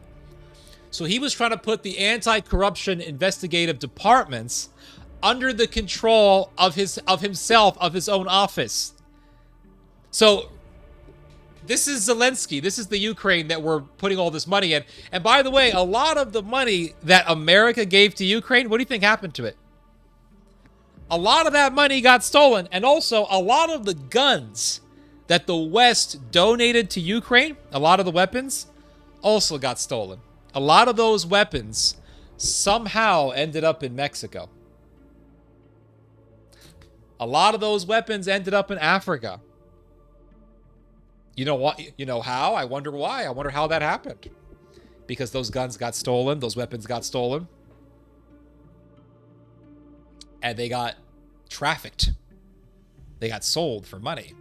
We have to send weapons to Ukraine, and those weapons end up just getting stolen and sold out in the black market, and they end up in the hands of criminals. Why? Because Ukraine is a corrupt country. That's why. It's a very corrupt country. It says here that when Zelensky tried to strip away the independence of the anti-corruption departments, it triggered protests in Kiev and drew criticism from Brussels and Western donors who fund much of Ukraine's wartime budget. Under EU pressure, lawmakers ultimately reversed the measure, but the episode further strained Zelensky's relation with Western partners. For Brussels, the scandal serves as both leverage and justification to tighten control over Kiev's internal governance. So the Europeans like this because it gives the Europeans justification to further control Kiev. While for Zelensky, it is another reminder that his ability to act independently is slipping away.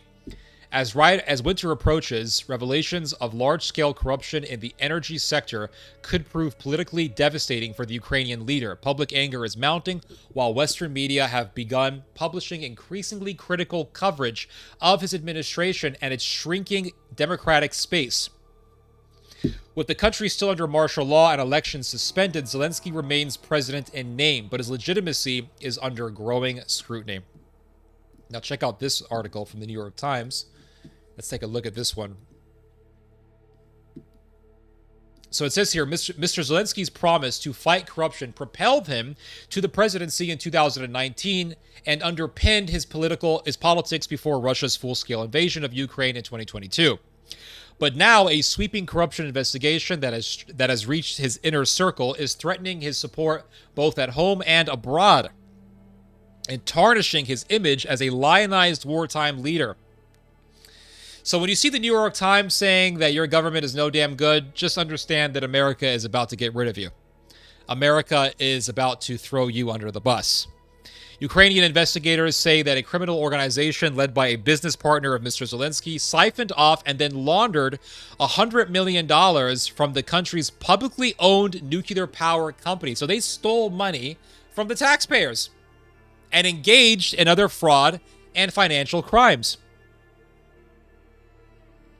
Throughout the week, the independent agency leading the investigation, the National Anti-Corruption Bureau of Ukraine, has drip-fed new revelations of corruption by posting recordings from wiretaps online. Its slow unfurling of the case, including slickly produced videos featuring its detectives, has gripped Ukrainians while gradually racketing up pressure on Mr. Zelensky without revealing how high the inquiry will reach. So they're playing these videos on television for the Ukrainian people to see. And these are videos of leaked footage of corrupt Ukrainian officials talking about how they're going to steal money from the state-owned nuclear power company in Ukraine. Why are they playing this on television? Who's making these videos? Because it says here that these videos are very well produced, they're very well edited. Who's making these videos?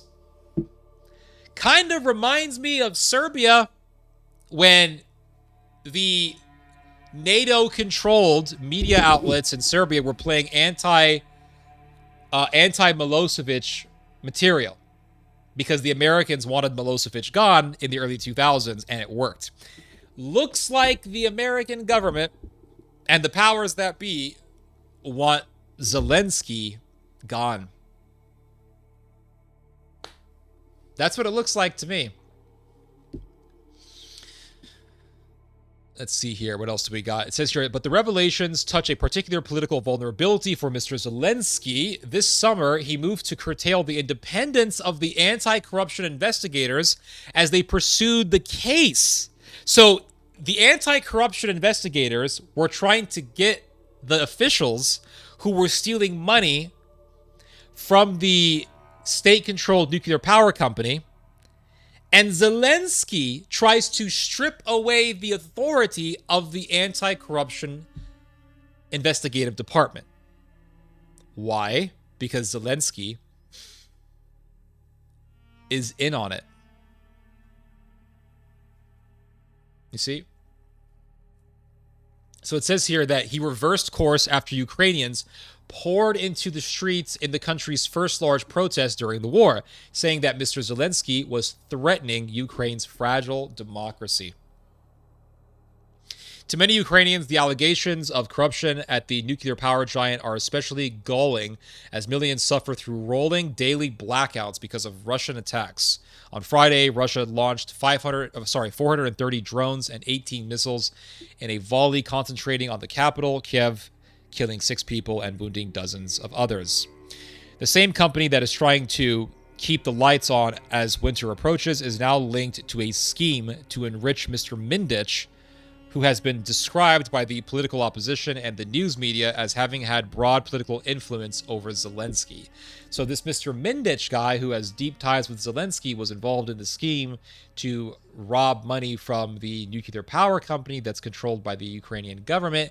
And this nuclear power company is vital in order to keep people warm during the winter, and winter is approaching and people are going to be cold, and there's also a lot of blackouts that happen in Ukraine, so people are pissed off at Zelensky, and public anger is just going to grow and grow and grow and grow, and it's going to continue to grow, and eventually this whole thing's going to blow up. And it looks like Zelensky's political career is going to come to an end, and he might have to run away to America, Italy.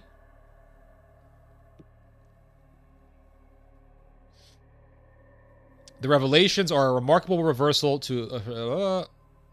it says here, Mr. Zelensky had once cultivated an image as a leader who would open up Ukraine's politics by sweeping away the wealthy insiders known as oligarchs. Now, nearly 7 years since the last election, and with a new one nowhere in sight because of the war, many Ukrainians see him as operating within a small, closed circle, unbound by the rules. And you know who else hates Zelensky is the Nazis in Ukraine. The Nazis in Ukraine hate Zelensky. And do you know who's backing the Nazis? The Western world is backing the Nazis. That's correct. The Western world is backing the Nazis in the West. I'll show you guys what I'm talking about here. Take a look at this article that was published just recently. Chatham House, which is a big major British think tank, probably connected to, British intelligence. Chatham House hosted a notorious Ukrainian neo-Nazi mob leader. Hello? Mob leader, Ukrainian Nazi mob leader, invited by a major British think tank called Chatham House. Chatham House. What's a British think tank, a major British think tank, doing, collaborating with a Nazi? I thought the Nazis were bad. It looks like the Americans want to help Ukrainian Nazis. And Zelensky is extremely hated right now. He's very corrupt, as we all know. And he is in the middle of a major corruption scandal because people in his circle stole money from the Ukrainian state nuclear power company. And Zelensky was in on it, and Zelensky was trying to strip the authority of the anti-corruption investigative department in Ukraine. And the Nazis really hate Zelensky. And if Zelensky has to give up territory to Russia, he's going to be seen as a traitor. And the Nazis are going to say, look at this Jew, Zelensky. Look at what he did. He sold us out. Stabbed us in the back, just like they did in Weimar, and just like they did in Weimar. And the Nazis are going to try to take over Ukraine. And that might be what the West wants. That might be what the EU and what Germany and what America wants. Remember, NATO backed the Euromaidan. And who was running the Euromaidan? It was a bunch of Nazis. If you don't believe me, look up Andrei Parubi. Andrei Parubi was the commandant of the Euromaidan protest movement. He's a neo-Nazi. Azov Battalion provided the muscle for the Euromaidan demonstrations. What's going on here? What's going on, my friends, is very simple. It is a continuation of the Gladio operation, which was commenced at the beginning of the Cold War, wherein American, British, and other Western intelligence agencies backed, armed, and trained neo-Nazi and ultra-nationalist paramilitaries in Europe in order to use them to do terrorism attacks, in order to foment hatred against the left, to foment hatred against the Soviet Union, and to revive nationalism in Europe. Ergo, that big old fat migrant crisis that happened back in 2015, I think that was designed. I think it was designed as a way to revive nationalism in the Western world, because with nationalism, militarism becomes a lot easier. So it says here, London-based think tank Chatham House has hosted notorious Ukrainian neo-Nazi Yevhen Karas as a speaker of an event called War in Ukraine, the battleground for the future of Europe. Big major mainstream think tank in Britain starts using far-right language. The future of Europe, Europa. Let's bring a Nazi to talk about Europa, because the Nazis worship the idea of Europa. And when the Third Reich was controlling Poland, Nazis like Hans Frank were saying things like, we as Germans represent true Western European civilization, and we are bringing European civilization to Poland, because the Poles are primitive. And so it's just it's a rhyming of history. The think tank presented Karas as the commander of the 413th Separate Battalion of Unmanned Systems raid of Ukraine's armed forces, failing to mention his colorful neo-Nazi background. Remember what happened not too long ago? The Canadian Parliament invited some old Ukrainian Nazi, and they all clapped their hands for him. Remember that? And then some people came out and said, this guy's a Nazi. And then Trudeau, or whoever was in charge, had to fire the person who invited the Nazi. Remember that? I do. So it says here, Karas is known as the founder of the notorious S-14 far-right paramilitary group, created in 2010 as a youth offshoot of the far-right Svoboda Party, the Nazi party in Ukraine. The name of the group is a stylized form of the Ukrainian word Psych, referring to an administrative and military center for Cossack proto-states, and contains the number 14, widely used by assorted white supremacist and neo-Nazi organizations worldwide. The group rose to prominence amid the 2014 Maidan turmoil, acting as a neo-Nazi mob in attacks on pro-government activists. After former Ukrainian President Viktor Yanukovych was toppled and the conflict in then-Ukrainian Donbass broke out, S-14 militants were repeatedly involved in attacks on entities and individuals deemed to be pro-Russian and separatist. S-14 developed ties with the post-Maidan Ukrainian authorities and the Security Service of Ukraine. Hello? Ties with the SBU. Ukrainian intelligence. The guy is connected to Ukrainian intelligence. Who else is tied to Ukrainian intelligence? The CIA, MI5, British intelligence. They're all tied together. The Americans are supporting the Nazis. That's why Chatham House brought this guy over. You don't think they know this dude's Nazi links, his Nazi ideology? And so they want Zelensky gone.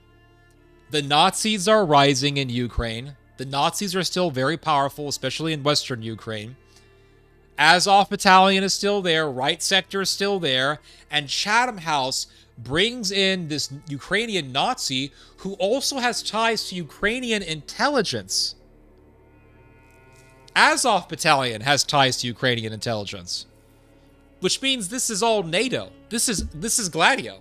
This is the continuation of the Gladio operation wherein NATO backed and armed and trained Nazis. You see?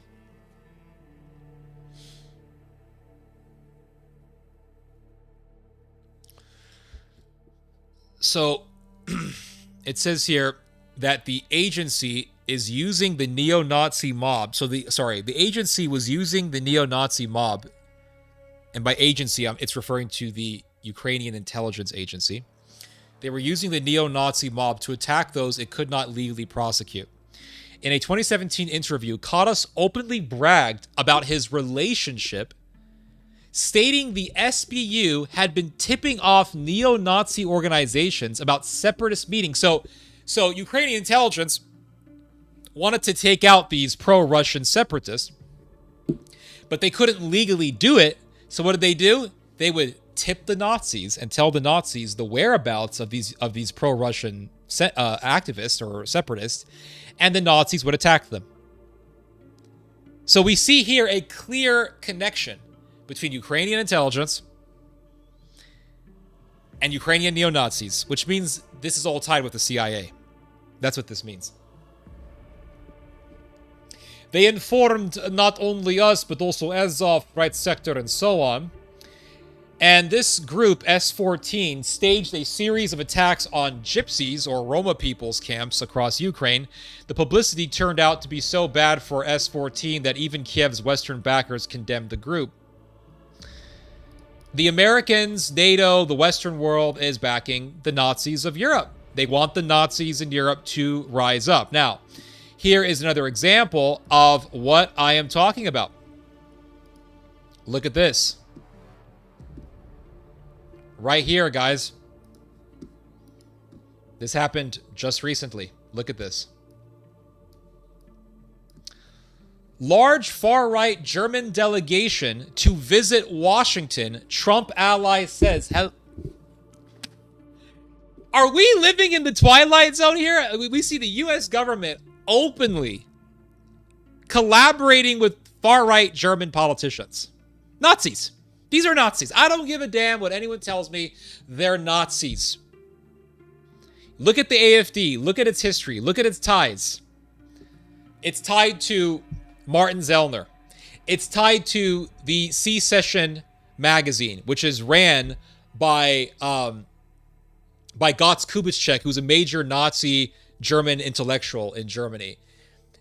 Bjorn Höcke is the most famous leader of the AfD. He used to write pro-Nazi articles praising the Third Reich. He has expressed his hatred towards Holocaust memorials. It's so conspicuous as to what is happening. It is so clear to anyone as to what is happening here. It's a Nazi party. and it's currently being backed by the United States government. That's why J.D. Vance hung out with the AfD and told the German government, you better start being inclusive for the Nazis, be inclusive to the German far right. That's why Elon Musk has openly lobbied and openly promoted the AfD, and he says things like the AfD is Germany's only hope. It's just, I don't know how many times I have to repeat myself, but back during the Cold War, the CIA was backing Nazis. This is a fact. If you don't believe me, just go read the book called NATO's Secret Armies by a guy named Daniel Genser, I think his name is. It's a great book, NATO's Secret Armies. Great book. The book outlines the entire history of the CIA backing Nazis in Europe. Italian Nazis, Germans, people in Scandinavia, Belgium, the whole thing. They were backing Nazis. And they were backing Nazis because they wanted nationalism to be revived in Europe. That was the whole goal, because they wanted to use the Nazis to go against the Soviets. That was the whole goal. That hasn't ended. Nothing has ended. The Cold War never ended, guys. It never ended. Think about it. It never ended. We armed Muslim Mujahideen. Why? To kill the Russians. After the Cold War, that didn't end. America continued to support Al-Qaeda. Yes, Al-fucking-Qaeda. Al-Qaeda. We were back in Al-Qaeda. Oh, and then 9/11 happened, and all of a sudden, Al-Qaeda's the enemy. Really? They were still working with Al-Qaeda during 9/11 and after 9/11. Which leads me to suspect that 9/11 was a part of policy. 9/11 was not an attack on the United States by Al-Qaeda. 9/11 was an attack by the United States on the United States in order to justify the Iraq War. That's what I believe. I don't give a shit. That's what I believe. Because even after 9/11, the United States was still backing Al-Qaeda in the North Caucasus. They were allowing the Azeri government, they were actually having Azerbaijan, or they were using Azerbaijan, I should say, to funnel Al-Qaeda terrorists into the North Caucasus to kill Russians. The Americans have always been in bed with Al-Qaeda. And oh my God, not too long ago, Donald Trump was hanging out with Mr. Jilani, Ahmed al-Jilani, who was Al-Qaeda. The guy, he's cracking jokes with Al-Qaeda. Donald Trump is cracking jokes with an Al-Qaeda leader, and he's running Syria right now. Don't tell me that Al-Qaeda is not one of our little chess pieces that we use for our policy. Al-Qaeda is an extension of American policy. That's all it is. So that policy never ended. It was used during the Cold War, and it continued on after the Cold War. During the Cold War, we backed Nazis. After the Cold War, look at what we're doing, guys. We're backing them. We're backing Nazis. The invitation to the Capitol comes as alternative for Germany politicians seek to build closer ties to the U.S. government. There you go. Dozens of politicians from the far-right Alternative for Germany, or AfD party, will travel to Washington in December at the invitation of a group of House Republicans, said U.S. Representative Anna Paulina Luna. Anna Paulina Luna wants to work with the Nazis. Anna Paulina Luna wants to work with the Nazis. Now, I did some research on Anna Paulina Luna, okay? I'm going to show you Anna Paulina Luna. This evil bitch wants to help Nazis. She wants to help the Nazis. Now, does she look like the type of person that Hitler would embrace for the Third Reich? I don't think so. But Anna Paulina Luna comes from a Zionist upbringing, Christian Zionist upbringing, and she is a Zionist. Now, look at this. This is the phenomenon that is endemic amongst Hispanics in America. I know because I've seen it too many damn times. A lot of Hispanics want to be Jewish. A lot of Hispanics want to be Jewish. That's why you see so many Hispanics in the Messianic Judaizing movement. And they say, you know, I looked up my last name, Garcia, and it turns out that, I know that some guy in Spain who was Jewish also had the last name Garcia. So, I'm a Jew. Okay. Okay, guys. Now look at what it says here. Luna has said that her father raised her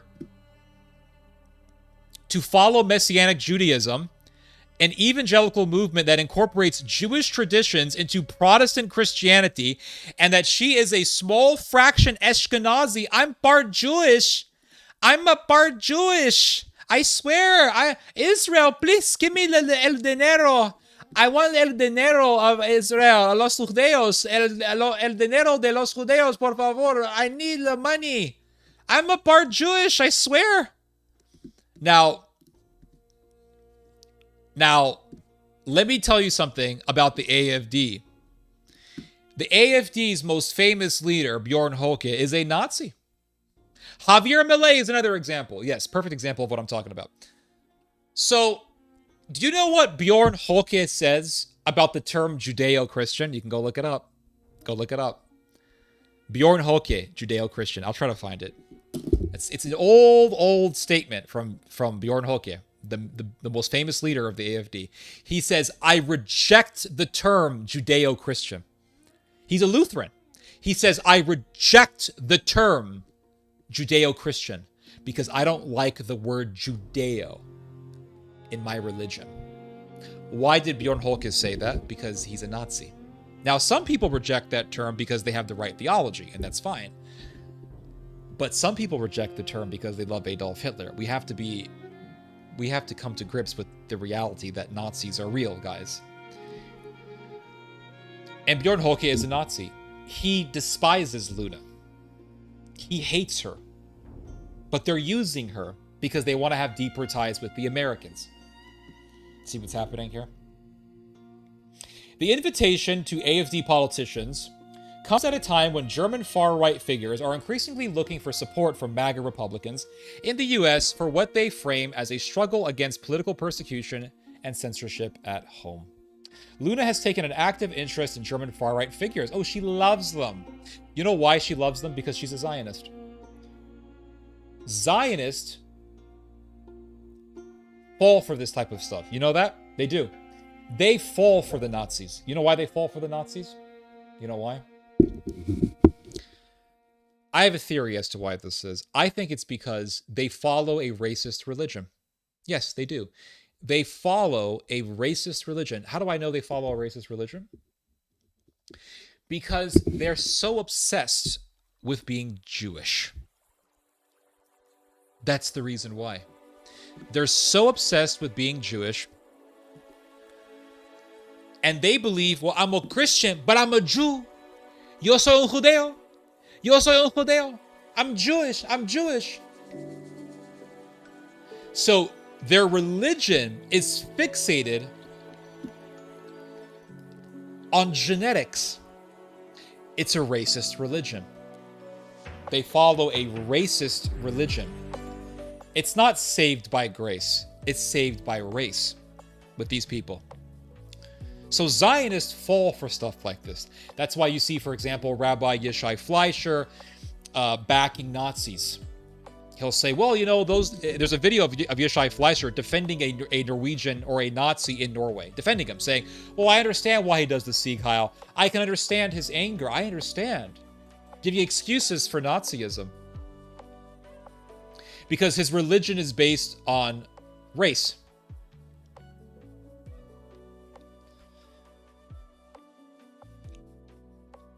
So another reason why Zionists fall for this stuff is because they're retarded. Zionism makes you retarded. I believe that. I wholeheartedly believe that. If you get into Zionism, you fall for these types of movements. You see a movement like the AFD, you think, oh, I'm a Jew, proud Jew.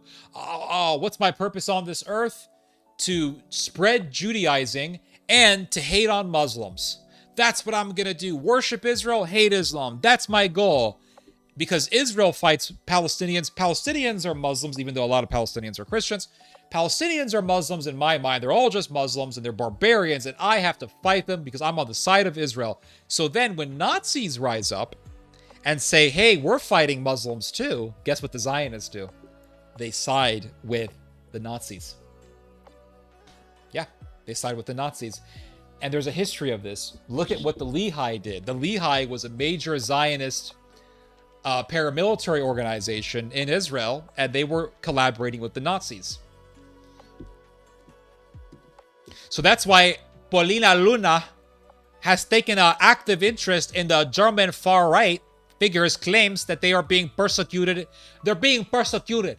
They're being persecuted. Really, bitch? Have you actually looked into the details as to why they're persecuted? Do you know who else was persecuted? Hitler. Hitler was persecuted. Just because the AfD is persecuted doesn't mean that they're a good group. Being persecuted does not equal good. This is something that people need to come to grips with. This is something that needs to be computed in people's brains.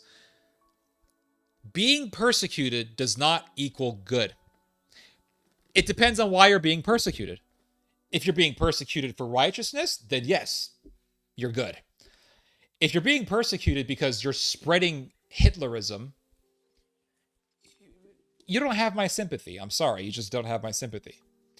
Hitler was persecuted. They don't talk about this, but he was. He was put in prison because he tried to start a coup against the Weimar government.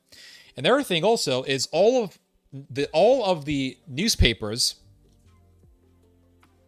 I'm going to change this music. Hold up. We're getting a little bit too much into this Dances with Wolves stuff. Hold on a second, guys. I got to play me some good music. That's much better. Much better. So, Adolf Hitler was persecuted. All of the publications that were being ran by the Nazi Party in Germany were banned. All Nazi publications were banned by the Weimar government before the rise of the Nazis. In Austria, the Austrian government banned the Nazi Party. Before the rise of the Nazi Party, there was a very famous court case that took place in which several members of the Nazi Party were tried. Hans Frank was the lawyer representing the three Nazi men. And Hitler acted as a witness to defend the three Nazi men, 3 or 4, however many Nazi men were being tried in the trial. And Hitler said, "I will not try to take power by violence. I will only try to obtain power through democracy, through votes, and I will allow the people to decide." And the courtroom was packed full of people, and people were clapping their hands, and they were celebrating the Nazis. The Nazis were very popular at this time. And what was the crime of the Nazis who were being tried in this trial? You know what their crime was? Being members of the Nazi Party. That was their crime. Their crime was simply being members of the Nazi Party. So the Nazis were persecuted. They were censored in Germany and in Austria. That didn't make them good. That just meant that they were a powerful group that the government recognized as a threat to their own power, to its own power, and so they tried to stop them. And when a government tries to persecute a rising political movement, that usually means the persecuting government, the oppressing power, is the weaker party. Because if you were truly powerful, you wouldn't have to do so much oppression and suppression and all that stuff and censorship. But they tried to censor it because the Nazis were truly rising in power. They were very popular. And they ended up taking around 30% or so of the vote, and they ended up taking over the parliament, and then Hitler was elected as chancellor. He eventually took over, and you guys know the story. So the AfD are claiming persecution. So did the Nazis. And the Americans are saying, well, Germany, you better stop persecuting the AfD. Why is America doing that? Because they want to help the Nazis. Now, in Egypt, under Mubarak, the Mubarak government was persecuting the Muslim Brotherhood. Yeah, heavily persecuting the Muslim Brotherhood. And what did Obama do? What did Obama do, guys? Obama told the Egyptian government, you better stop persecuting the Muslim Brotherhood. And they empowered the Muslim Brotherhood. The American government empowered the Muslim Brotherhood. The Americans backed the fanatics. And then what happened? The Muslim Brotherhood took over Egypt. That's exactly what the Americans wanted. So what's happening is the European version of what the United States has done in the Middle East. Bashar al-Assad, we want you gone. Why? Well, you're persecuting people. Who are you persecuting? Al-Qaeda. Stop persecuting Al-Qaeda, Bashar. Why? They're terrorists. No, those are our terrorists. Those are American-backed terrorists. Those are CIA-backed terrorists. Stop supporting Al-Qaeda. And then what happened? America overthrew Bashar al-Assad with the help of Israel. And now who's running Syria? Al-Qaeda. Why? Because Al-Qaeda is an extension of American foreign policy. That's it. That's it. It's that simple. You don't have to read a whole bunch of books to know this. I'm giving you guys the straight up facts right here. That's the facts. Now look at this. I want to show you guys some more stuff here.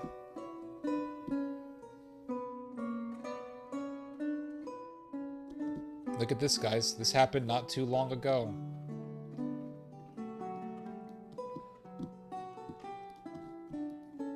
Another example of what I'm talking about. This is the European version of what America has done to the Middle East. On the rise in Germany, far-right AfD deepens ties to Trump administration. This is a photograph of AfD German Nazis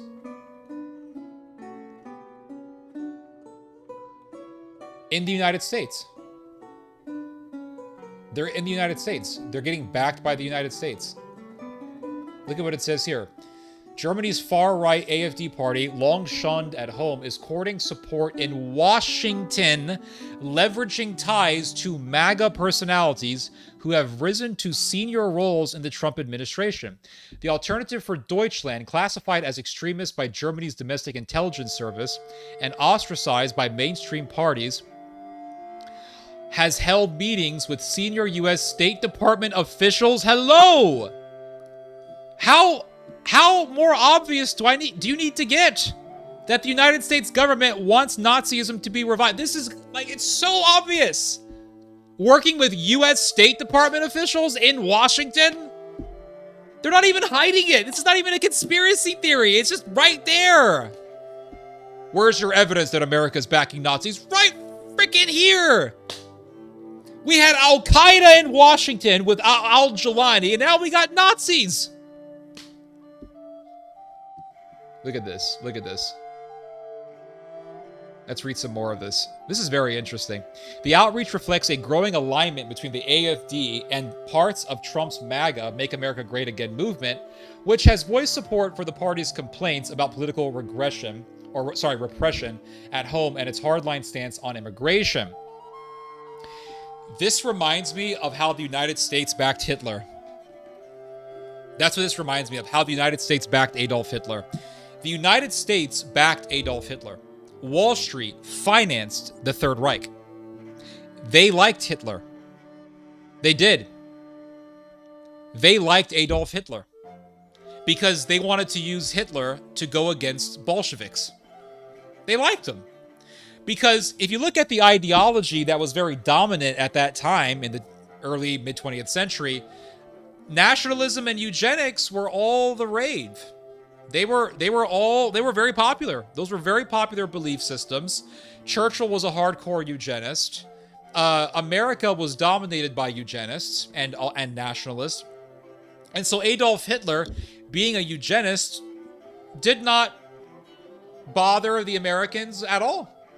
The Americans had zero qualms with Hitler's social Darwinistic ideology because it was very much aligned with their own belief system.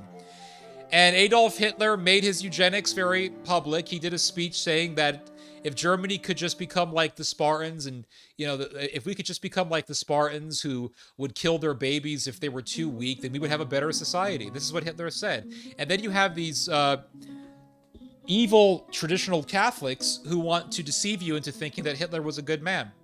Yeah, Hitler was nothing but a heathen and an anti-human, sinister individual. He was not this Christian person. He was very anti-Christ. He was more like Peter Thiel. So America backed Adolf Hitler. Wall Street, if you don't believe me, I encourage you to read the book. It's called Wall Street, How Wall Street backed the Wall Street and the Third Reich. The author's last name, let me just look it up real quick, hold on. The author's last name is Sutton. Wall Street, Third Reich. Wall Street and the Rise of Hitler by Anthony Sutton. Anthony Sutton. Wall Street and the Rise of Hitler. I read this book many years ago. Very good book. Very informative. The United States backed the Nazis. Churchill liked fascism. He liked fascist because he said we could use them against Bolshevism. And so what are we doing today? We're backing Nazis and we're saying we could use these people against the left. It's the same thing. Same shit, different century. Same thing. Nothing's changed, guys. It's all the same thing. Wouldn't that be bad for Israel? Pedro Perez asks. That's a very good question, Pedro. That's a very good question. So I'm going to give you some of my thoughts on this. Would it be bad for Israel? It could be, yeah. These Nazis could take power and they could say, we're done with the Jews. We're not going to help the Jews. Nothing. Look at what the United States is currently doing. Supporting the rise of Turkey. What is the biggest existential threat to Israel? Turkey. America is also backing the rise of Germany. They want the Germans to put more money into their military, and they want the Germans to become a powerful military again. They want to essentially revive German power in Europe, which harkens back to the Third Reich. Just like the Americans bankrolled the Third Reich because they thought they could use the Third Reich against the Soviets.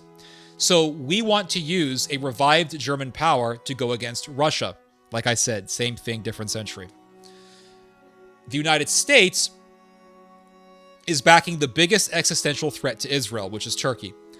What's the country that came the closest to exterminating the Jews? Germany. But America is backing that very country. America is backing German Nazis. America is backing the political successors of the very ideologues who came the closest to exterminating the Jews, while at the same time supporting the rise of Israel's biggest existential threat, Turkey. So ask yourself, is America really helping Israel at the end of the day? It's not.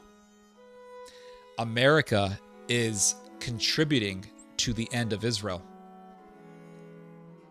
I don't know if they know what they're doing, but that's what they're doing. And all that pro-Israel stuff, you can flush it all down the toilet because it's bullshit. America is backing the end of Israel. When you back Turkey and you say, Turkey, we want you to control Syria. Turkey, we want you in Libya. Turkey, we want you in Gaza, which would mean Turkey being right on Israel's southern border. America is accelerating the end of Israel. Whether it knows it or not, doesn't matter. America is accelerating the end of Israel. It wants Germany to get revived. It wants the Nazis to come back. The Nazis who hate Israel. Nazis who don't like Jews. They hate Jews. They're Nazis. That's what Nazis are. America is helping them. America is accelerating the end of Israel. They're encouraging, they're facilitating the rise of Turkey. Turkey is a country that can destroy Israel. Israel said, we don't want Turkey to have a powerful air force. What does Germany and Britain do? Germany and Britain. What does Germany and Britain do? They recently sold 20 Eurofighter fighter jets to the Turks in a multi-billion-dollar deal. Powerful fighter jets, effective fighter jets in dogfights. Fighter jets that could defeat F-35s in a dogfight. Look it up if you don't believe me. It's true. Germany said, Turkey, you want Eurofighters? Go ahead. We'll sell them to you. Against the protests and the outrage of Israel. The Germans didn't care. The country that came the closest to exterminating Israel, the Jewish people, is the country that's working with America to facilitate the rise of Israel's biggest existential threat. Whether we know it or not, the West is accelerating the end of Israel. It's paving the path towards that end. That's what I'll say to that.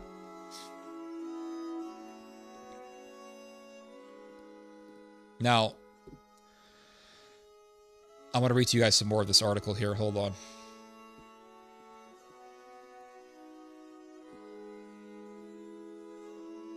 So we have U.S. State Department officials working with Nazis. No surprise there. The outreach reflects a growing alignment between the AfD and parts of Trump's MAGA, Make America Great. Oh, I already read this. At a private reception in Manhattan earlier this month, an opera tenor serenaded AfD lawmakers Jan Wenzel Schmidt and Gay Gottschalk with the taboo first stanza of Germany's national anthem, Deutschland, Deutschland, über alles. Deutschland, Deutschland above everyone. Deutschland, Deutschland above all the world, all der Welt. You see? It's just, we are living in the 20th century. We went from living in the 21st century. It's the 21st century, guys. Xenon, whatever, Xenon, Zoom, Zoom, Zoom, Disney Channel. We went from that, worship Israel, watch Disney Channel, to mid-20th century ideology in 10 years. That's what happened.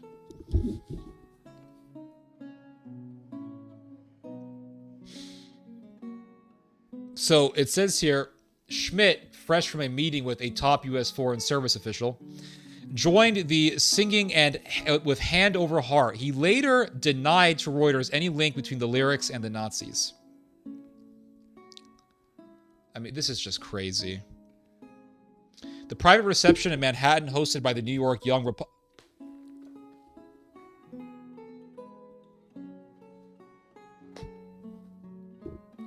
Hosted by the Young Republicans.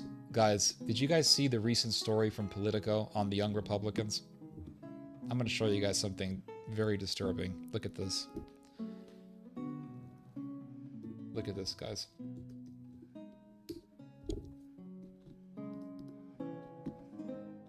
Do you guys see what's happening to the Young Republicans? Do you guys see how Nazis are in the ranks of the Republican Party? Do you see what I'm saying here, guys? Look at this. I love Hitler. Leaked messages expose Young Republicans' racist chat. These are some of the text messages that got leaked out, guys. Everyone that votes no is going to the gas chamber. When do we bring that side out? Also, we are officially under consideration for a Trump endorsement. I'm ready to watch people burn now. Great. I love Hitler. Are you going to do whatever it takes? You're giving nationals too much credit and expecting the Jews to be honest. If we ever had a leak of this chat, we would be cooked for real. When do we start bullying, dude? It was rape. He also hates the Jews. Boom, they're dead. They love the watermelon people. And everyone that endorsed but then votes for us is going to the gas chamber. I'd go to the zoo if I wanted to watch monkey play ball. Do you guys see what's happening here? The Young Republicans is filled with Nazis, and it was the Young Republicans who did this freaking meeting with the AfD Nazis in Manhattan. Do you see what's happening here? I don't know why more and more people aren't talking about this. I don't. Like, we should be talking about this all the time, but we're not.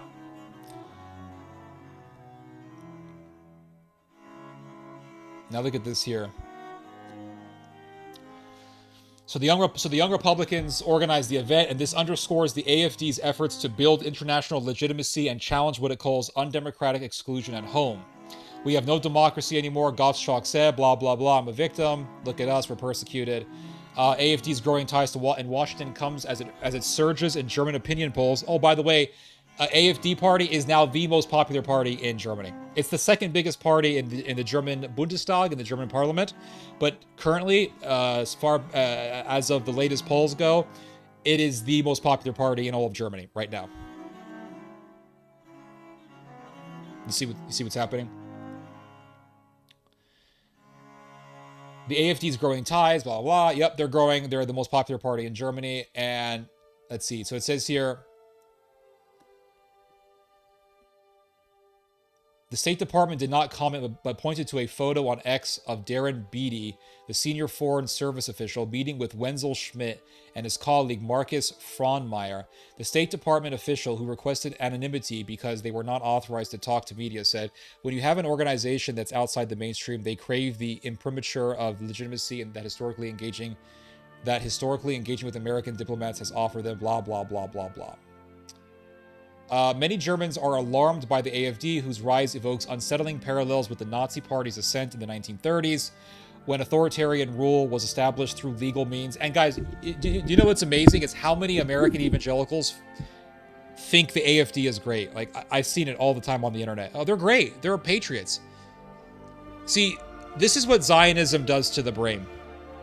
It makes people think in a very shallow way.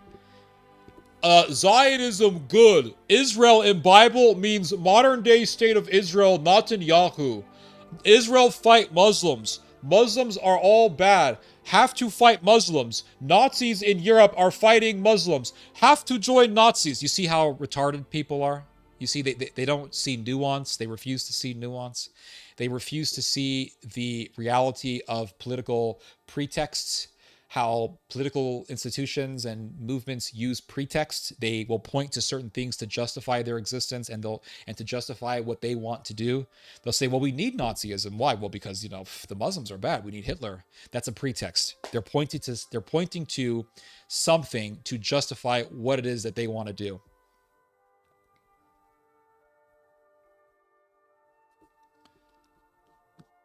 It's just JD Vance has backed. I mean, the whole thing.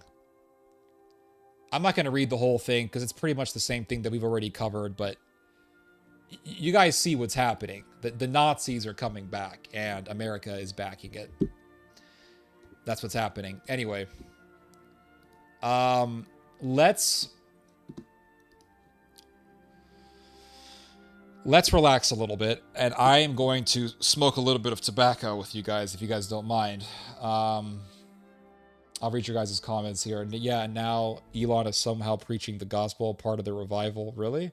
I can't believe this is really happening, and the USA is on everything. Yep, absolutely. It's pretty disturbing.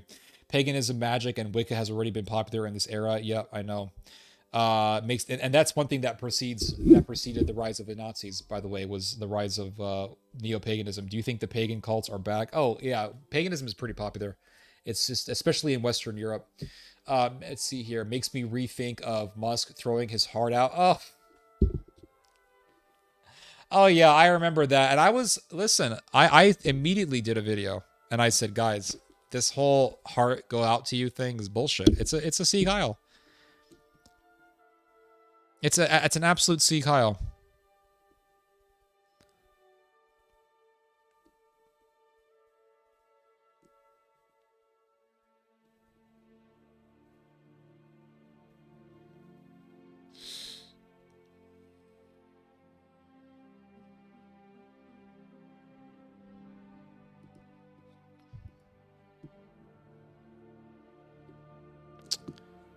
Let's see, what else do we have here? Margaret Sanger, yep. Don't be absurd. Susan Rice said the Arab Spring started because of a YouTube video. Of course. Wouldn't that be bad for Israel? I already addressed that. WTF, how did I miss all this? Go on Google News and type in AFD and see the news is reporting it. I mean, you can find it.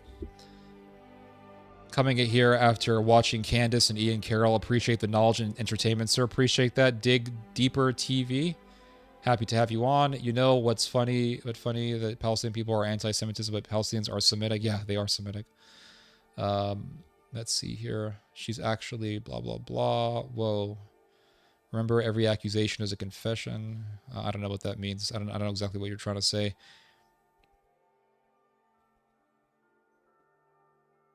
Let's see here. Martin Luther wrote a book in 1543 entitled The Pharisees and Their Lie. Yeah, I remember. Yeah, I know. I'm familiar with all that. Let's see here. Have you guys seen the baby formula experiment? Nope. The only place willing to help a mother. Oh, yeah. I heard about that. That's pretty sad. Luna and Fuentes begin to notice something. Yeah, right. Theo connects the dots. Appreciate that, sir. I like the music. So do I. I love the music. I love this music so much. It's so good. Are you aware of Yuri Bezmenov? I've heard that name before.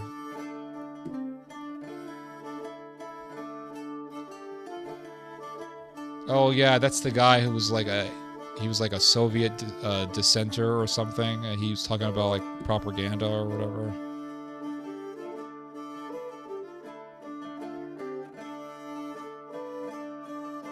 I feel relaxed when I watch this in comparison to other shows similar. That's the difference. I appreciate that, Chris. I'm happy to help you relax.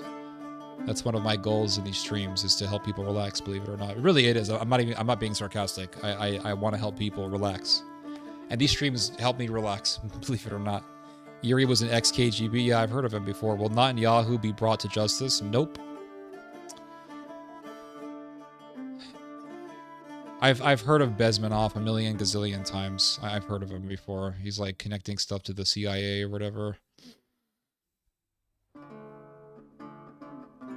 All of them support Israel? Who's all of them? Do you think there is a rift between the Chabad Jews and the liberal Jews? Definitely, yeah. Definitely tension there.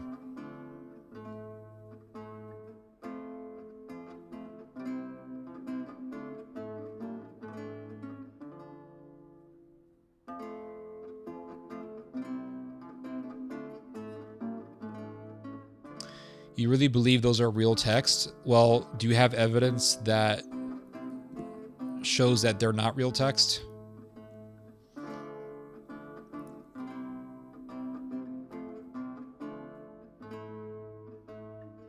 India and Pakistan are having clashes? Honestly, dude, I don't really care.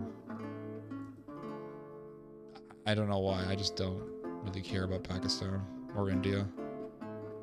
Are they having clashes again? Why India is being cautious with accusations? Why India is being cautious after Delhi blast? I'm not saying anything about exchanges between Delhi and Islamabad. Who do you think has more power? The Chabad or the... I think the people who have the most power are white people. I think white people hold the power in this country more than any other demographic in the entire nation. The true holders of power in this country are the white people, the white population, because they're the majority, and they say what goes. They are the house. That's it.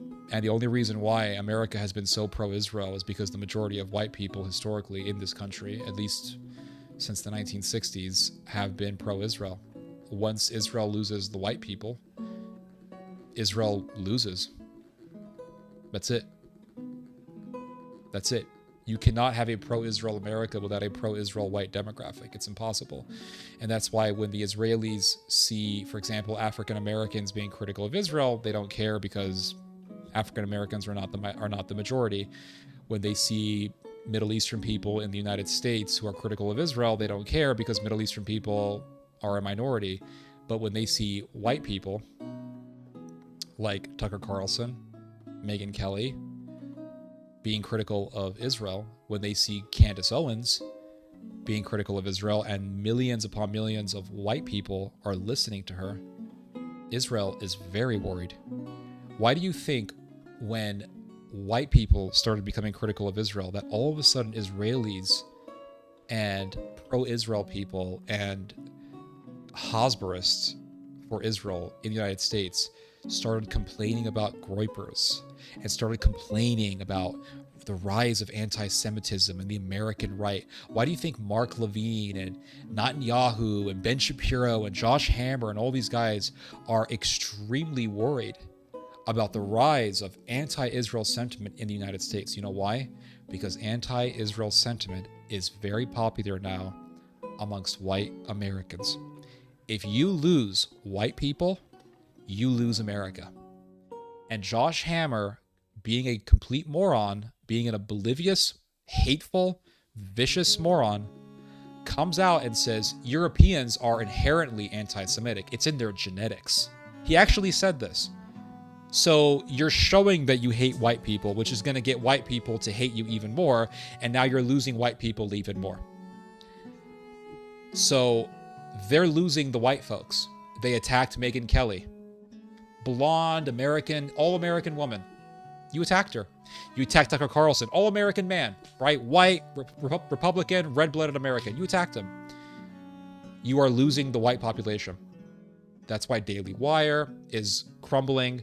That's why Front Page Magazine, WorldNet Daily, American Thinker, PJ Media, all these pro-Israel media outlets have all crumbled because people are tired of them. People are tired of Zionism. They're sick and tired of Ben Shapiro. They're tired of all these people. They're tired of these weaselly, high-pitched voiced activists for a foreign country telling white people that they need to support a foreign country. You see, the reason why Israel is failing in the propaganda war is because it's doing the same exact thing that the woke left did. They're doing the very strategy that led to the demise and to the end of the woke left. What did the woke left do? The woke left wagged its finger at white people and said, white people, you need to do this. You better love minorities. You better worship minorities. You better embrace the trans movement. You better. Once you start wagging your finger at white people and white people go against you, you're done.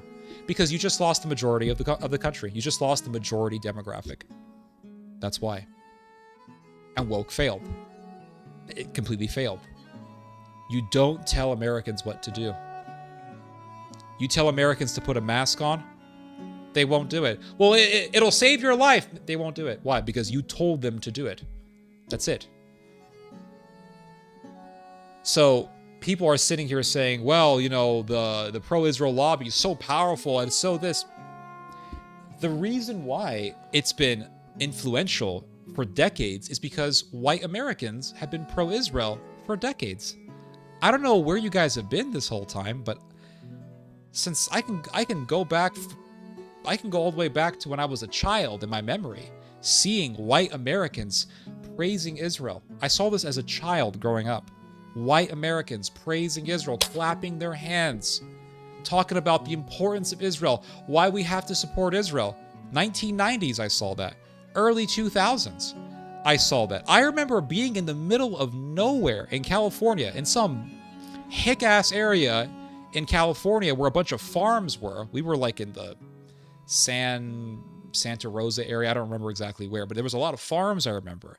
And being in this church in the middle of nowhere and seeing white people dancing around barefoot, praising Israel and all this stuff. I saw this with my own eyes. Have to support Israel, Israel, Israel. I remember going to Colorado this was in the early 2000s. Fast forward to the 2010s. I remember being in a church in Colorado, seeing white people waving Israeli flags, dancing. That's why. Which one is more powerful? The Chabad? Dude, there's no such thing. This is something that we made up. This is something that people made up. This this lobby is so powerful. It's so powerful. Yeah, it's influential. Don't get me wrong. But what made it influential? White Americans supporting Israel. And Israel is losing white people. Israel never had African Americans. African Americans have always tended to be critical of Israel. Israel never had minorities, for the most part. They never had the Middle Eastern people, because Middle Eastern people have always been critical of Israel. But Israel, for decades, you have to remember, Israel's only been here for, 8 decades or so? So it's only been here for decades. It hasn't been here for centuries. And for most of its history, it has enjoyed the support of the white American demographic. And even if you were to go to the white Democrats back in the day, you would have found that the majority of them support Israel. White Democrats who are not even religious, they supported Israel because they thought that, Israel is this, force of civilization or whatever. And so all these people come out and they say things like,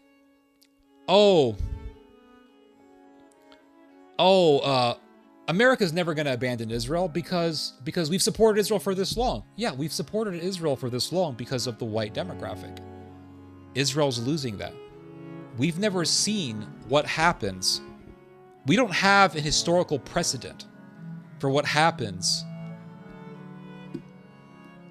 once Israel loses, the modern day state of Israel loses the support of the majority of Americans. We haven't seen that. So don't base your prediction on only what's been happening in the last recent decades, because we are going through a shift that's very different. And I would argue that we are going through a shift that is quite reminiscent to what happened before the end of World War II, where the majority of Americans, or at least a substantial number of Americans, held on to anti-Semitic beliefs and didn't like Jews. This was before the creation of the modern-day state of Israel. And there was a bus called the USS St. Louis, there was a boat called the USS St. Louis, and this boat was filled with Jewish refugees who wanted to escape the Nazi reign of terror. And the boat came to North America, and the Canadians and the Americans said, we don't want Jews in America. And I'm afraid that that's what we're returning to. If you want a historical precedent for what's going to happen, I think that's what we are returning to.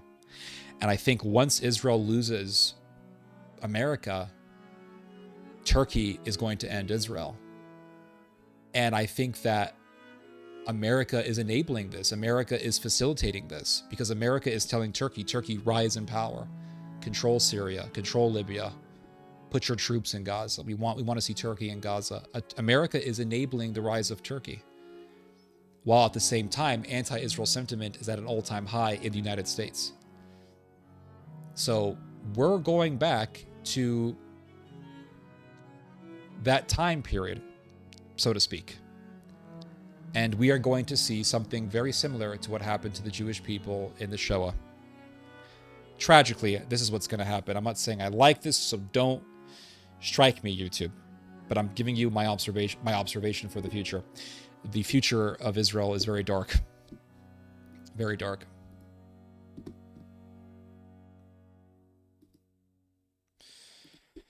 I'll be right back, guys. I'm going to get some water real quick. Hold up.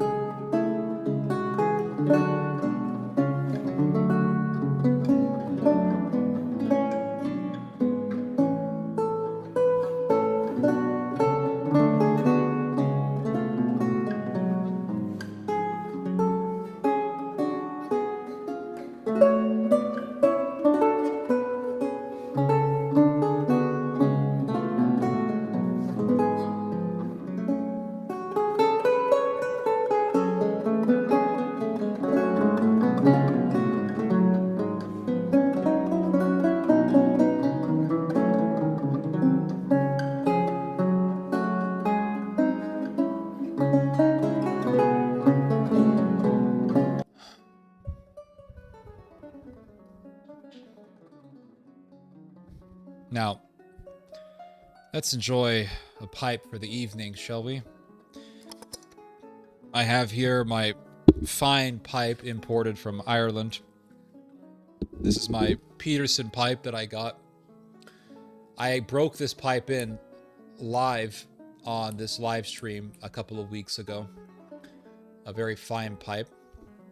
And we are going to enjoy some Irish flake.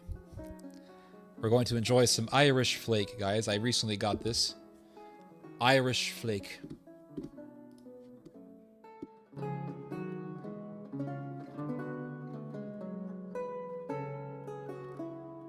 Here's the little package here. Look at that nice little packaging.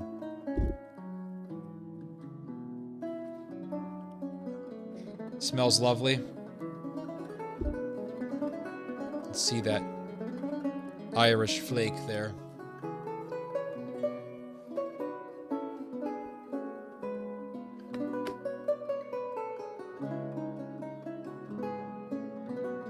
Fine Irish flake.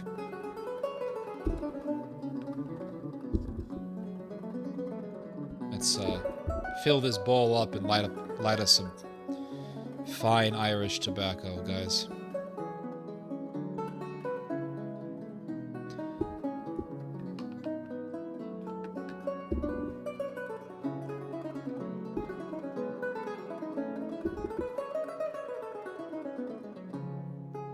There's no burdock. Burdock is growing outside of my garden right now. I have dandelion beer, but I could have brought some dandelion beer for the stream, but I don't like mixing alcohol and tobacco, and I really wanted to smoke tobacco with you guys, so that's why. But I've been drinking little by little dandelion beer, and it's actually really good stuff. No gout issues or anything like that. So I'm gonna play me some good music. I'm gonna play some music here, guys. We've been talking about depressing stuff all day, and I just wanna. I'm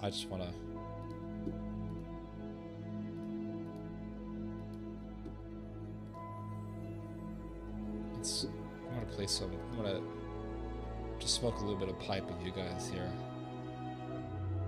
All right, guys, hold on.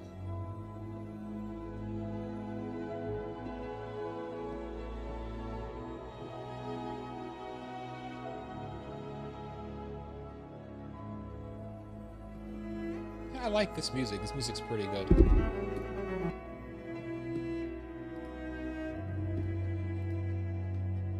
I think maybe we'll enjoy this music.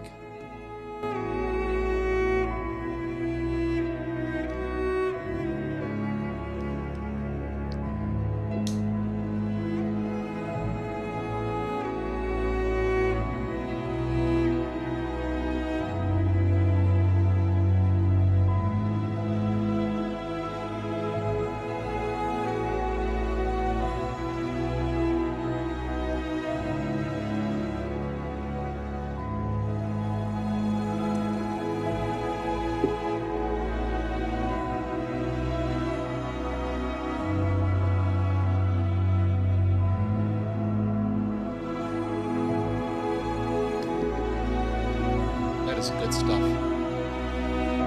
That is good stuff.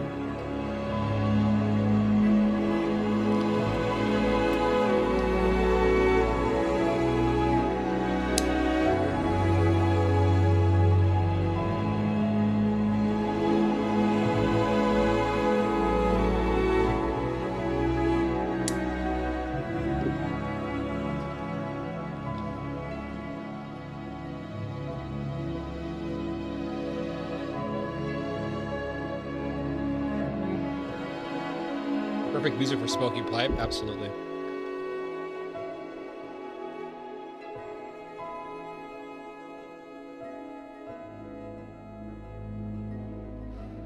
Good shit. Just good stuff, mate. Man, I'm so happy I got this pipe. So much better than that cheap shit I was using before.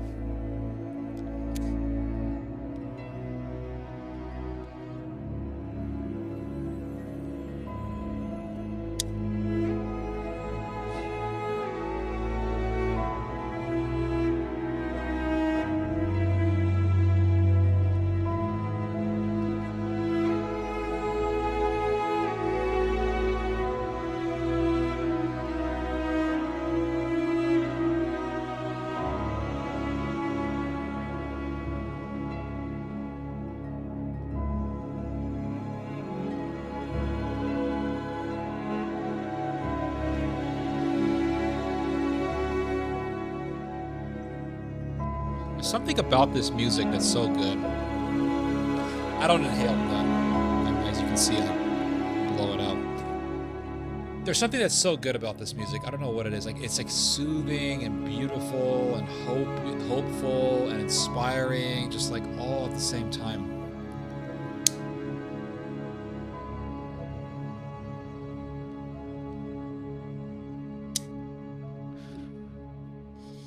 What happened to the $5 pipe? It's stashed somewhere in my closet.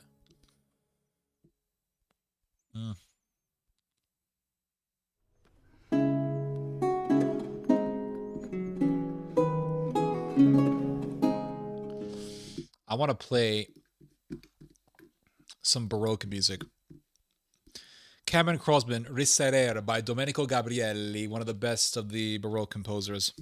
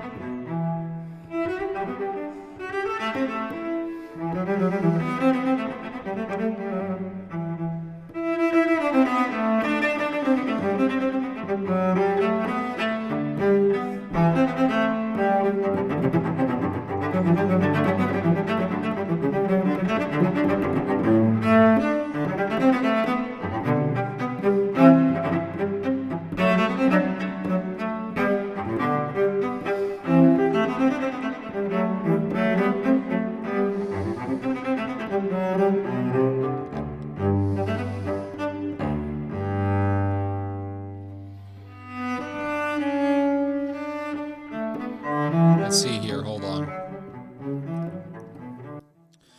They've got all these think tanks and special interest groups, but I bet none of them predicted the current state of affairs 100%. Yeah, they don't. Yep, I was one of the very few people saying that Nazism was going to revive. And nobody believed me. And now you see it. Now you see it.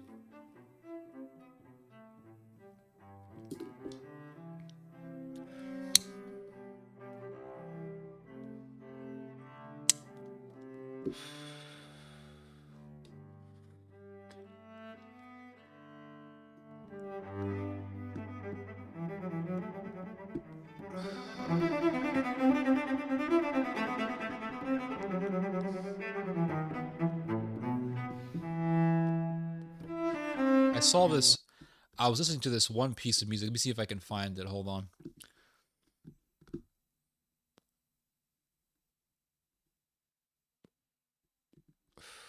Let me see if I can find this thing. Hold on.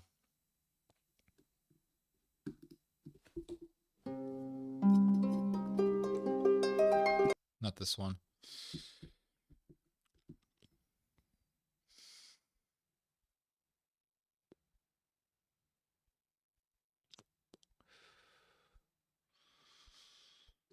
Oof. I used to listen to this song as a child.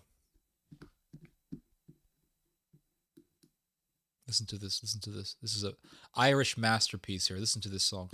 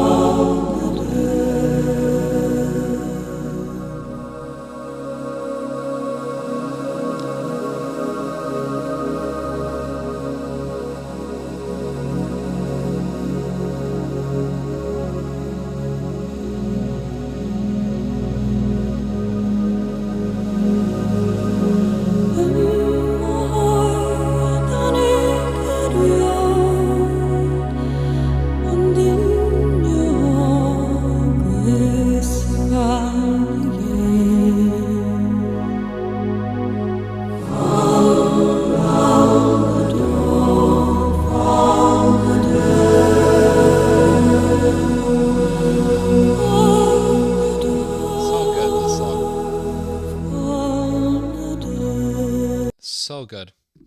So good. Oh, there was another Irish song that I listened to. Hold on. Let's see if I can find it. I love Irish music and smoking. They just go perfectly together. Let me see if I can find it.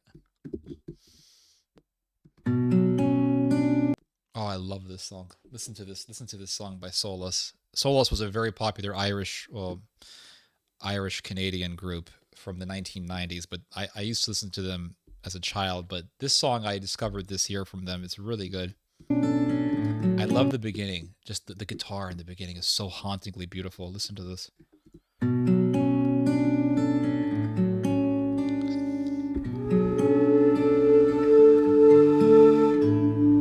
Cold blows the wind upon my true love. Soft falls the gentle rain.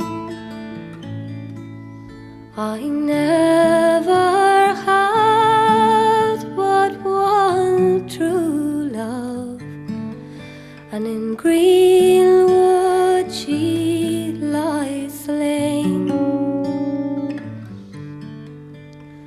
I'd lose much for my true love, as any young man may. I'll sit and I'll mourn all on your grave. I love this part. For 12 months and a day. When the 12-month and one day had passed, the ghost began to speak. Who is it that sits all on my grave and will not let me sleep? 'Tis I, thine own true love, that sits all on your grave. I ask of one kiss from your sweet lips, and that is all I crave. My lips. It's a great song. I'm not going to play the whole thing. It's kind of long, but let me see if I can find some more Irish songs that I like. Oh, we're going to play some... Is this some funky Irish music? Hold on. Let's see this one here. Ooh. This is good.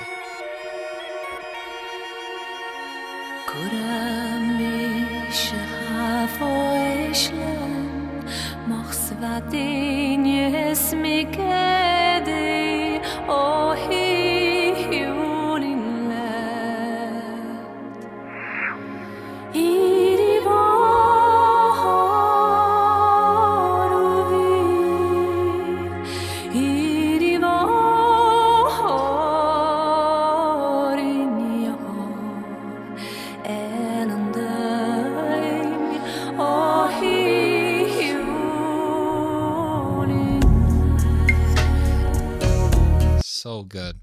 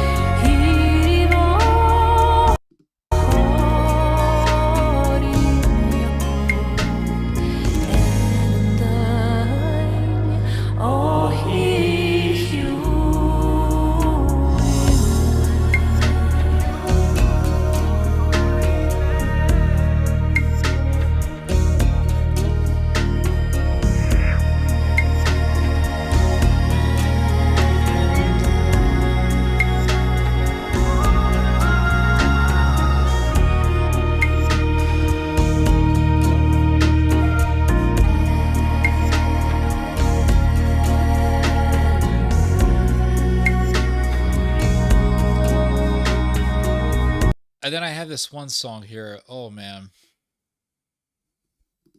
Great smoking music.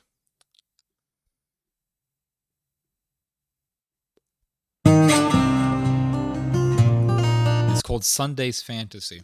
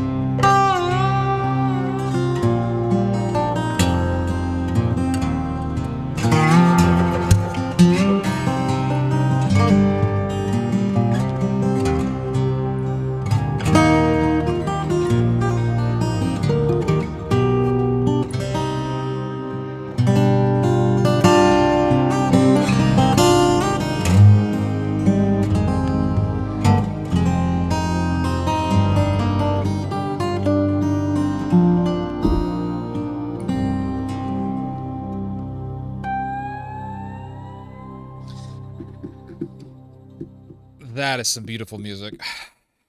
Very beautiful music, guys. All right, guys, I think I'm done. We talked a lot. We smoked. And I'm going to have to adjourn. We had a great stream. We had an excellent stream. One of the best streams I've ever done. Excellent stream. The stuff that I was... the name of the song that I just played, in case you're interested, is called Sunday's Fantasy. Sunday's Fantasy. I'll put the link in the chat if you want to listen to this music. Sunday's Fantasy. I have it, see here.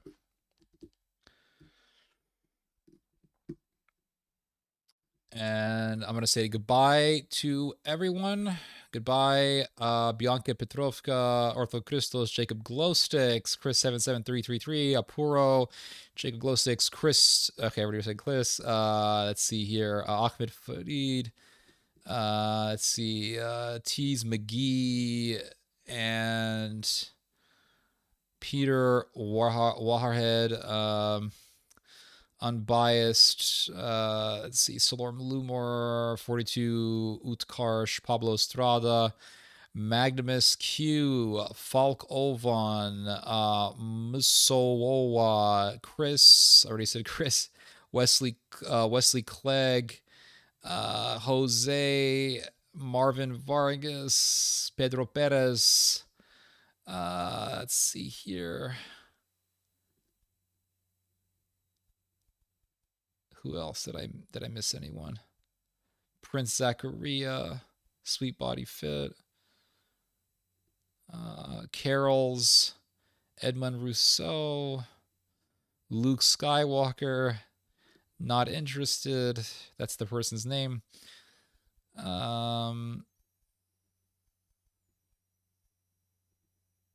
Master Driver.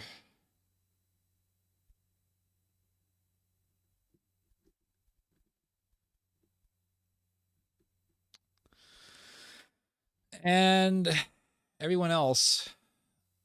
It was a great stream. Super Raider, and the Polish dude who comments earlier, I forgot, not Glowsticks, but the other Polish dude. I forgot your username, but I don't want to miss you.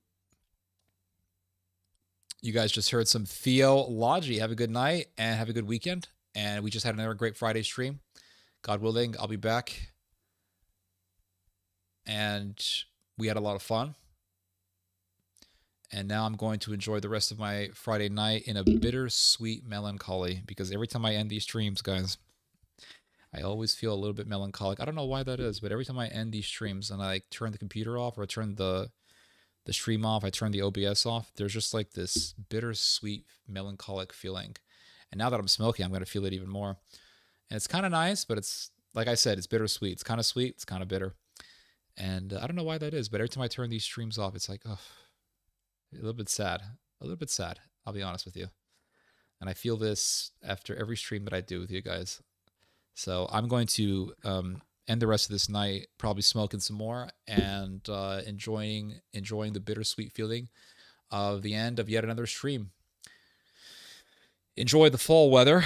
Enjoy the cold weather as much as you can. Enjoy coziness and enjoy good music, good Irish music. And if you can, enjoy a good pipe. And I would highly recommend, if you guys want to get into smoking flake tobacco, which is a wetter tobacco, I'd highly recommend this. This is Irish Flake. I bought this for $10, and this stuff lasts a while though, because you only smoke a little bit of it. So you take just little strips of it. It's pretty heavy, and you put it in the bowl. And it's the good thing about this. The good thing about flake tobacco is that, unlike really dry tobaccos, it's a wet tobacco, so it burns very slowly. So you can smoke it for a very long time and really enjoy it. And there's still more in the bowl that I have to smoke, so I'm gonna finish this bowl and enjoy myself here and drink some water and enjoy this nicotine high that I have right now.